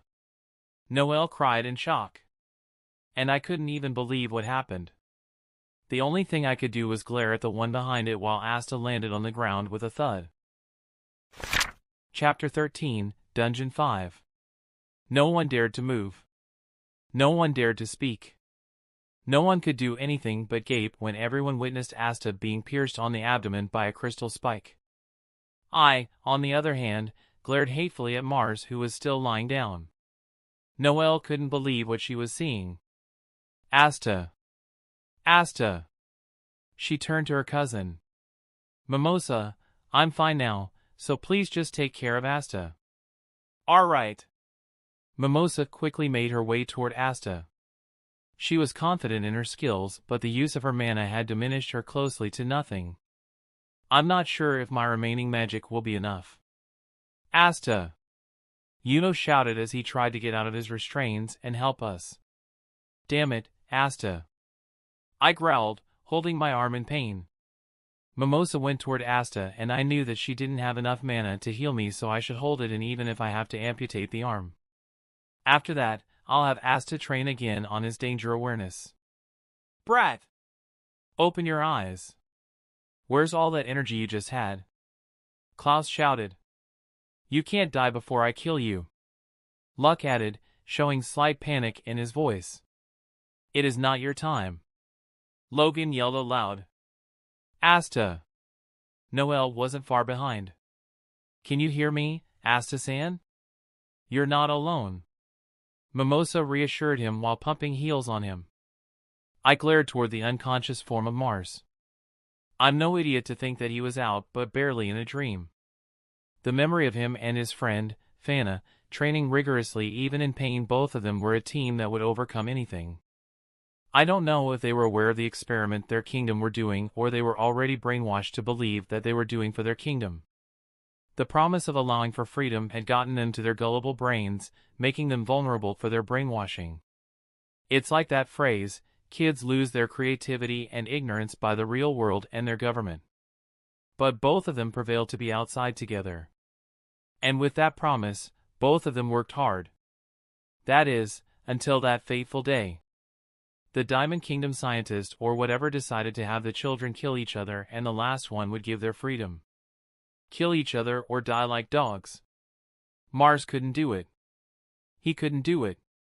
Not to his friend. Not to the only connection to the world. But that was shattered when he saw her friend raising her hand at him, an apology before attacking. On instinct, Mars had defended himself but resulted on the death of her friend. By her death, his grief was too much for him and screamed. The Diamond Wizards weren't even fazed at that. Even so, they added Fana's power to his, so that is the reason of the stitched look of his grimoire. Even if I want to pity him, I cannot yet. He's still shocked, and the shock had suppressed his emotions to the point that he is cold to everyone. He breathed out. I tensed while the others remained shouting at Asta. Fine alone, because I have extremely powerful magic. Those without magic are weak. And the weak will die. Everyone tensed up when Mars was starting to get up. Klaus began, not believing what he was seeing. Still moving. Luck finished. It can't happen. Mars said dully. Someone as naive as you cannot win against me. Mars rose the remaining of his titanic armor's arm and created his levitine with the intention of slaying Asta. His flame recovery magic should have been negated by Asta's attack. This is the perfect opportunity to finish him, but Klaus, though, looking at his pathetic state. I cannot even move or use my grimoire, and the only capable fighter is about to reach his limit. Just a little more. Luck concentrated on his magic to break out with his lightning magic. Just a little more and I can break through these restraints. I was about to help Asta, but suddenly my body dropped down. I guess my body couldn't handle any more of my shenanigans and turned off. That would have been helpful after I dealt with him, not right fucking now. Still, I was conscious but incapable of helping Asta at the moment. So I did the only thing I could do. Why UNO? Harness the power. I shouted aloud and hoped that Yuno's new powers could work on time. Die! Mars swung mightily the levitine at the weakened Asta and get his victory. Oh! Yuno didn't know what to do. He didn't understand what Akira meant by harness the power. He was powerless. He couldn't move. He couldn't break out of this restraints. But he didn't want to see Asta die. His brother, in all but blood, was about to get killed by the Diamond Wizard. He couldn't allow it. He wouldn't be able to face the orphans and the others without Asta. He would have failed him. He would break the promise they're made. Asta! He needed to harness the power. Yuno blinked as everything was motionless. Time magic? It wouldn't be possible, but the possibility of someone being with that magic would have been rare. Akira explained him the concept of magic and attributes to him and Asta. There were attributes that were rare and most were common. Such as his. His, wind magic, wasn't really uncommon, but Akira explained that out of every attribute only flame, water, earth, and wind had a special power within. He said that in time, he would explain it. A nick of his mind told him that he wouldn't be able to know about that as he was foreigner, but he was trustworthy to believe him. He knew what he was talking about and he shared wisdom where others lacked. But anyways, he looked around. Everything was frozen. His colleagues of the Golden Dawn were shouting at Asta. The members of the Black Bulls were also yelling, but Akira was glaring at the enemy. Something he expected from him, he cared for them. Then, he noticed something that attracted his attention, a small green fairy. She was bobbing her head like she was woken up from a long sleep, yawning tiredly. He didn't know what to say. Was it a fairy? Or was just an imagination? He didn't get to say anything as the fairy began looking around and analyzing the situation. With a single nod, she raised her hand in front of her mouth and blew softly. The small breeze seemed to make its way toward the levitine. When the breeze touched the blade, everything went to motion. Oh! Swoosh! I didn't know what to think. I knew that Yuno had harnessed the power of the wind spirit, but even so, if I hadn't blinked, I wouldn't have believed it. In one moment, I saw Mars about to cleave Asta with his levitine, and the next thing I know, I saw Mars had been blown away by a powerful magic. Did Yuno just do that? What just happened? Klaus wondered in confusion. Without Mars holding his magic, the restraints were broke down and the magic knights were free. The spell has been broken. Yuno-san, what did you do? Logan asked with Klaus behind. Was that magic? What did you use? Luck asked in curiosity. I'm not sure. Yuno replied unsurely. You're not sure? Klaus asked incredulously. There was a little girl, and... Yuno continued, looking around. When he saw me, I decided to shake my head for him to keep quiet for now. You must be tired. Let us talk later. Klaus concluded, placing a hand on his shoulder in assurance. More importantly, we've defeated him for sure this time. I'll continue getting more of these treasures before anything else happens. I dragged myself to continue working. And before you say anything, I pointed at Mimosa, who was about to say something. I'm the only one who can use this pouch, so I'll finish with my work and then you'll tend my wounds. Mimosa didn't look in agreement but nodded reluctantly. All right. I'll go and help. Luck said before using his lightning boots to amass the treasure for me to do my work easily. Logan followed behind. While I continued working on vacuuming the gold and treasure, Yuno seemed to be checking on his grimoire. One of the many blank pages of his grimoire appeared some new runes, which he realized that they were from the scroll he read before. These are the characters from that scroll. Yuno thought in realization. As for Asta, he was still unconscious while Mimosa continued healing him.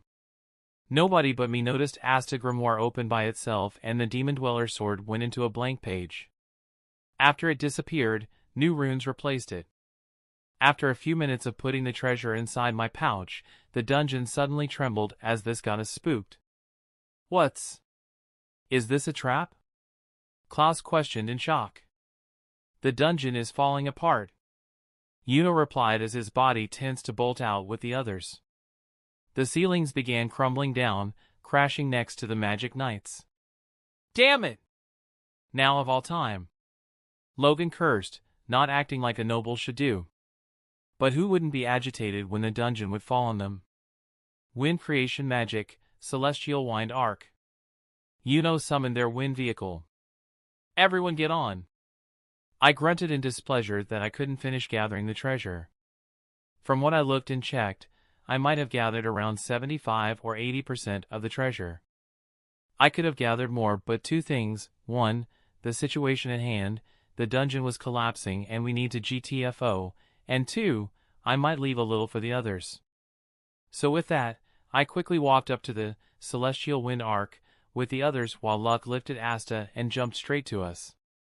We're ready, Yuno, Klaus said. Mimosa, take care of Asta and Akira. Yuno relied on her. I will. I would have objected and helped to get to us out of this place, but my arm reminded me with a sharp pain that I was undisposed to do anything, so I plopped my ass on the arc and let Mimosa heal me. Him.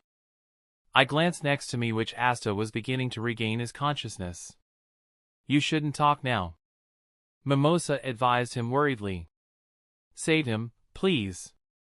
Asta motioned to the unconscious body of Mars. Klaus gasped in shock. What are you saying? He tried to kill us. He pointed out in aghast. We came to conquer this dungeon.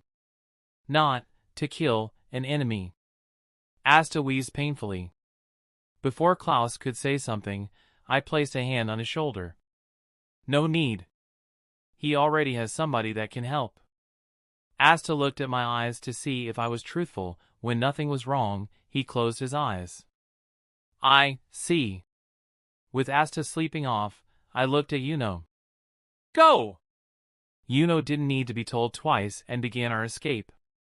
Getting out of the dungeon was easier said than done. The entire dungeon began trembling and collapsing down on us. Even the traps were activating by themselves, something the manga and anime wasn't shown. Yuno didn't know how to reach the entrance and he was getting on his skin. Where's the exit? Mimosa can't use her magic flower guidepost right now. He glanced back to see her work on Asta and Akira's wounds. Suddenly, Luck pointed out a route. Go right. I'll guide us out. Yuno was glad there was somebody with sensory magic, and followed his orders. Got it. The route was smooth and managed to some of the rubbles that were falling down. Those that he couldn't were managed by the others.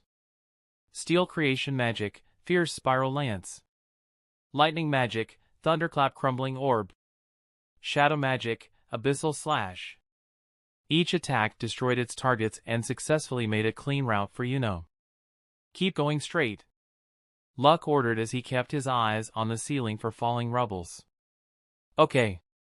After a few minutes later, a bigger rock began falling on us, which the three began doing their jobs on destroying it, but after its destruction, smaller rocks began falling down. Taking the opportunity, Noelle piped in and destroyed with her own magic. I managed to hit it, Noelle said with a hint of accomplishment. I whistled. You're doing well, Noelle. More coming. Got it. We continued making our way to the exit. As we were about to reach, many of us began thinking for Asta. We won't let. Luck grunted as he sent another, thunderclap crumbling orb, to falling rock. Asta die. Mimosa focused on healing Asta's abdomen. We'll save Asta, Noelle declared, shooting another water ball. Klaus grunted. We'll get out of here. Alive! Yelled loudly as he charged the arc toward the exit. The wind arc burst out of the dungeon with the help of Klaus' fierce spiral lance, while the dungeon itself collapsed completely. We made it out. Noelle cheered in relief. We did it, Mimosa added. That was fun. Luck chortled. What else? Only you would find it fun. I hissed as Mimosa slowly made a sling with her plants. Give me a break. Logan sighed in agreement. Honestly. Klaus nodded. We'll head over there, said, pointing a perfect place to land and disembark. Well, it went better than I thought. I guess. With the Diamond Mage warriors. In one of the corners, Lotus had managed to escape the dungeon with the help of the Clover magic knights. Man. We sure were lucky they created a path for us, Lotus said in relief, sitting on his smoking vehicle with his subordinate. He had grabbed Mars and managed to get a few treasure off the dungeon, and they had been secured in his vehicle. Because of this old man's ultimate trump card, Hermit's thick smoke, they never realized we were close by the whole time. The subordinates barely nodded in agreement as Lotus then glanced at the unconscious body of Mars. Anyway, thank goodness you're alive, he thought with a small smile. Well, let's go back home. With that, the Diamond Mage warriors made their way back to the Diamond Kingdom. While they returned, Mars continued sleeping and dreaming his past. Flashback. I'm sorry, Mars. A young female child apologized as she raised her hand at Mars. Fana. A younger version of Mars gasped in disbelief. I have no other choice. Please die. After a daring fight between two best friends, Mars went victorious, but at what cost? He had killed his best friend and she was bleeding out on his arms. Something he didn't wish to happen, but nothing could stop them. He shouted to the heavens, blaming them for his fate. Why? A small hand caressed his wounded cheek, surprising him. He looked down to see his friend healing his injury despite her own injuries. My wounds. If I didn't do that, you wouldn't have. She breathed softly, trying to gulp what air she could breathe in. Live, for the both of us. Fana. Mars sobbed before the last light of life escaped her eyes. Fanaya. Flashback end. Mars awoke from his slumber in surprise before noticing that he wasn't anymore in the dungeon but in a smoking vehicle. Oh? Are you awake, Mars? Mars turned to see his supposedly superior with a concerned face. Lotus. Great work back there. Thanks to you, I was able to get all this treasure, or what those Clover magic knights left behind. Geez, that kid had something surprising of a pouch, too bad that I couldn't get hold of that. Our research division would have loved to look at it. But well, we can do what we can. Now the people of our kingdom, as well as my daughters, will be able to eat delicious things. Lotus commented, focusing now at front. Mars looked up in nostalgia. I remember everything. Make sure you go see the world outside. For me, as well. Thana's voice echoed on his mind. Lotus. Mars called him, gaining his attention. You saved me. Thank you. Lotus paused, not believing what he just heard as he knew Mars being cold for his juniors and seniors. It amused him that this mission on the dungeon changed him much. Well, how about that? You can actually say things like that. Lotus said in amusement, stroking his goatee. With the Clover Magic Knights. We landed safely away from the dungeon and we disembarked the Ark before it disappeared. Luck and Logan helped Asta down and laid him down as Mimosa continued treating him. After a few minutes, Asta woke up. Everyone. He slurred. Asta. Said in relief. Asta. Noel was glad for him to be alive. Humph. Klaus adjusted his glasses. Asta-san. Mimosa sighed in relief. Hooray. Luck cheered. We're glad that you survived. Logan said softly. Hey, buddy, how do you feel? I asked. Asta tried to sit up but his wound still ached. Ow. I guess not so well. I divined with a chuckle. Humph. As long as you're okay, stupidsta. Noelle huffed, flustered of her action and looked aside, crossing her arms. You sure aren't honest, Noelle, like a true tsundere. I chuckled, poking at her. I'm not. It's unbelievable. Your recuperative ability is amazing. Mimosa said in awe. He's resilient, if nothing else. Sighed in agreement with me, nodding along. He's been beaten up all the time even since I trained with him. I supplied, getting surprising looks. He's yet to know how to wield a fight, but he learns diligently when he is motivated. What did you say, you two? I'm more than just resilient. Ow, ow, ow. Asta groaned after remembering that he was still injured. Dumbass. I deadpanned. I am so sorry. I didn't have enough magic to fully heal you. Mimosa apologized hastily. I just did what I could for now, so you probably shouldn't move. That also makes it to you. She referred to me. I'll live. I shrugged, my arm still attached on the makeshift plant sling. Surprising that Mimosa knew some first aid despite that she uses most of her magic in healing, didn't think she knew it. I can feel she added a few painkillers in her plants to subdue the pain. Not much, but I can't be picky. And no worries. You saved me. Thanks. Asta said gratefully. And no problem at all. Mimosa quickly rushed behind Noelle, all flustered. Really? The guys looked at her oddly and even Noelle was confused. I simply chuckled and shook my head. Noelle has a rival for her love to Asta. She'll have to work hard to get the knucklehead. Still, she'll have to work over Asta's love for Sister Lily. I thought you were going to die before I got to kill you. Luck said, like asking about the weather, boldly with his childish smile plastered on his face. I won't die. Ow, ow, ow, ow, ow. Asta groaned again. Not until I become the Wizard King. He said that while looking at Yuno. Not a chance.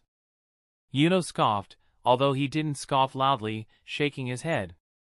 I'm the one who's going to be the Wizard King. Both of them shared sparks and grinned. That is until... Hup. Ow, ow, ow, ow. Asta received another doses of pain and placed a hand over Yuno's shoulder, trying to relax. Don't use my body as a crutch. Yuno said. What's the big deal? It's not like I'm hurting you. Asta complained. You two are bickering like children. I sighed, pinching the bridge of my nose. Although, yeah, they're children, but we need some comedy in our lives, right? You too. They stopped their bickering when they noticed Klaus making his way toward them. Klaus-senpai. Yuno wondered, a hint of confusion in his voice. I'm so. Nobody moved, nobody said anything, when we were attentive of Klaus. We, sans me, expected him to rant and scold them for their action, but none of them expected him to do the next thing. He embraced them. I quickly took out my camera and took pictures. Sorry. I'm so ashamed that I didn't acknowledge you just because you were peasants. Both of you are magnificent magic knights of the Clover Kingdom, he declared proudly. They were taken back for the action. Klaus-senpai, Yuno said softly. It would have been a perfect moment for comradeship, yada, yada, but we knew what was next when Yuno put an uncomfortable expression. Don't ask me how I know it. I've been living for 6 months with him and I get a few expressions, and expressed. You're suffocating us. Lord Four Eyes, it hurts. Asta looked worse than before as he spat blood. Luckily, I'm not there. That would have been too awkward. I don't have a problem now with Klaus, but I'm not usually comfortable with sudden hugs, except for Akira, but that's because I've known her since childhood. What? And Klaus was taken aback by their reaction. And after I just dash. Who knew you were such a good Four Eyes? Asta interrupted with no malice and sat down. Nero appeared. I don't know where she was since Mars round 2, flying over us and then perched on my shoulder surprisingly. Huh, I wondered where you went. I voiced out, caressing her head. Somehow she liked it and I wondered if the human version of her was happy or would promise vengeance after her curse breaks. What do you mean by that, you fool? Klaus shouted indignantly. You're just too serious, Klaus-san. Mimosa picked on him, giggling. Only if he was less serious, he would at least be popular. Logan added humorously, getting a sputter from their senior. Hey, Yuno-kun. Let's fight sometime. Luck challenged, getting in his personal bubble. No. Asta and I laughed at the quick reply. Hey, Noel. Asta began, pointing at the oh shit. Your clothes are all ripped up. Noelle consciously looked down to notice that she was left with a ragged boob window showing her chest and pink bra. Within an instant, Noelle covered herself and screamed. She rushed toward Asta and stomped over his abdomen, where he was injured. I noticed sideways that Klaus nosebleed and began wiping it with a handkerchief. Asta groaned painfully before passing out. Ah, he died/passed out. Luck and I said in unison but differently. Asta-san. Mimosa shouted, making her way toward the injured and heal him again. Oh! I couldn't help myself, stupidsta. Noelle apologized hastily and jumped off him. Wake up! Asta groaned groggily before returning to the land of living and looked at the girls. Noelle and Mimosa looked relieved before Noelle blushed and gave him a look. What are you staring at? She demanded softly before slapping him. Ow! Humph. Sighing, I took off my hoodie and gave it to her. Noelle, use this until we return. Logan blinked in surprise at seeing my body. While I'm average from the most of the people I know, I had been training more since I came here and I can attest that my body looked like a professional swimmer instead of a bodybuilder. Hey, legs day is important too. Looking down at my black tank top with the Black Bulls insignia on my chest, I wondered if there was a problem with it. Also, why was Logan blushing? Was he embarrassed that he isn't well developed than me?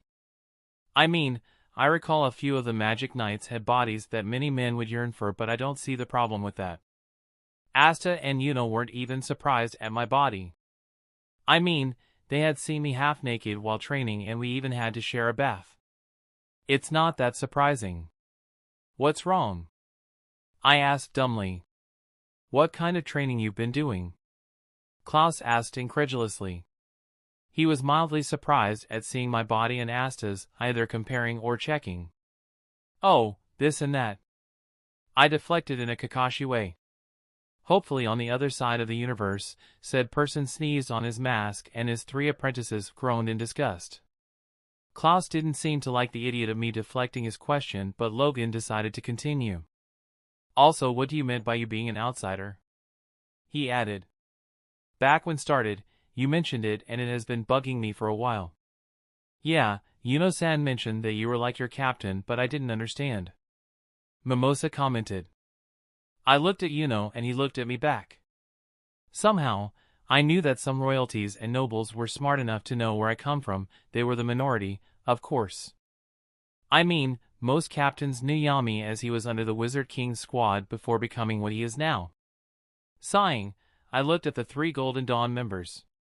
Look, what I'm about to tell you is only between us, and I mean that even your captain is off-limit unless I say so. The 3 Golden Dawn members weren't sure if hiding it from their captain was a good idea as Klaus expressed his concern. We cannot hide information if our captain asks us. Nodding in agreement, I knew why it would be a bad idea, but my identity is half-truth as I only shown 2 attributes and only few members of the Black Bulls knew about my full strength. Still, I won't able to hide it from the terrorist as back in the Saucy village one of them escaped and I'm not stupid enough to assume that he already told his boss. And I even knew who the boss was before it was even revealed. Still, I can trust them for the time being. Alright, but not telling unless it is only your captain if he wishes to know. I don't plan for the others to know about me unless I make a spectacle for them. I grinned cheekily. On that, the 3 agreed. So here is what it is, I'm a foreigner like my captain and I know how to use magic. Well, I learned it but it was hard. He did have his struggles. Yuno piped in. Yeah, there were times that got hilarious. Asta chided. Shut it, peanut gallery. I hissed, ignoring the quick jabs. Anyways, long story short, they found me at the outskirt of Hage village and I've been living there for 6 months giving help and training before entering the Magic Knight's entrance exam and the rest is history. Amazing! Mimosa said in awe. What about your magic then? Logan asked.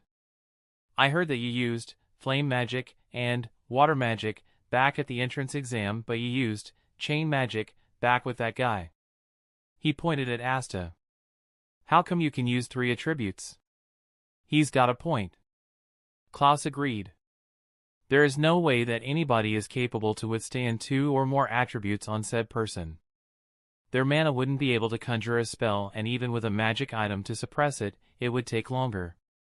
The Diamond Kingdom found a way to do it, but that is such an atrocious experiment that the Clover Kingdom wouldn't dare to use. If they were desperate and losing. I internally added before shrugging. Yeah, but I'm a special case which I don't want to give a long explanation because even I don't know much. I replied.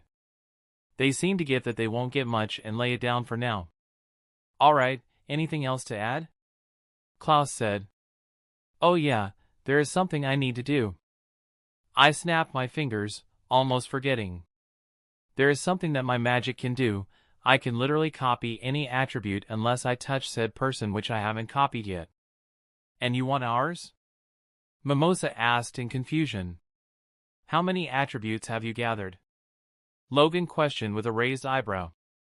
I frowned and started counting on my head. If I count Lux, lightning magic, and that diamond wizard's crystal magic that I got today, about 13 attributes in total. The 3 looked at me in variant shock from widened eyes, gasps, and dropped jaws. TTH 13? Logan gasped in shock.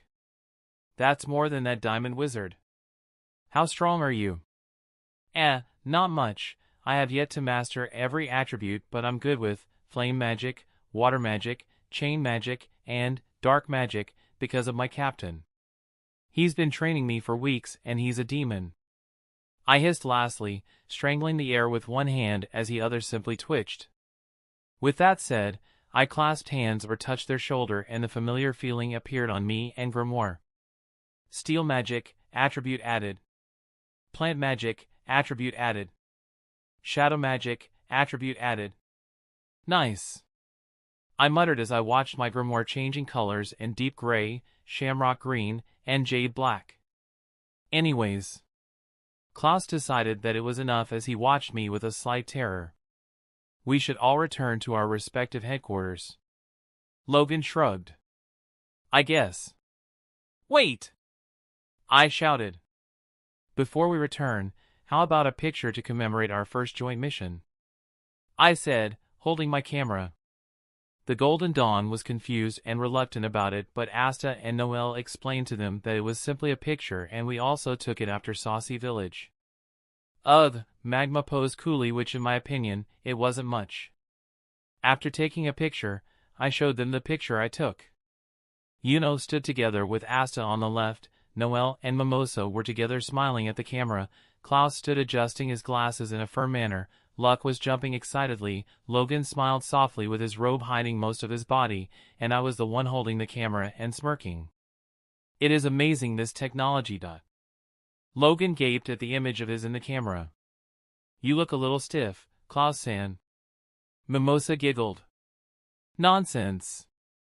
It is how a magic knight of the Golden Dawn should act. Klaus declared proudly. Well, it has been a long day, so let's just go back. Logan sighed wearily, grabbing his broomstick. Mind if I help? I asked, grabbing my grimoire. Do you have enough strength for a spell? Mimosa asked in concern. Yeah, you barely handled against that diamond wizard on your own, and look at yourself. You can barely stand up. Logan stated. I looked at my arm and then at them. This is just a flesh wound. I quoted with a smirk. Your arm looks twisted and you may have broken a joint or ligament, and you say it is just a flesh wound? Noel raged incredulously. Blinking in surprise, I simply nodded. Yeah, that may be so. Dumbass. She relented on kicking me on the guts, and I hadn't expected that. Oof. Noel. Mimosa gasped before healing me again. It's so worth it. I grumbled, getting up from the ground and patting the dust off. Anyway, let's get to our respective headquarters and rest. I'm going to need someone to check on this before I say something which will make somebody attack me. Opening my grimoire, it shone cloud gray in a hand placed at an empty zone as I focused strongly to the place I wanted to appear. Spatial magic, Janus door. While ignoring the sputters of the Golden Dawn of me having, spatial magic, a door frame from on the air with a door handle. Ladies first? I offered as I opened the door at the side of the familiar city of Kika Town appeared. What's with this magic? Logan asked, appraising the door frame in intrigue. Well, Janus door is a spatial magic spell I've been training because apart from it is dangerous for who uses it, the door itself can teleport randomly, so if I don't focus, I might be opening a door from anywhere. You had an accident? Luck asked curiously. I tried to train at the Black Bull's HQ alone and there were times that I didn't know where I was, although I blushed at the recollection of teleporting at Vanessa's room. Luckily, she wasn't there, but the smell of alcohol and the very familiar undergarments on the floor was a giveaway. Anyway, I should focus on where I want to be, and the door opens. The place is in Kika Town, just close to where we've been before. I didn't want to tell them about the black market yet. With that said, we returned to the town safe and sound. There weren't many people as it was about to darken, and many citizens returned to their respective houses. The Golden Dawn and Black Bull's members stood in the middle of the road with few people gazing at us for our state. Say, I gotta ask, why trust us with this? Logan inquired. Well, I can trust you three to keep your mouths shut as your Yuno's teammates and in Mimosa's case, Noel's cousin. I replied with a shrug. Don't take me wrong, I don't have any malice on you or Klaus, but let's say that my view on the Golden Dawn isn't like most people see in your group. Raising an eyebrow, Klaus continued. What do you mean? Look, you guys heard that Yuno and I were only the people to be chosen to be from all squads of the kingdom, right? At their nods, I continued. But there are 3 squads that I'm not going to choose despite its high and grand opinion. Which are? Mimosa asked warily. The Purple Orcus, the Silver Eagles, and the Golden Dawn, those 3 squads are the ones that I can't stand with. I responded coldly, surprising the 3 of them. Had the Black Bulls not chosen me, I would have gone to the Crimson Lion Kings as my second choice. Not even the Silver Eagles or the Golden Dawn would be my neither third nor fourth choice. WH what? Klaus looked baffled. Sighing, I lay them off. Look, I don't have any problem with you guys. But you know that most royals and nobles had this holier-than-thou attitude, and that pisses me off. I looked at Klaus and pointing at Mimosa and Logan. While we started off with the wrong foot, you can understand if given chance. They, on the other hand, are gentle people that don't give the fuck off vibe like many royals and nobles do. I motioned to the other two Golden Dawn members.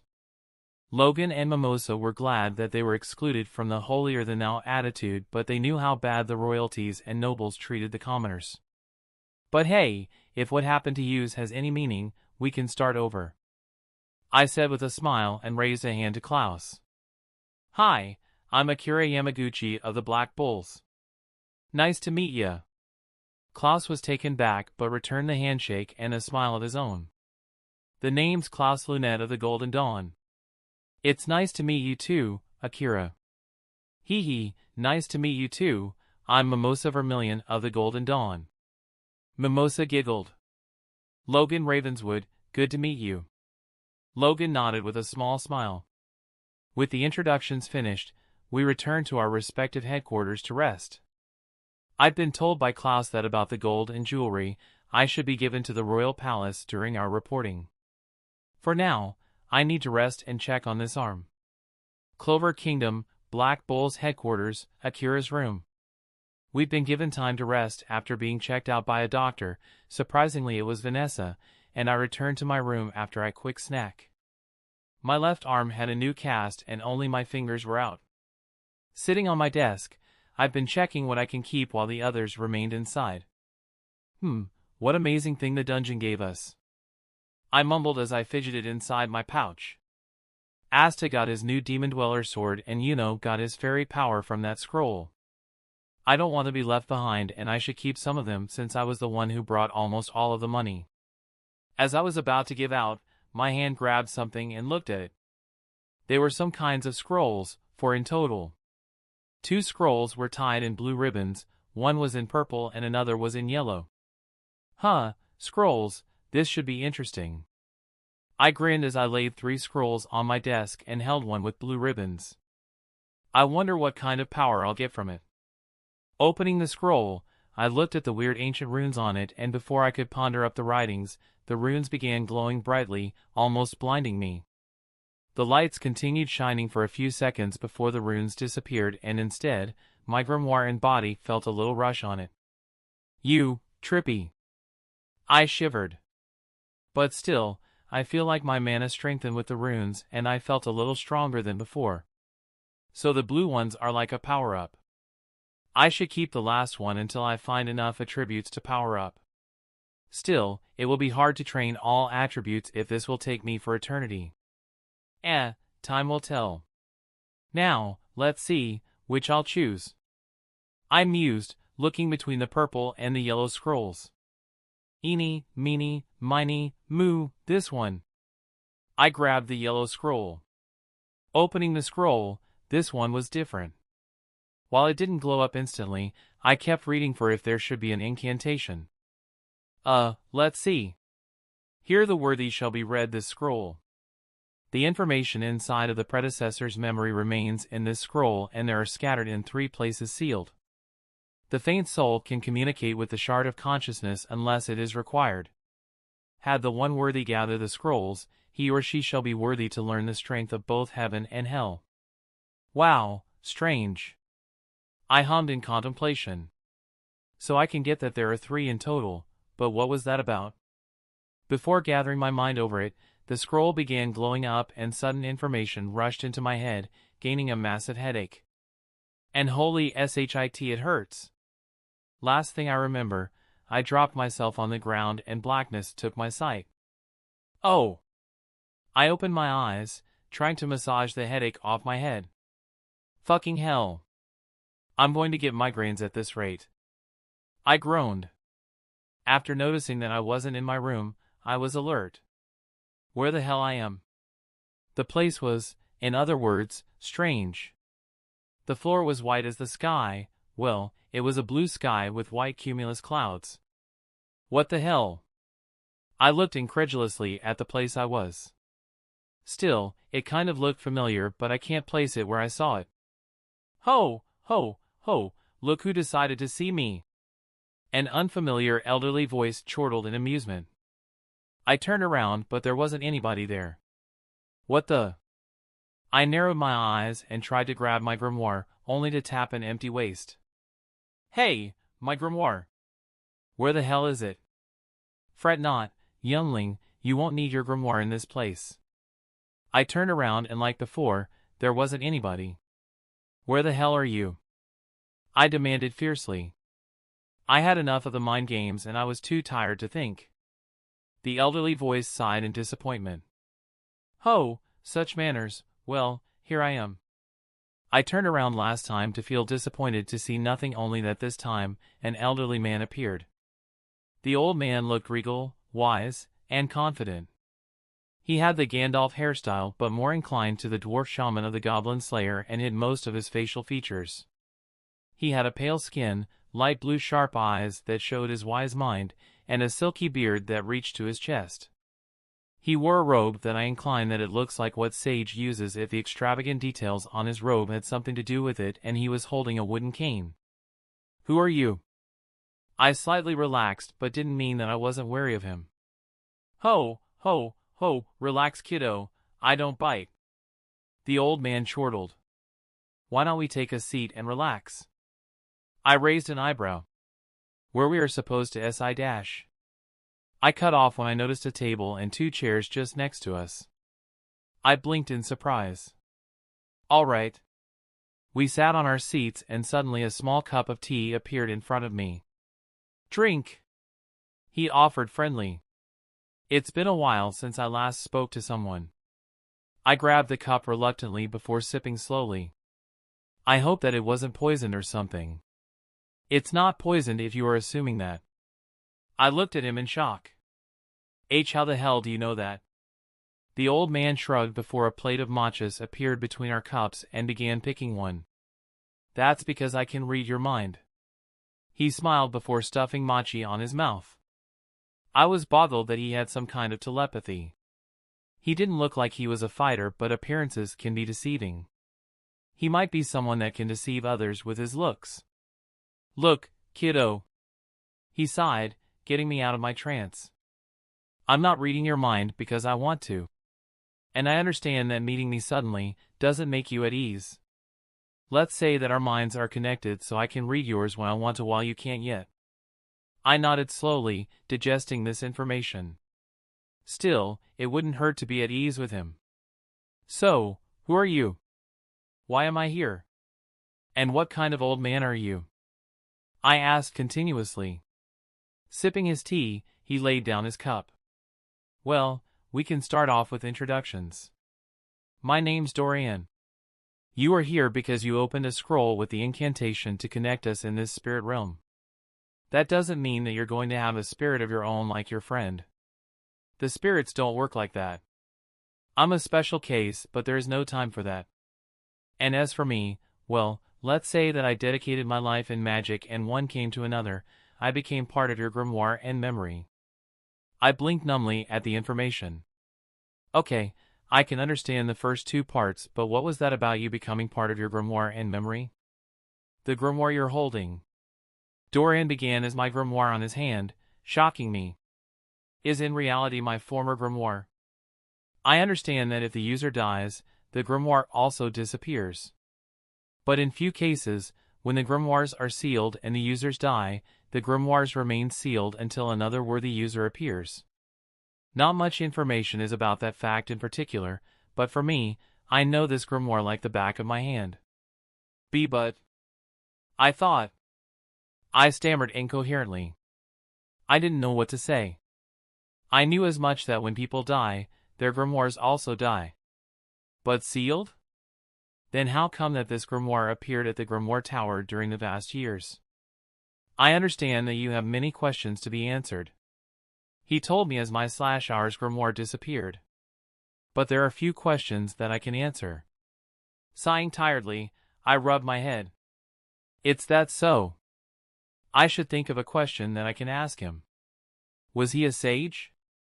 Yeah, obviously, with the outfit he was wearing, and he is or was the master of my grimoire, so he should know more than me.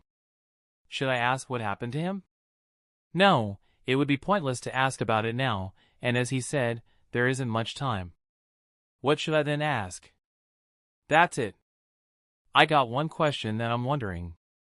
Raising an eyebrow, Dorian seemed intrigued at my question. Oh? And what is it, young lad? Breathe in. Breathe out. You can do it. What's my relationship with this world? His eyes widened slightly and an amused grin spread his lips. Ah, yes, that's the question you're wondering. Well, I don't want to tell you dash. I know your history and how you came, boy. He interrupted. Eh? You can also see my memories? I asked incredulously. Dorian simply shrugged. Not much to do here. You weren't waking up and I was bored out of my mind. And since our minds were connected, I took a peek on it, nothing harmful, of course, just where you come from. I deflated at how Dorian looked cool to easygoing. Man, you're not so cool. I grumbled. He shrugged, sipping calmly his tea. I won't be offended on that. In any case, since you know where I come from, I heard that I was related to this place, but until now, I don't know where am I related. Am I Japanese? Or am I from here? It doesn't make any sense. I ranted on confusedly. The air stilled calmly as Dorian laid his cup down. His face contorted in a thoughtful manner, either trying to word it out better or so. Well, that is something you'll come across in the future. He hummed calmly. I frowned at that. That doesn't explain much. But, I can tell you where the other two scrolls will be. My eyes widened in surprise. Really? I read the scroll saying that there were 3 in total. One was in the dungeon, but the other 2, I don't have the faintest idea of where they would be. And how do you know that? He nodded in affirmation. That is a good question. The reason behind I was the one who scattered those scrolls. I gaped in shock. He was the one who made those scrolls? Why? I was about to speak before he raised his hand to stop me. Before you say anything, the reason I made these scrolls was because I knew what was going to happen. My fears came true when that horrendous day occurred and my people were subjugated because of it. Before it happened, I had a vision months ago and I decided to hide this vision and work on the shadows. I dedicated to create these scrolls for something I intended to do. I remained quiet hearing the story. I didn't know what he was talking about. But the day he speaks, the sorrow, the despair, the regret, it was important for me to hear it. After that fateful day, I sent those scrolls away. 2 of them I knew where they were, but one of them I placed it on the dungeon. I placed my memory and wisdom inside for that one day, that man or woman would take the scroll and read it. And that is how we are today. To think I read that scroll out of an eeny, meeny, miny, moo decision. Still, I can tell you where the other 2 are. Dorian continued. Yes, I would like to know more. I nodded. The other 2 scrolls that I had hidden are in the underwater temple and the witch's forest. He stated, surprising me completely. I mean, holy hell, how come that old man knows about those 2 places? I understand your surprise. Oh yeah, he can still read my mind. But back then, few people knew about them and I had 2 friends in those places. I gave them to protect the scrolls until you arrive. Well, while I'm surprised that you knew those places, how can I get those scrolls before they get hostile? I inquired, completely sure that if I ask them about the scrolls, they'll demand on how I knew about that. Worse of it, they'll threaten the others to tell them. I'm not so stupid to ignore that possibility. That is a possibility. Dorian hummed in agreement. I haven't seen them in decades or so, and there is a possibility that they had died with the promise to their graves. That's not reassuring at all. I deadpanned. Still, there might be a possibility that they had told to their descendants about it. Dorian mused, stroking his long beard. If the chance that they had told them, tell them this, for the underwater temple, the code is goldfish. And for the witch's forest, the code is blood moon. Tell them this, and they'll know about it. What's that supposed to mean, old man? I grunted confusedly, crossing my arms under my chest.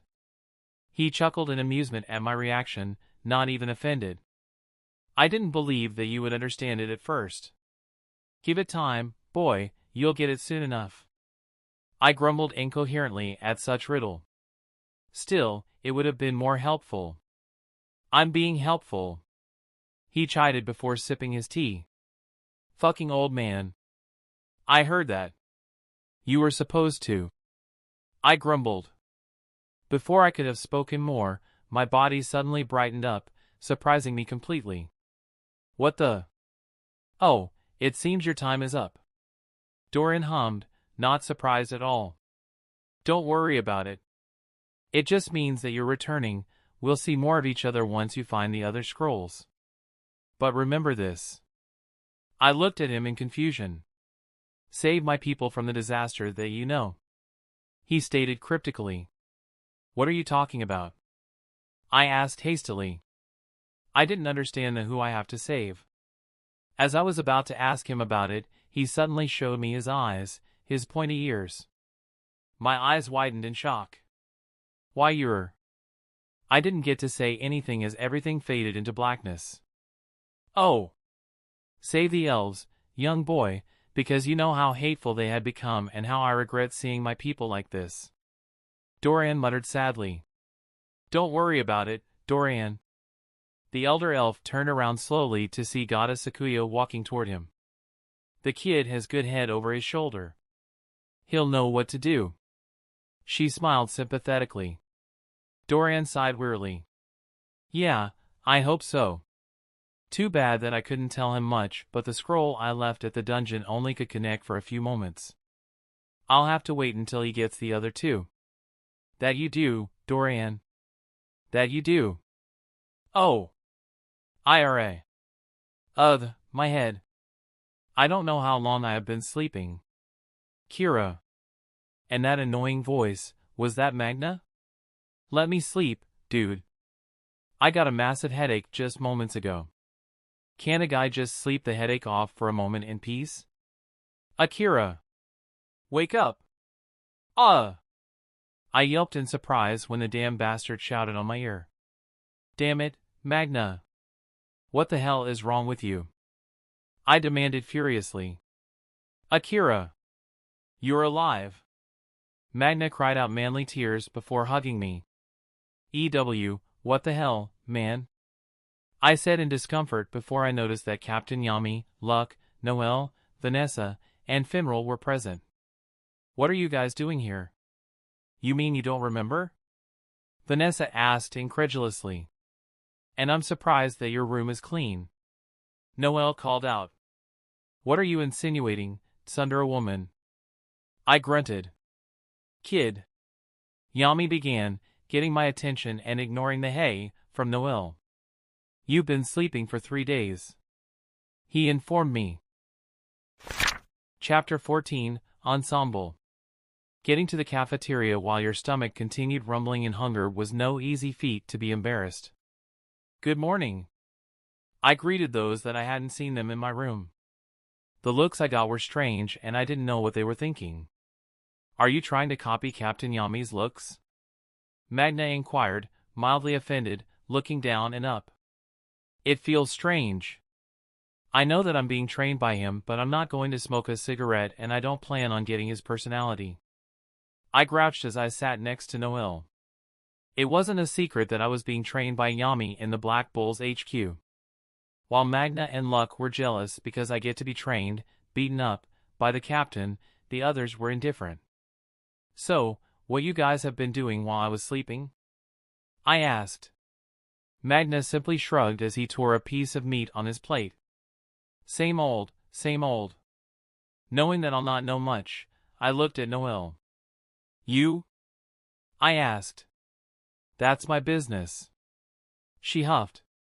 Right. I sighed. Are we going to do something?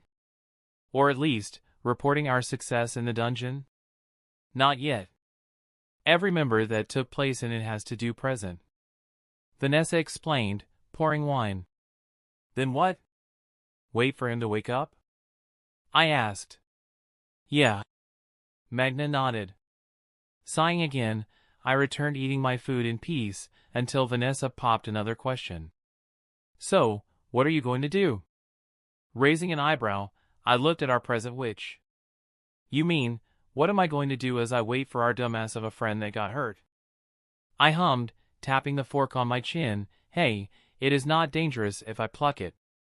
Well, I could go buy something for the kids at Hage. They do have enough food, but not all food from the common realm goes to the Forsaken realm. That is a great idea. Vanessa agreed, sipping her wine. And why don't we fight right now? Luck suggested childishly. I looked at him with "Are you serious?" expression. Are you out of your mind? I haven't yet recovered from that headache and you want me to fight you? Yeah. Luck answered without hesitation. Thud! My head met the table as the dishes quivered. Fuck my life. Just leave him be. It's not like he's going to die during his free time. Magna said. Thank you for your words, Magna. But that doesn't mean you're out of the hook yet. Still, take the days off until Shrimpsta wakes up.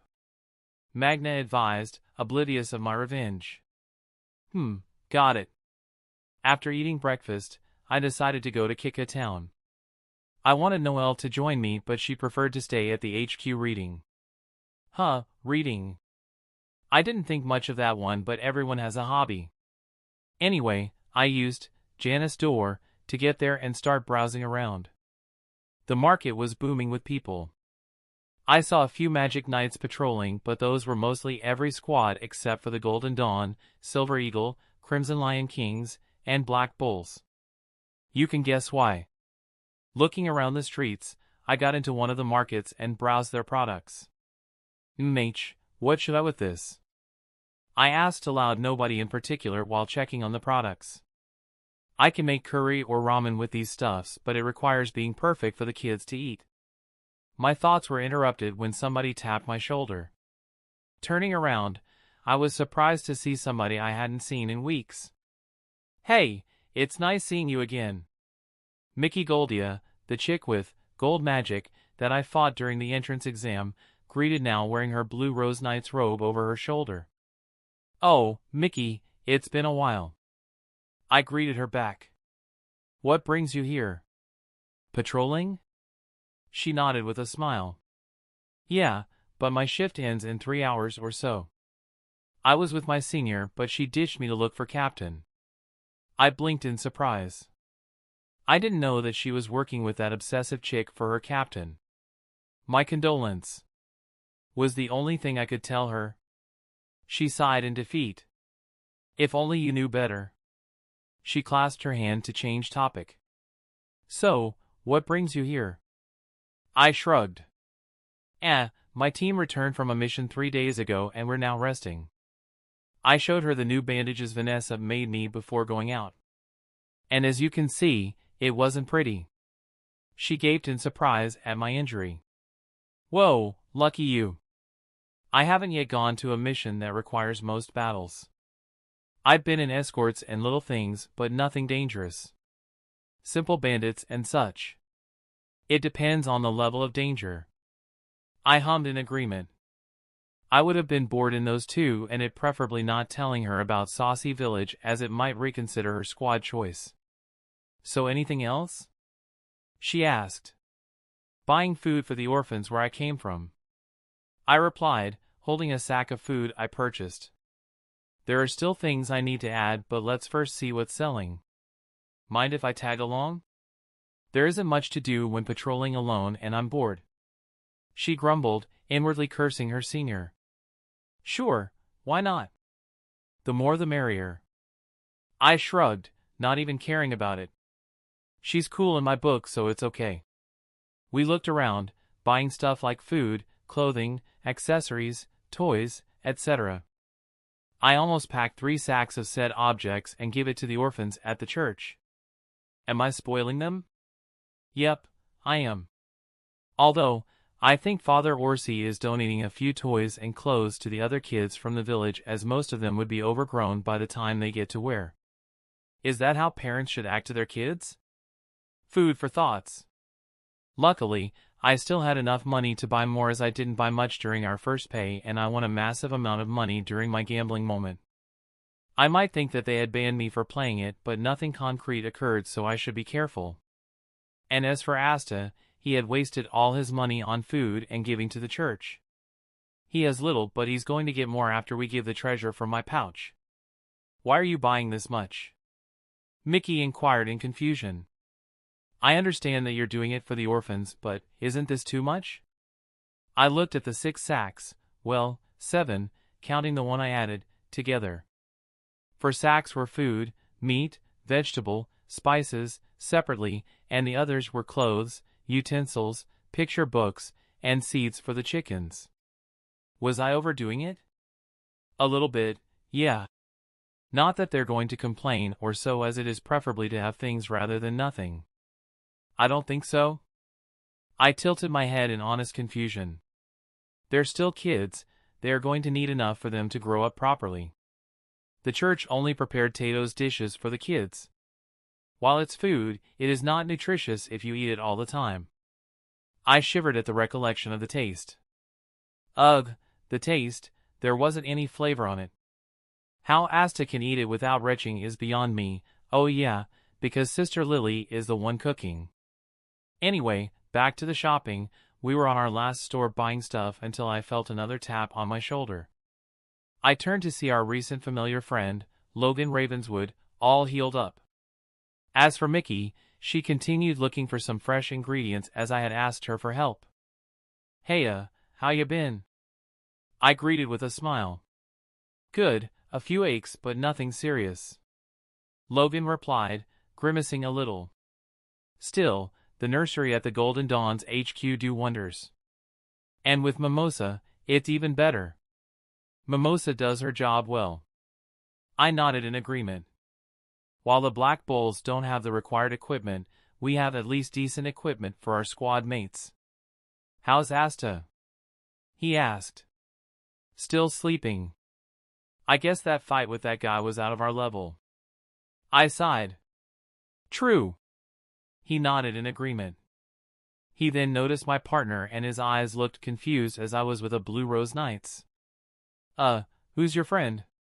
Just on cue, Mickey leaned back, noticing that somebody was talking about her, and looked at Logan.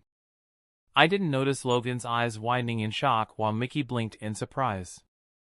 I looked at both of them, wondering what the hell was going on. Did I miss something?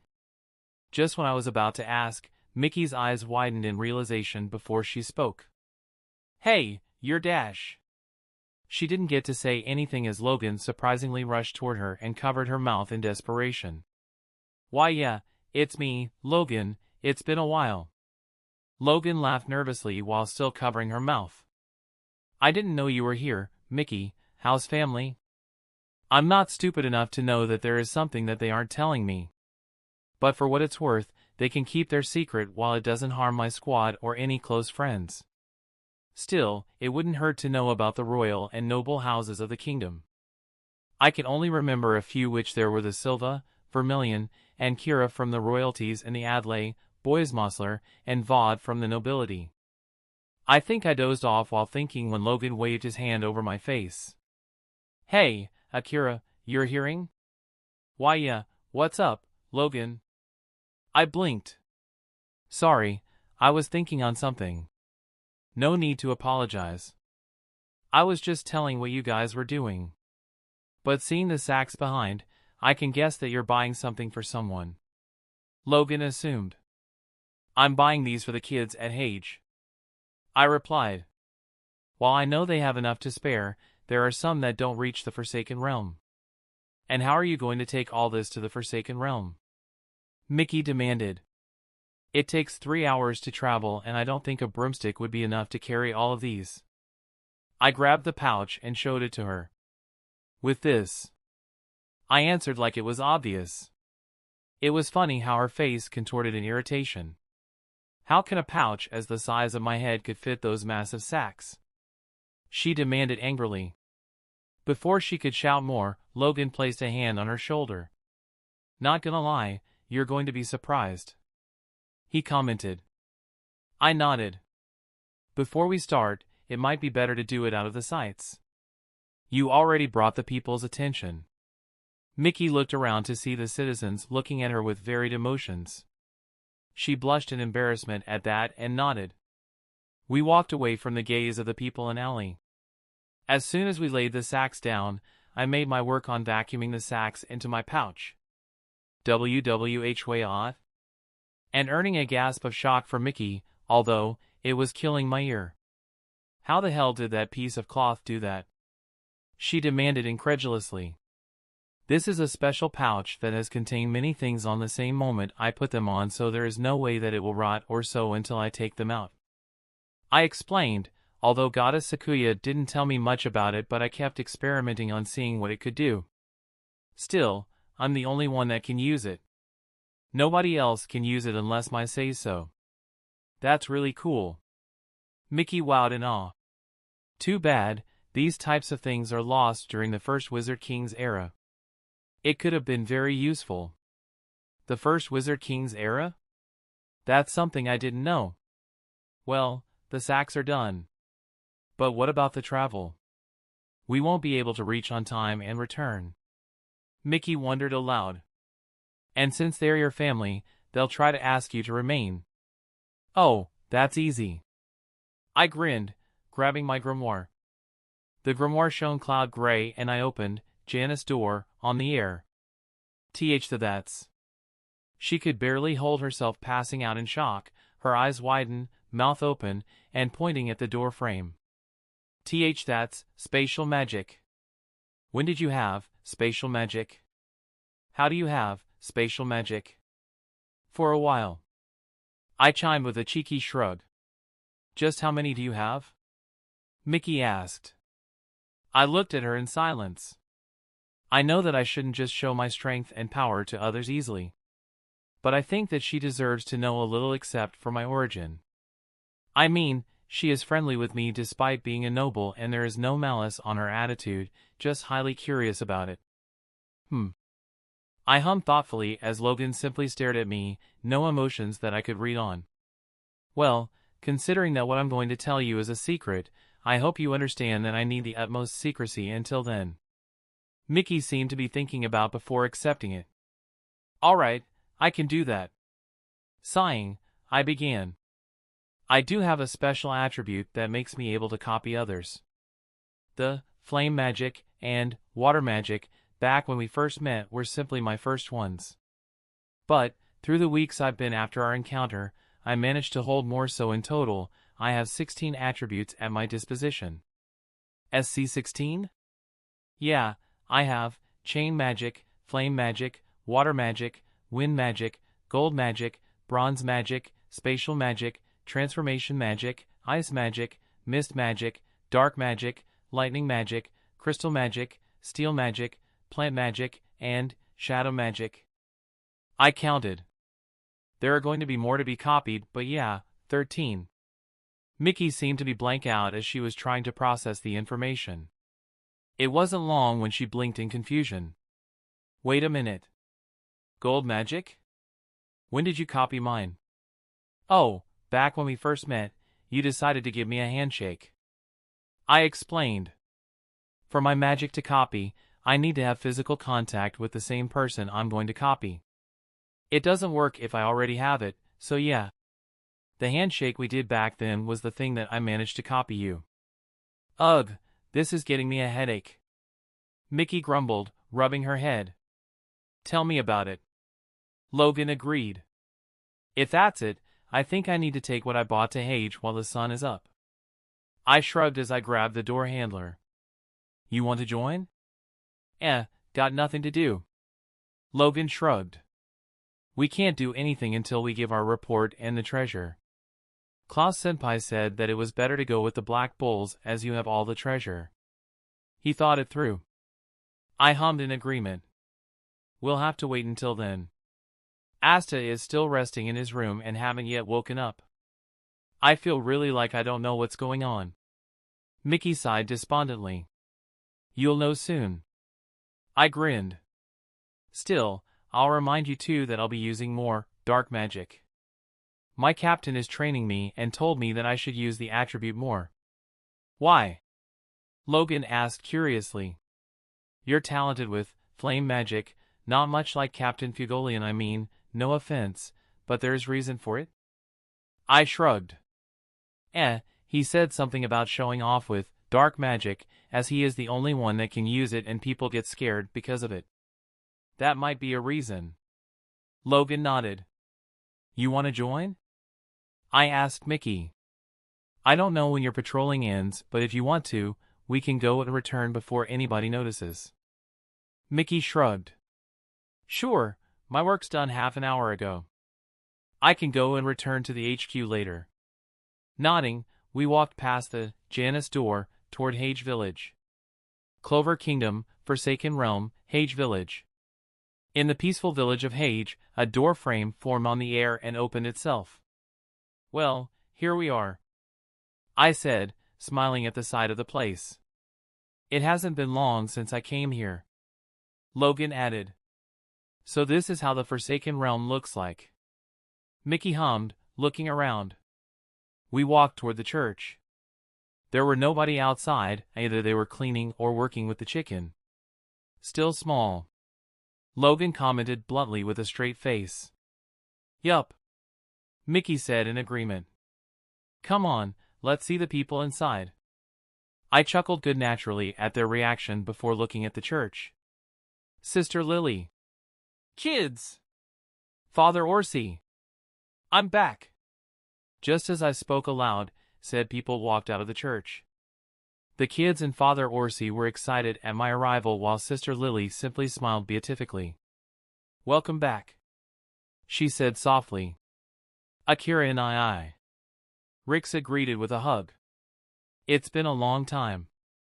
You've grown a little, Rixa. You'll soon pass Asta. I laughed, patting the mane of her hair. While I was with the kids, Mickey and Logan were smiling at the sight of me with the orphans. Oh, you seem new. Sister Lily greeted the newcomer. I'm Sister Lily and welcome back, Ravenswood-san. Logan waved dismissively. Please, just call me Logan. Formalities are for special occasions and that's for my father. I'm Mickey Goldia, Magic Knight of the Blue Rose Knights. Mickey introduced friendly. Nice to meet you, sister. Likewise. Sister Lily smiled. Nay, Akira and I, what brings you here? Nash asked. I came here to give you some gifts, I announced, earning cheers from the kids. You've done too much for us, Akira. I don't know how to return the favor. Father Orsi said. Don't worry about it. It's the least I could do when you let me stay. I waved dismissively before grabbing my pouch. Here we go. The pouch vomited the sacks I bought before and were laid on the ground. The kids immediately went to check on them curiously of what I brought. I brought food, clothes, toys, spices, food for the chickens, vegetables, picture books, and other things inside. I pointed at the sacks with my thumb. As there weren't things that can come to the Forsaken Realm, I bought them and came with them to give it to you. Thanks, Akira and I. Arura thanked me. Thanks! Hollow agreed. Anytime. I patted both of them on their heads. There wasn't any reaction as before, so they hadn't yet developed an attribute. Maybe kids under the age of 6 are not allowed to be copied or so. How do you know them? Mickey asked Logan. We escorted Celine to Heart Pass to the Heart Kingdom as bodyguards. Logan told her. But that was a lie to target Yuno, as he had already gotten a group of bandits to attack him. At the end, they were arrested, the Hapchas family included, and all of their assets were confiscated. I heard about him, Mickey said. Isn't that guy that lost to that 4-leaf during the Magic Knight's entrance exam? I saw him getting beaten with a tornado. Yup, that's him, I affirmed. What an idiot to think that with the help of his dear daddy could rid Yuno. In the end, it backfired on them completely. "Oh, Akira, would you mind staying with us? You could tell the kids a few stories." Father Orsi offered. I don't know," I mumbled, crossing my arms. "What's with the bandages?" Nash pointed out. "Oh, this?" I said, showing my bandaged arm. "Just something that happened 3 days ago. We went to a joint mission inside a dungeon." Logan told them, which got the kids more riled up to know more. "Really? Tell us more." The kids pestered me as I glared accusatory at Logan. "Thank you very much, Logan," I grunted sarcastically. Logan sent me a cheeky grin, not even feeling bad about it. "You're welcome." Shaking my head, my attention went to the kids. Well, first off, it was just another day at the Black Bulls HQ with most of us doing nothing. Well, Asta kept training as always, but you guys know how he is. The kids nodded in agreement as Logan chuckled softly, thinking about that image. Well, we were also naming the new anti-bird that somehow got to live on Asta's hair like her nest. And yes, Rixa, the anti-bird is female. I want to see it. We'll try to visit more often, but I cannot promise, I assured them. So on, I continued telling them about the dungeon, how our senior left us, the meeting between the Golden Dawn and the Black Bulls, which Logan affirmed, how Asta challenged the Golden Dawn on who would reach the treasure chamber first, which the kids laughed in amusement, how we encountered a diamond mage warrior. "What's a mage warrior?" Rixa asked, raising her hand. I paused at that, trying to think on an answer. I didn't know exactly the terms that are used in the other kingdoms. The Clover uses the term magic knight, but I just named the diamonds the mage warriors as most of them are warmongers. I don't know what the other uses or how the diamonds are termed. Before I could tell them that I didn't know, Mickey beat me to it. As you kids might know, the Clover Kingdom has the magic knights, right? She explained as the kids nodded. As for our allied neighbor, the Heart Kingdom has mage guards. Mage guards? That sounds cool, although I don't have any idea of them at all. I only recall them being our ally, but that's it. I hope to meet them. As for our enemies, the Diamond Kingdom is composed of mage soldiers. They're strictly militarists, so they are different from us. Mage warrior sounds better. Mage soldiers will do. And last I heard, the Spade Kingdom has a group of mage acolytes. I do not know much of them, as the original royal family was taken down and replaced. Mage acolytes, it sounds eerie. I don't want to even meet them, thank you very much. Anyway, what happened next? Rixa urged me to continue. We met a mage soldier with smoke magic that was fighting with our senior that left us behind. He was strong because he knew how to weaken us, but thanks to our teamwork, we defeated him. I grinned. Did you manage to copy his attribute? Nash asked. I shook my head. Unfortunately, he managed to escape before we could catch him. He managed to grab his subordinates and escape. What about the Golden Dawn? Rixa asked. Wouldn't they have reached the treasure chamber first? Before I could answer her, we heard Logan chuckling.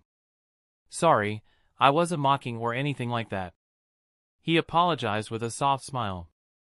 We, the Golden Dawn, did reach the treasure chamber before the Black Bulls could do, but we encountered another mage soldier and we started fighting. He looked down, shamefully recalling how he had been. Well, my comrades and Yuno did. I was taken out before I could do something.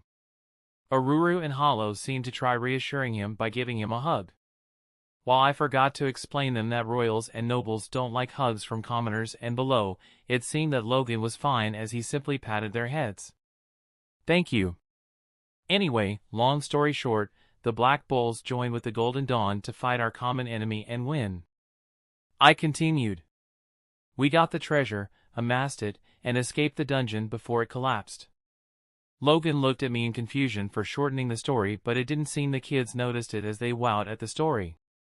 I noticed Logan frowning at me, and I assumed that he was going to ask me later. Alright, thanks, Akira, for you telling us a story for the kids. Father Orsi said. Oh yeah, he and Sister Lily were present. The kids have to return to the church for lunch. Mind if you want to have lunch with us? I shook my head. Although I would like to, I have to return to the Black Bull's HQ. Asta's still sleeping after our mission and I have to see if I can make something liquid for him to digest. Oh, Asta, you have grown so much. Father Orsi bawled on his sleeves. And he's back. For a moment I thought that he was much different when he's with the kids. After helping them with taking the sacks inside, we were about to return when Mickey interrupted. Hey, before we leave, can we go and see the demon skull? Mickey asked. I heard that the first Wizard King fought that demon and the remains were around here. I smirked. Sure, I sometimes go there and see it. It's breathtaking no matter how many times I go there. Opening a Janus door, we were now standing at top of the demon skull. It was hard at first climbing up to the demon skull. I can't even count how many times I have fallen with both hands. I had to improvise with having Yuno blowing me up with his magic. The landing was as painful as the climbing. Whoa, I can see much from here. Mickey breathed out in awe. That's... Logan breathed out as we stared at the statue of the first Wizard King, Lemuel Silvermillion. I watched passively at the statue. How you ended up like this, waiting for 5 centuries, because of that demon. I clenched my fists in fury. I promise you that I'll destroy that demon before he becomes a nuisance. I vow with my soul. That's the first Wizard King. Mickey mumbled in awe. To think that 5 centuries had passed. He was the strongest wizard and defeated the demon. And we're protecting the kingdom on his place. Logan said. Yeah, we'll have to protect the kingdom he was enamored with. I chuckled. I might be a foreigner, but... I paused, watching at the statue's eyes. For some reason, it brought my attention to him. Not as a reader through a piece of paper, but more. Anyway, I think I made my point. Logan nodded and Mickey seemed to frown in confusion. We watched her in confusion at what she was doing. She looked at the statue and then at me. Raising an eyebrow, I wondered what was with her. But she simply sighed and smiled. It's nothing, she declared. I looked at Logan and he looked at me. Both of us were confused at her, but it seemed that we had better things to do than going to that thoughts. All right. I shrugged as I opened another, Janus door, to Kika Town. Clover Kingdom, Common Realm, Kika Town. We were now walking around until we stopped in a cafe. Logan had urged me to speak with me about something which I knew what was going to be, and Mickey simply tagged along. We grabbed a table away from the ears of the citizens and bought beverages for ourselves. So, what do you want to speak about? I asked coolly, sipping my drink. Why did you shorten the story? Logan said, straight to the point, frowning. I know you could cover a few parts, but it wasn't necessary. They're kids, Logan. I told him sternly. They might want to become magic knights, maybe not. But I'm not going to tell them how fucked up we were about to be because of a mage soldier and a fucked up experiment which turned into him. I might be a foreigner, but even I know experimenting with children is evil. So I'll cover as much as I want, only to protect their innocence. We stared at each other with no much malice, but there was a tension that even Mickey could feel it. She was at the moment drinking calmly while looking away as she didn't want to participate on it. Oh! Mickey Goldia was at the moment, thinking. She was curious about the demon skull that was in Hage village. She was in awe at the size of the demon and the statue of the first Wizard King. That was something a noble like her didn't expect to see, as most of them would say that going to the Forsaken Realm was a waste of time and such nobility as herself should go. Like she gives a shit about those old farts, they can shove that ego to their asses for all she cares. The only reason she and her family were nobles was because of their gold magic. Had it been other attribute, she would have been free from the responsibilities.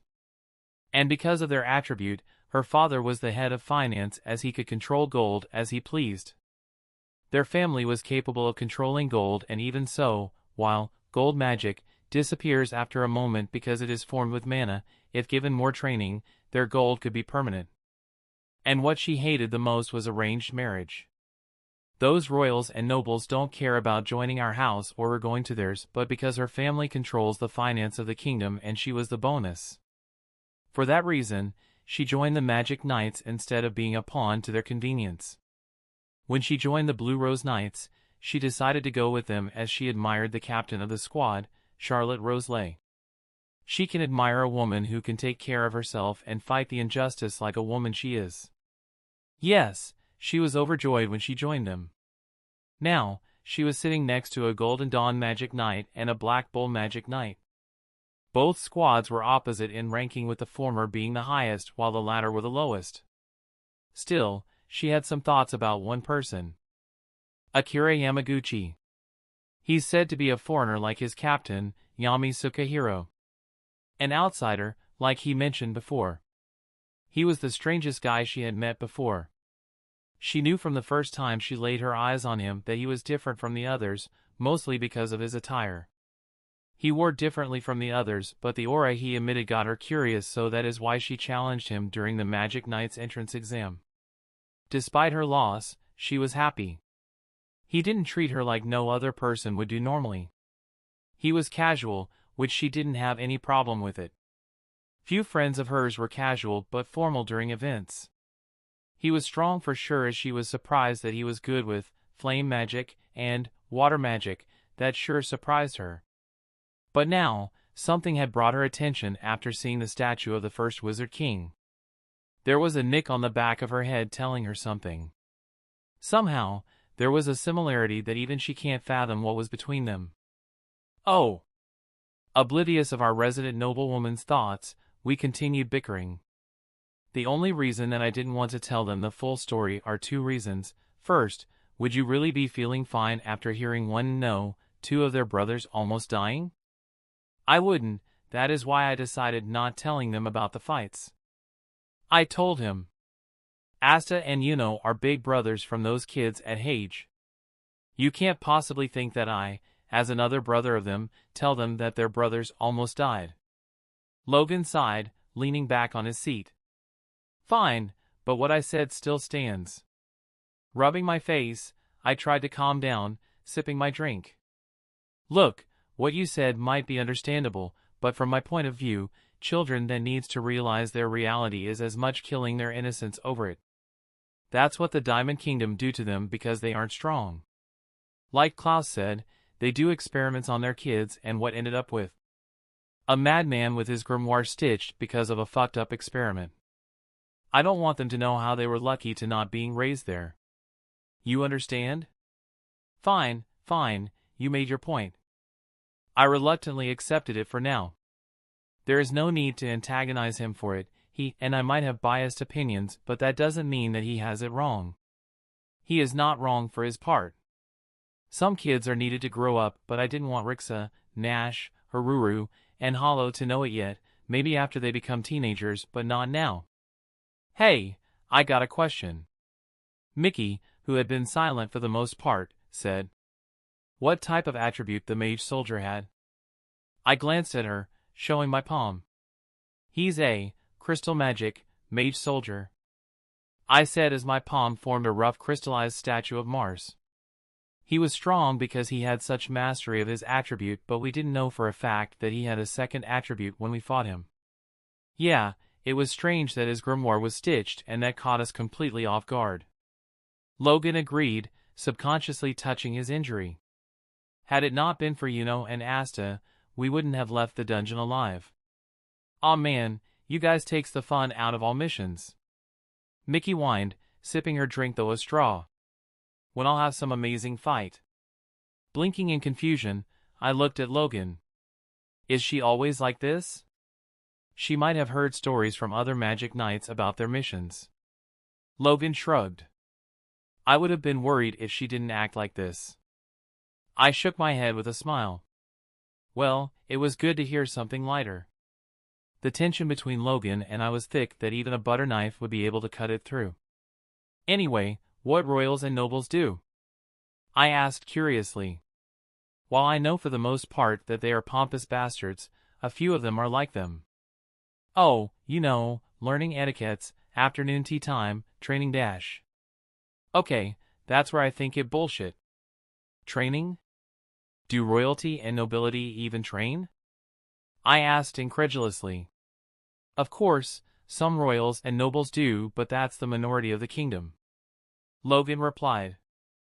I, for one, do train, but I'm mostly alone as shadow magic is preferably to work with shades. I've been in a few before and after we fought. Mickey told me. I go over there when I have the time, but I rarely go there because of someone. She muttered venomously the last part, which confused me completely. Did she have somebody that hates? I mean, it's normal for some people that have a rival or an enemy. Asta has and he will soon have another. For me, I had rivals before, but I ended up fighting them fairly or even behind the building with a few friends of theirs which were mostly hostile. They stopped once I showed them our difference in strength. I noticed that Mickey was eyeing me like she was thinking something. There was a glint that was being from calculative to mischievous. That doesn't sound good. Hey! She began cheerfully, which my spine suddenly felt a chill and dread. Mind if you want to see the royal and noble training ground? Her face doesn't even assure me that it was simply giving me a tour, but something else. While I'm interested to see the training ground, she was saying, her face says otherwise. I glanced at Logan, and even he was confused at the way a sweat drop formed at the side of his head said something. He also felt the same way. But my curiosity of seeing the training ground is starting to bubble up. Not many places in the noble realm are shown in the series, and even if I don't accept her offer, my curiosity would start eating my brain away. What to do, what to choose? Fine, let's go. I sighed in defeat. I still have time before Yami's training, and if I'm late, I'll blame her. Great! She chirped joyfully as she laid her pay and left the store. Come on, we don't have all day. With that, she left the store, leaving the two of us dreading what she was planning. You have no idea what she planned, right? I asked numbly. Nope. I'm not going to like it, right? Yep. Indeed. /N, this part is something that most readers had requested to me. So please enjoy.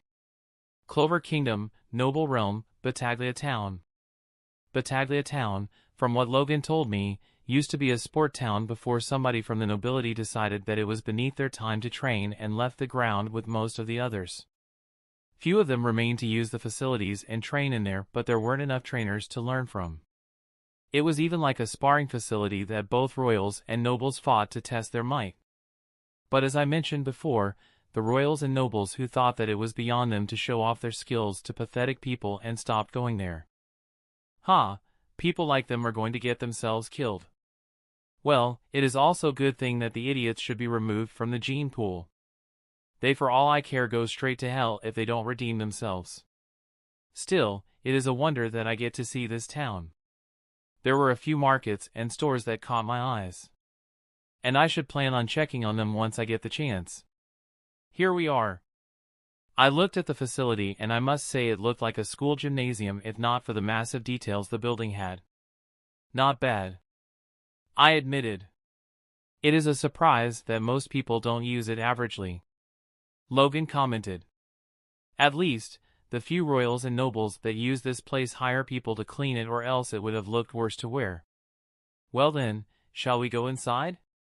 Mickey urged me to enter as Logan followed behind. Hey, what's the hurry? I asked, my feet dragging dust while Mickey continued pushing my back.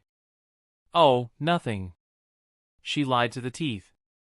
I would have believed her if not for the face she was making, a smug cockiness that she had planned something extraordinary that would put the world in shock. Just showing you around the facility and ask you to spar with you. Remember, I wanted a rematch after our entrance exam. I blinked in surprise, recalling our parting words. That you did. So come on, let me show you how's inside and let's get started. So that she did. Mickey gave me a tour, showing various training grounds that the facility offered. I noticed a few lesser houses that were good friends with Mickey or acquaintances of Mickey's. Logan preferred to remain unseen by the royals and nobles for some reason, but I left him be. Or that's because he's wearing a faint cowl of shadow that obscured him from others. Only Mickey and I could notice him, so I slowed down my pace to walk next to Logan. "What's that spell?" I asked curiously of the cowl he was wearing. "It's my Mantle of the Shadow, the one I used during the dungeon investigation," he explained. "It allows me to hide my presence from the others, and only those I accept to see me are capable to view me normally. That is why most traps in the dungeon ignored us and we reached there in time." That's good to know. So I have a question of my own? Shoot. How's your training with dark magic if your captain told you to use it daily? At that my body shivered in dread and pain. Ugh, don't remind me. I'm starting to question if Captain Yami was ever human. Yes, he did show me how to train with dark magic and even explain to me how the attribute works. But even so, he mostly beat the crap out of me and later tells me to surpass your limits with a sadistic laugh. The bastard. I'm sorry for you, he confessed, also showing sign of dread at my time with Yami. Thank you. Lastly, Mickey showed us the sparring ground and I noticed that there were a few nobles sparring while wearing their squad robes. I could notice some in crimson lion kings, green praying mantises, aqua deer, coral peacocks, and blue rose knights. Of course, the Golden Dawn wouldn't be present except for Logan, as they think that they are the best. The Black Bulls isn't needed to be explained, and the Purple Orcus were mostly composed on commoners. It was sight to behold that few royals and nobles would use this place. At least, Mimosa wasn't the only to think that talent is better than hard work. Mickey-chan, I heard you came over here. Have you finally accepted my proposal? Mickey suddenly shivered in disgust at that voice, and we turned to see a nobleman walking toward us. Ugh, it's him. She retched in disgust. Yo, who's he? I whispered to Logan. That guy is Nigel Branton from the House Branton. He is a nobleman from a prestigious family that supports House Silva. Also, he's the supposedly fiancé of Mickey Goldia. What the fuck? I looked at the nobleman coming at us. He looked like a teenager of 18 years old. He had warm ivory-colored face, a light brown fringed short, sharp blue eyes, and a single silver earring on his left ear. He wore a long white with yellow stripes tunic, whitish silver pants with a golden belt around his waist, brown boots, and a silver eagle squad robe with a yellow cape over his shoulders. His grimoire was the same color as his cape. So, are you going to accept, Mickey-chan? Nigel said with a creepy grin. My father has been offering my gallant hand to you and you are still keeping me waiting for an answer. And I said as before. Mickey hissed, crossing her arms under her chest. That I will not accept anybody weaker than me even if they were from a prestigious family. And you still lost to me the last time we fought. That did change his expression to irritation. Q, that time I got distracted. But I'll keep challenging you until I get your hand. Does he know the meaning of insanity? I snarked, which Logan shook his head. Unfortunately, he doesn't. He sighed. I won't marry you because I already found somebody worthy. We stopped momentarily when we heard her shout aloud. Nigel gaped in shock, his jaw hanging over his head. What? Nigel uttered in shock. There is no way that anybody worthy has caught your majestic eyes. Are you insinuating that I'm incapable of searching my own love? She growled as her grimoire shone dangerously. And no, of course not, my dear Mickey-chan. Nigel quickly retracted his words, cursing inwardly for his tactless act. He might as well curse his shock to utter those words. But then, who's the man that caught your attention, Mickey-chan? His mouth twitched every second with a fake smile. I and the others could practically notice that man wasn't the word he would have used. Why, yes. She began, her eyes slowly turning toward us, to me, basically, what the hell? She walked toward me and hugged my arm like her life depended on it. He's the one who I choose to be my betrothed partner. What the hell? Before I could retort or anything, she squished my arm and smiled beatifically to me. Isn't that right, Akira-kun? I was speechless that I was brought up to this messed up situation. But the posture she was holding, the eyes of desperation, she really didn't want to be with that guy. Sighing inwardly for what happened, I shoved my retort back and spoke differently. Why, yes, I did. I didn't wish for anybody to know it yet, but here we are. Ha ha ha. Yeah, I know, I laughed awkwardly. Even so, I hope that she can do something for me after we dealt with this pompous shithead. I'm not sure where to start. Logan seemed to be agreeing with me as he rubbed his face. Yes, me too. What? And Nigel was in denial for this arrangement. How an individual like him is capable to catch your eyes. He wailed, pointing at me. Yeah, fuck you too. He's nothing but a brute. He looks exactly like that captain of the Black Bulls. He criticized before noticing my squad robe. And he is even one of those lawless idiots. I narrowed my eyes at him. Everyone knows that those Black Bulls are bullheaded idiots that destroy everything. That is why they don't earn golden stars. They're complete idiots. Whoosh! Everyone stopped when the dark aura radiated from me. Mickey seemed to stop hugging my arm and Logan looked uneasy. Meanwhile, I was totally pissed at him to comment about them. Yeah, they might be reckless. Yeah, they can destroy things willingly or accidentally. For all I care, they might be idiots, but even so, they don't know how they turned to be into what they are today. We might be carefree and laid back, but that doesn't mean that the people of the Clover Kingdom can badmouth them. I narrowed in a hidden fury on my eyes at him, crossing my arms. He stopped talking and he was sweating nervously. Oh, that won't do. Oh please, continue. I'm waiting to see how much deep you can dig your grave. I threatened in cold fury. Why you? And there was the anger in his eyes I was waiting for. You dare to speak to a noble like me? How dare you? I dare for all I care. I scoffed, my dark aura disappearing like it never happened. You are just a spoiled kid that think that every can be attainable with status and money. You don't respect people as they are and you are only interested in her because of her status and appearance. That's a load of lies. He retorted. Oh really? I grinned when his eyes drifted somewhere. Then why are you staring at her chest? Mickey immediately growled, holding an arm over her chest while Nigel blushed and avoided his gaze somewhere but us. See? You can't deny it. I said cheekily. You. Nigel growled as his grimoire shone medallion yellow. I'll show you. Lightning creation magic, glorious charge lance. A yellowish lightning spear formed on his hand and held it tightly. You, dastardly rogue. I'll show you that I'm worthy for her. He threw surprisingly fast toward me and I was prepared to dodge it. But, Mickey was standing just close to me and she wouldn't be able to react on time and she would get hurt. Fuck this. I cursed before grabbing Mickey in bridal style and jumping away from the incoming projectile. Swoosh! Crick!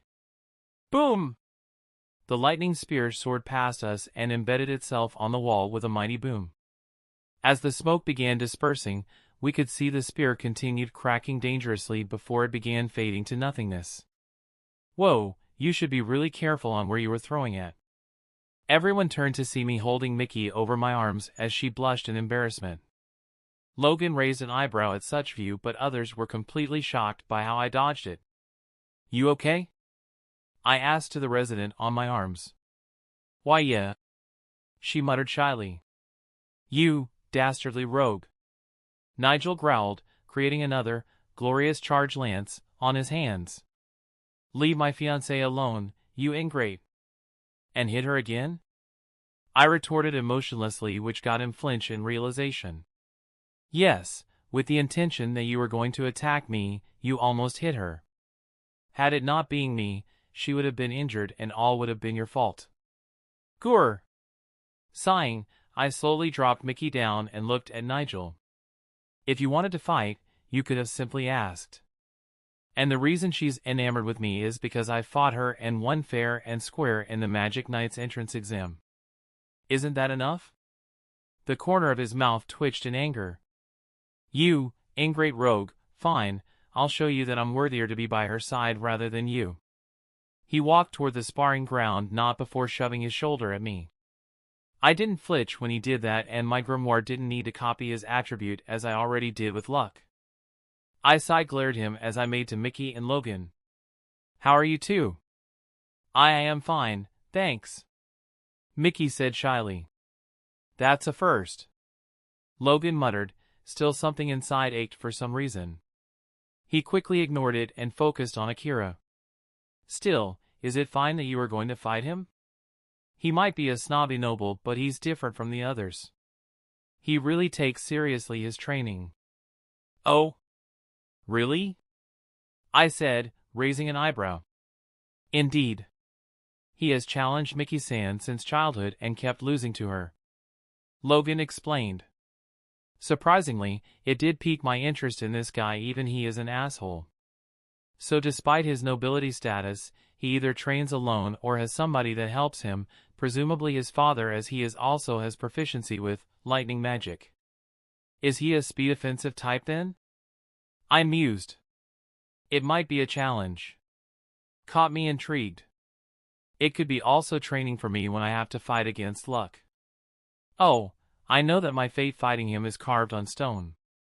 So I have to train for the worst and leave alive. Just be careful, Mickey said softly. I grinned. Who do you think I am? With that said, I walked to the opposite side of where Nigel was standing. He was currently glowering at me. Mickey walked to the center. I'll be judging his duel. Are both fighters ready? I'm ready for you, Mickey-chan, Nigel stated, creating his glorious charge lance on his hands. You have to ask. I smirked, my grimoire shining onyx black. Just wait for my weapon. Dark creation magic, crescent moon of Tsukuyami. My grimoire began emitting dark magic as it slowly coursed toward my arm and then my hand. The dark magic then began extending into a pole, and one end started to form a curved blade, turning into a massive scythe. Once formed, the dark mist disappeared, and in turn, a solid form appeared. The scythe's snout was in black with purple rings on each third part of the scythe. The attachment ring that connected the blade and the pole had a black skull with purple flames on its void eye sockets, and the ebony-colored blade curved its way as its length was 12 to 50 inches. I whistled at my dark weapon. And that's a weapon I'm meaning to use. You damn show-off, Nigel growled. Just don't cry when you are defeated by the great Nigel. I scoffed. I won't. Start! Nigel immediately pointed his spear at me. Lightning magic, victory blast. From the tip of the spear, an electric ball was constructed, and with enchanting, it rushed toward me. I barely ducked down when the electric ball soared over my head, which in turn burst out on the other side, and the bystanders had to move away before being hit. My hair, I commented, rubbing with 2 fingers the tip of my hair, which now feels static and heated. You should be worried about yourself than your hair. Nigel smirked. Lightning magic, victory blast volley. His spear began spamming electric balls, and it suddenly felt like a dodgeball match. But all in all, Captain Yami had prepared me for such attack. Dark reinforcement magic, wrath grudge match. A demonic armor formed over my body and began tanking the electric balls. Logan and Mickey gaped in worry, and Nigel smirked victoriously, but everyone stopped when the electric balls, instead of exploding on contact, it was being sucked into my armor. What the? How my victory blast volley did not explode on you? Nigel demanded incredulously. I smirked, a few chuckles escaping my throat. That's because my wrath grudge match is a special reinforcement magic that I came up with that allows me to successfully tank any attack and in turn strengthen my spells. I grinned when Nigel paled, realizing what I meant. I raised my scythe over my chest like a swinging motion. And that means it's my turn. Dark creation magic, greed claimers. I swung my scythe, summoning 10 demonic swords of pure darkness, and soared toward Nigel. "Damn it!" Nigel cursed. Lightning creation magic, gallant war stallion. He jumped over the lightning Pegasus, surprisingly not electrocuting him, and dodged the incoming dark swords. "Ha! Did you think that would work?" I remained quiet with a grin as I pointed to where he stood before.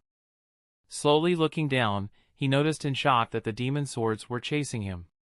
"What the?" "Homing swords, they'll chase you until they are left with no mana or until they get to their target." I hummed. "Let's see who reaches to get away or to their target." Cursing inwardly, Nigel quickly ordered his gallant war stallion to keep away from the swords, but the swords, as they were given enough power to keep on going, continued making their way toward Nigel. Nigel, knowing that the swords wouldn't stop until they get him, quickly aimed at them. Lightning magic, victory blast volley. Nigel continuously shot his electric balls toward the demonic swords, and after half an hour of chasing, he managed to destroy all of them, but not without exhausting most of his mana. "Damn you!" he panted while still mounted on his gallant war stallion, and glared at me. I, on the other hand, remained quiet while picking my ear with my pinky and leaning on my side in a carefree manner. Digging out the wax out of my ear, I blew it off without even looking up. "You done? I've been waiting for you approximately 30 minutes. You damn dastardly rogue," he growled with a few pants of exhaustion. I'll show you that I'm worthy." "Oh yeah?" I challenged with a grin. "Then come down and fight me like a man." I left him regain a few breaths. "You think that I need to be down there? I can deal with you on the air." "Oh, really? That won't do," I said, pointing my scythe at him. "You need to get down right now." And I meant, now. Dark binding magic, Andy March. A dark line appeared at the tip of my scythe toward Nigel, and before he could have dodged, the dark line split in 4 parts onto the Pegasus' hooves and was forced to wear shadowy boots. Before Nigel could wonder what that was, the Pegasus was forcefully descending toward the ground, making Nigel hold onto his mount like his life depended on it. Both Nigel and the Pegasus crashed onto the ground, building up a smokescreen. "What happened?" Logan asked numbly, watching in awe at the match. "That, my dearly friend, is my Andy March. The spell forces my opponent to wear shadowy boots which weighs 2 tons and forcing anybody on the air back to the ground," I explained with a nasty grin. "You don't have any idea how my captain demonstrated his mastery of dark magic. And even so, he crammed many ideas into my head and had me being a mana-burning and mana-draining magic knight. And oh boy, I really needed some binding magic in my arsenal. Remind me not to be on your bad side." I chuckled evilly. "I will, don't worry about it. You know that it doesn't assure at all, right?" "That's enough." We stopped our chatting as Nigel appeared out of the smoke, still mounting on his Pegasus, which was glowering at me with a mad frown. The Pegasus still had the Andy March on its hooves, so there was no way that they'll take the air soon. "You had humiliated for the last time," Nigel declared angrily. "I'll have you now reproached for your actions." I hummed in contemplation while tapping my chin. Let me think about it." "No." I quickly charged toward him, reeling back my scythe. Knowing that he won't be able to dodge with the weights on his Pegasus, Nigel dismounted his Pegasus with a jump as I cut cleanly the lightning Pegasus with my scythe. The Pegasus neighed aloud before disappearing. Lightning creation magic, glorious charge lance. He summoned his lightning spear and held it into a well-trained posture with his spear. "You rogue. I'll show you dash." "Okay, I have enough of calling me dastardly rogue countless time," I interrupted sharply. "It was interesting to hear it at first, but calling me like that countless time has me worn out." Nigel's eye twitched. "You dare to interrupt Dash? You know what?" I sighed, planting the scythe on my shoulder. "Let's end this." I quickly dashed toward him, reeling my scythe back. Nigel's eyes widened in shock before trying to defend, but he couldn't raise his defense up as I slammed the pole of my scythe to his guts and was blown away to the wall. Nigel slammed painfully on the wall with his eyes rolled back to his head as his lightning spear disappeared, dropped down to his knees, and later face-planted to the ground. The sparring ground remained quiet as they tried to process what happened. While I left them being silent, I looked over Mickey. "Yo, referee, we're done?" Mickey quickly got out of shock and shouted. "The winner is Akira Yamaguchi from the Black Bulls." A few nobles cheered, noting that a few of them didn't like Nigel. Others remained stunned at what they just witnessed, and others were glad that they got interested to watch the match and return to whatever they were doing. Even so, I was simply curious about that guy, so I went to Logan. "Say, what's the problem with him? He acts like Salim and any other snobbish noble I had known, but there was something that I couldn't grasp." Logan regarded me for a second before looking around. "You didn't hear it from me, but from what I heard, he has a hero complex from the stories he heard since he was a child." "A hero complex?" I asked incredulously. Of all things, the hero complex wasn't even the top 3. Okay, that I didn't expect it at all. "Yeah, I get what you're saying." He agreed with a nod. But he heard stories of the first Wizard King and how his heroic act against the demon we saw got into his head. So all he needed was a princess in distress. "I'll give you 3 chances to answer who was the unlucky one." At that my face fell flat in realization. Really? Did she have to be the one of all women in the kingdom? Not that I'm saying that she's unattractive or anything, but, really? Logan shrugged. "Who knows? I haven't known him much and I only hear the rumors I can listen to. I don't think that even Mickey-san would know." Mickey rejoined with us and smiled thankfully at me. "I don't know much. I am grateful for your assistance, Akira." He was starting to creep me out and I tried to join anything but the Silver Eagle. "If I had joined the Silver Eagle, you..." She shivered in disgust. "Thankfully, I'm with Captain Charlotte, so it's fine." "Glad to be of assistance," I said sarcastically. "Oh, come on, I was in need to have somebody to act like my fiancé so I could get away from him." She apologized. "I don't have many male friends, and Logan, well, you know how he is." "No offense." "None taken." Logan dismissed coolly. "And since you had beaten me during the Magic Knight's entrance exam and we became friends, well..." She hedged nervously. "You were the only one I could depend on." My God, never in my life I had been used for their own benefits. Well, there was one time with Hikari, but we were both at fault that time. But I can understand her unease with having somebody like him chasing her daily. It would thin her patience away. "Fine, you're overlooked this time." I sighed before stopping her for squealing in delight. "But you'll have to promise me that you'll tell me before it happens again, all right? We don't want any misunderstanding and starting rumors that aren't truths." Mickey shrugged. "All right, I can do that." "Good." I nodded with a smile. "Well, it has been quite an interesting day, but I have to return back.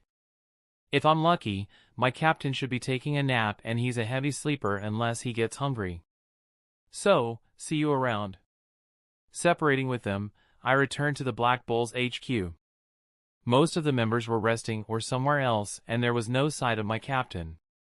I was about to have a snack until I felt a grasp on my head, and knowing exactly whose hand it was, I sweated heavily like a pig. "You mind explaining me why are you late to our training?"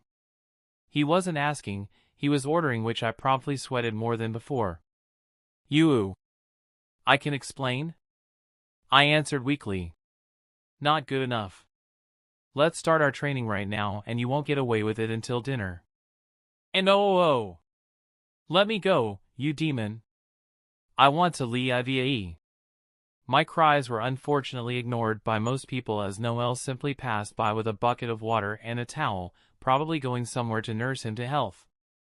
While it could have been perfect for blackmail, I hadn't the time to take a picture as my training, *torture*, began. Asta remained oblivious of what happened for 1 week and I kept being a punching bag from Captain Yami. But hey, I'll be stronger than before and it can be helpful once the invasion starts. Not before being bandaged like a mummy and laid rest in my room on the last day of Asta's unconsciousness.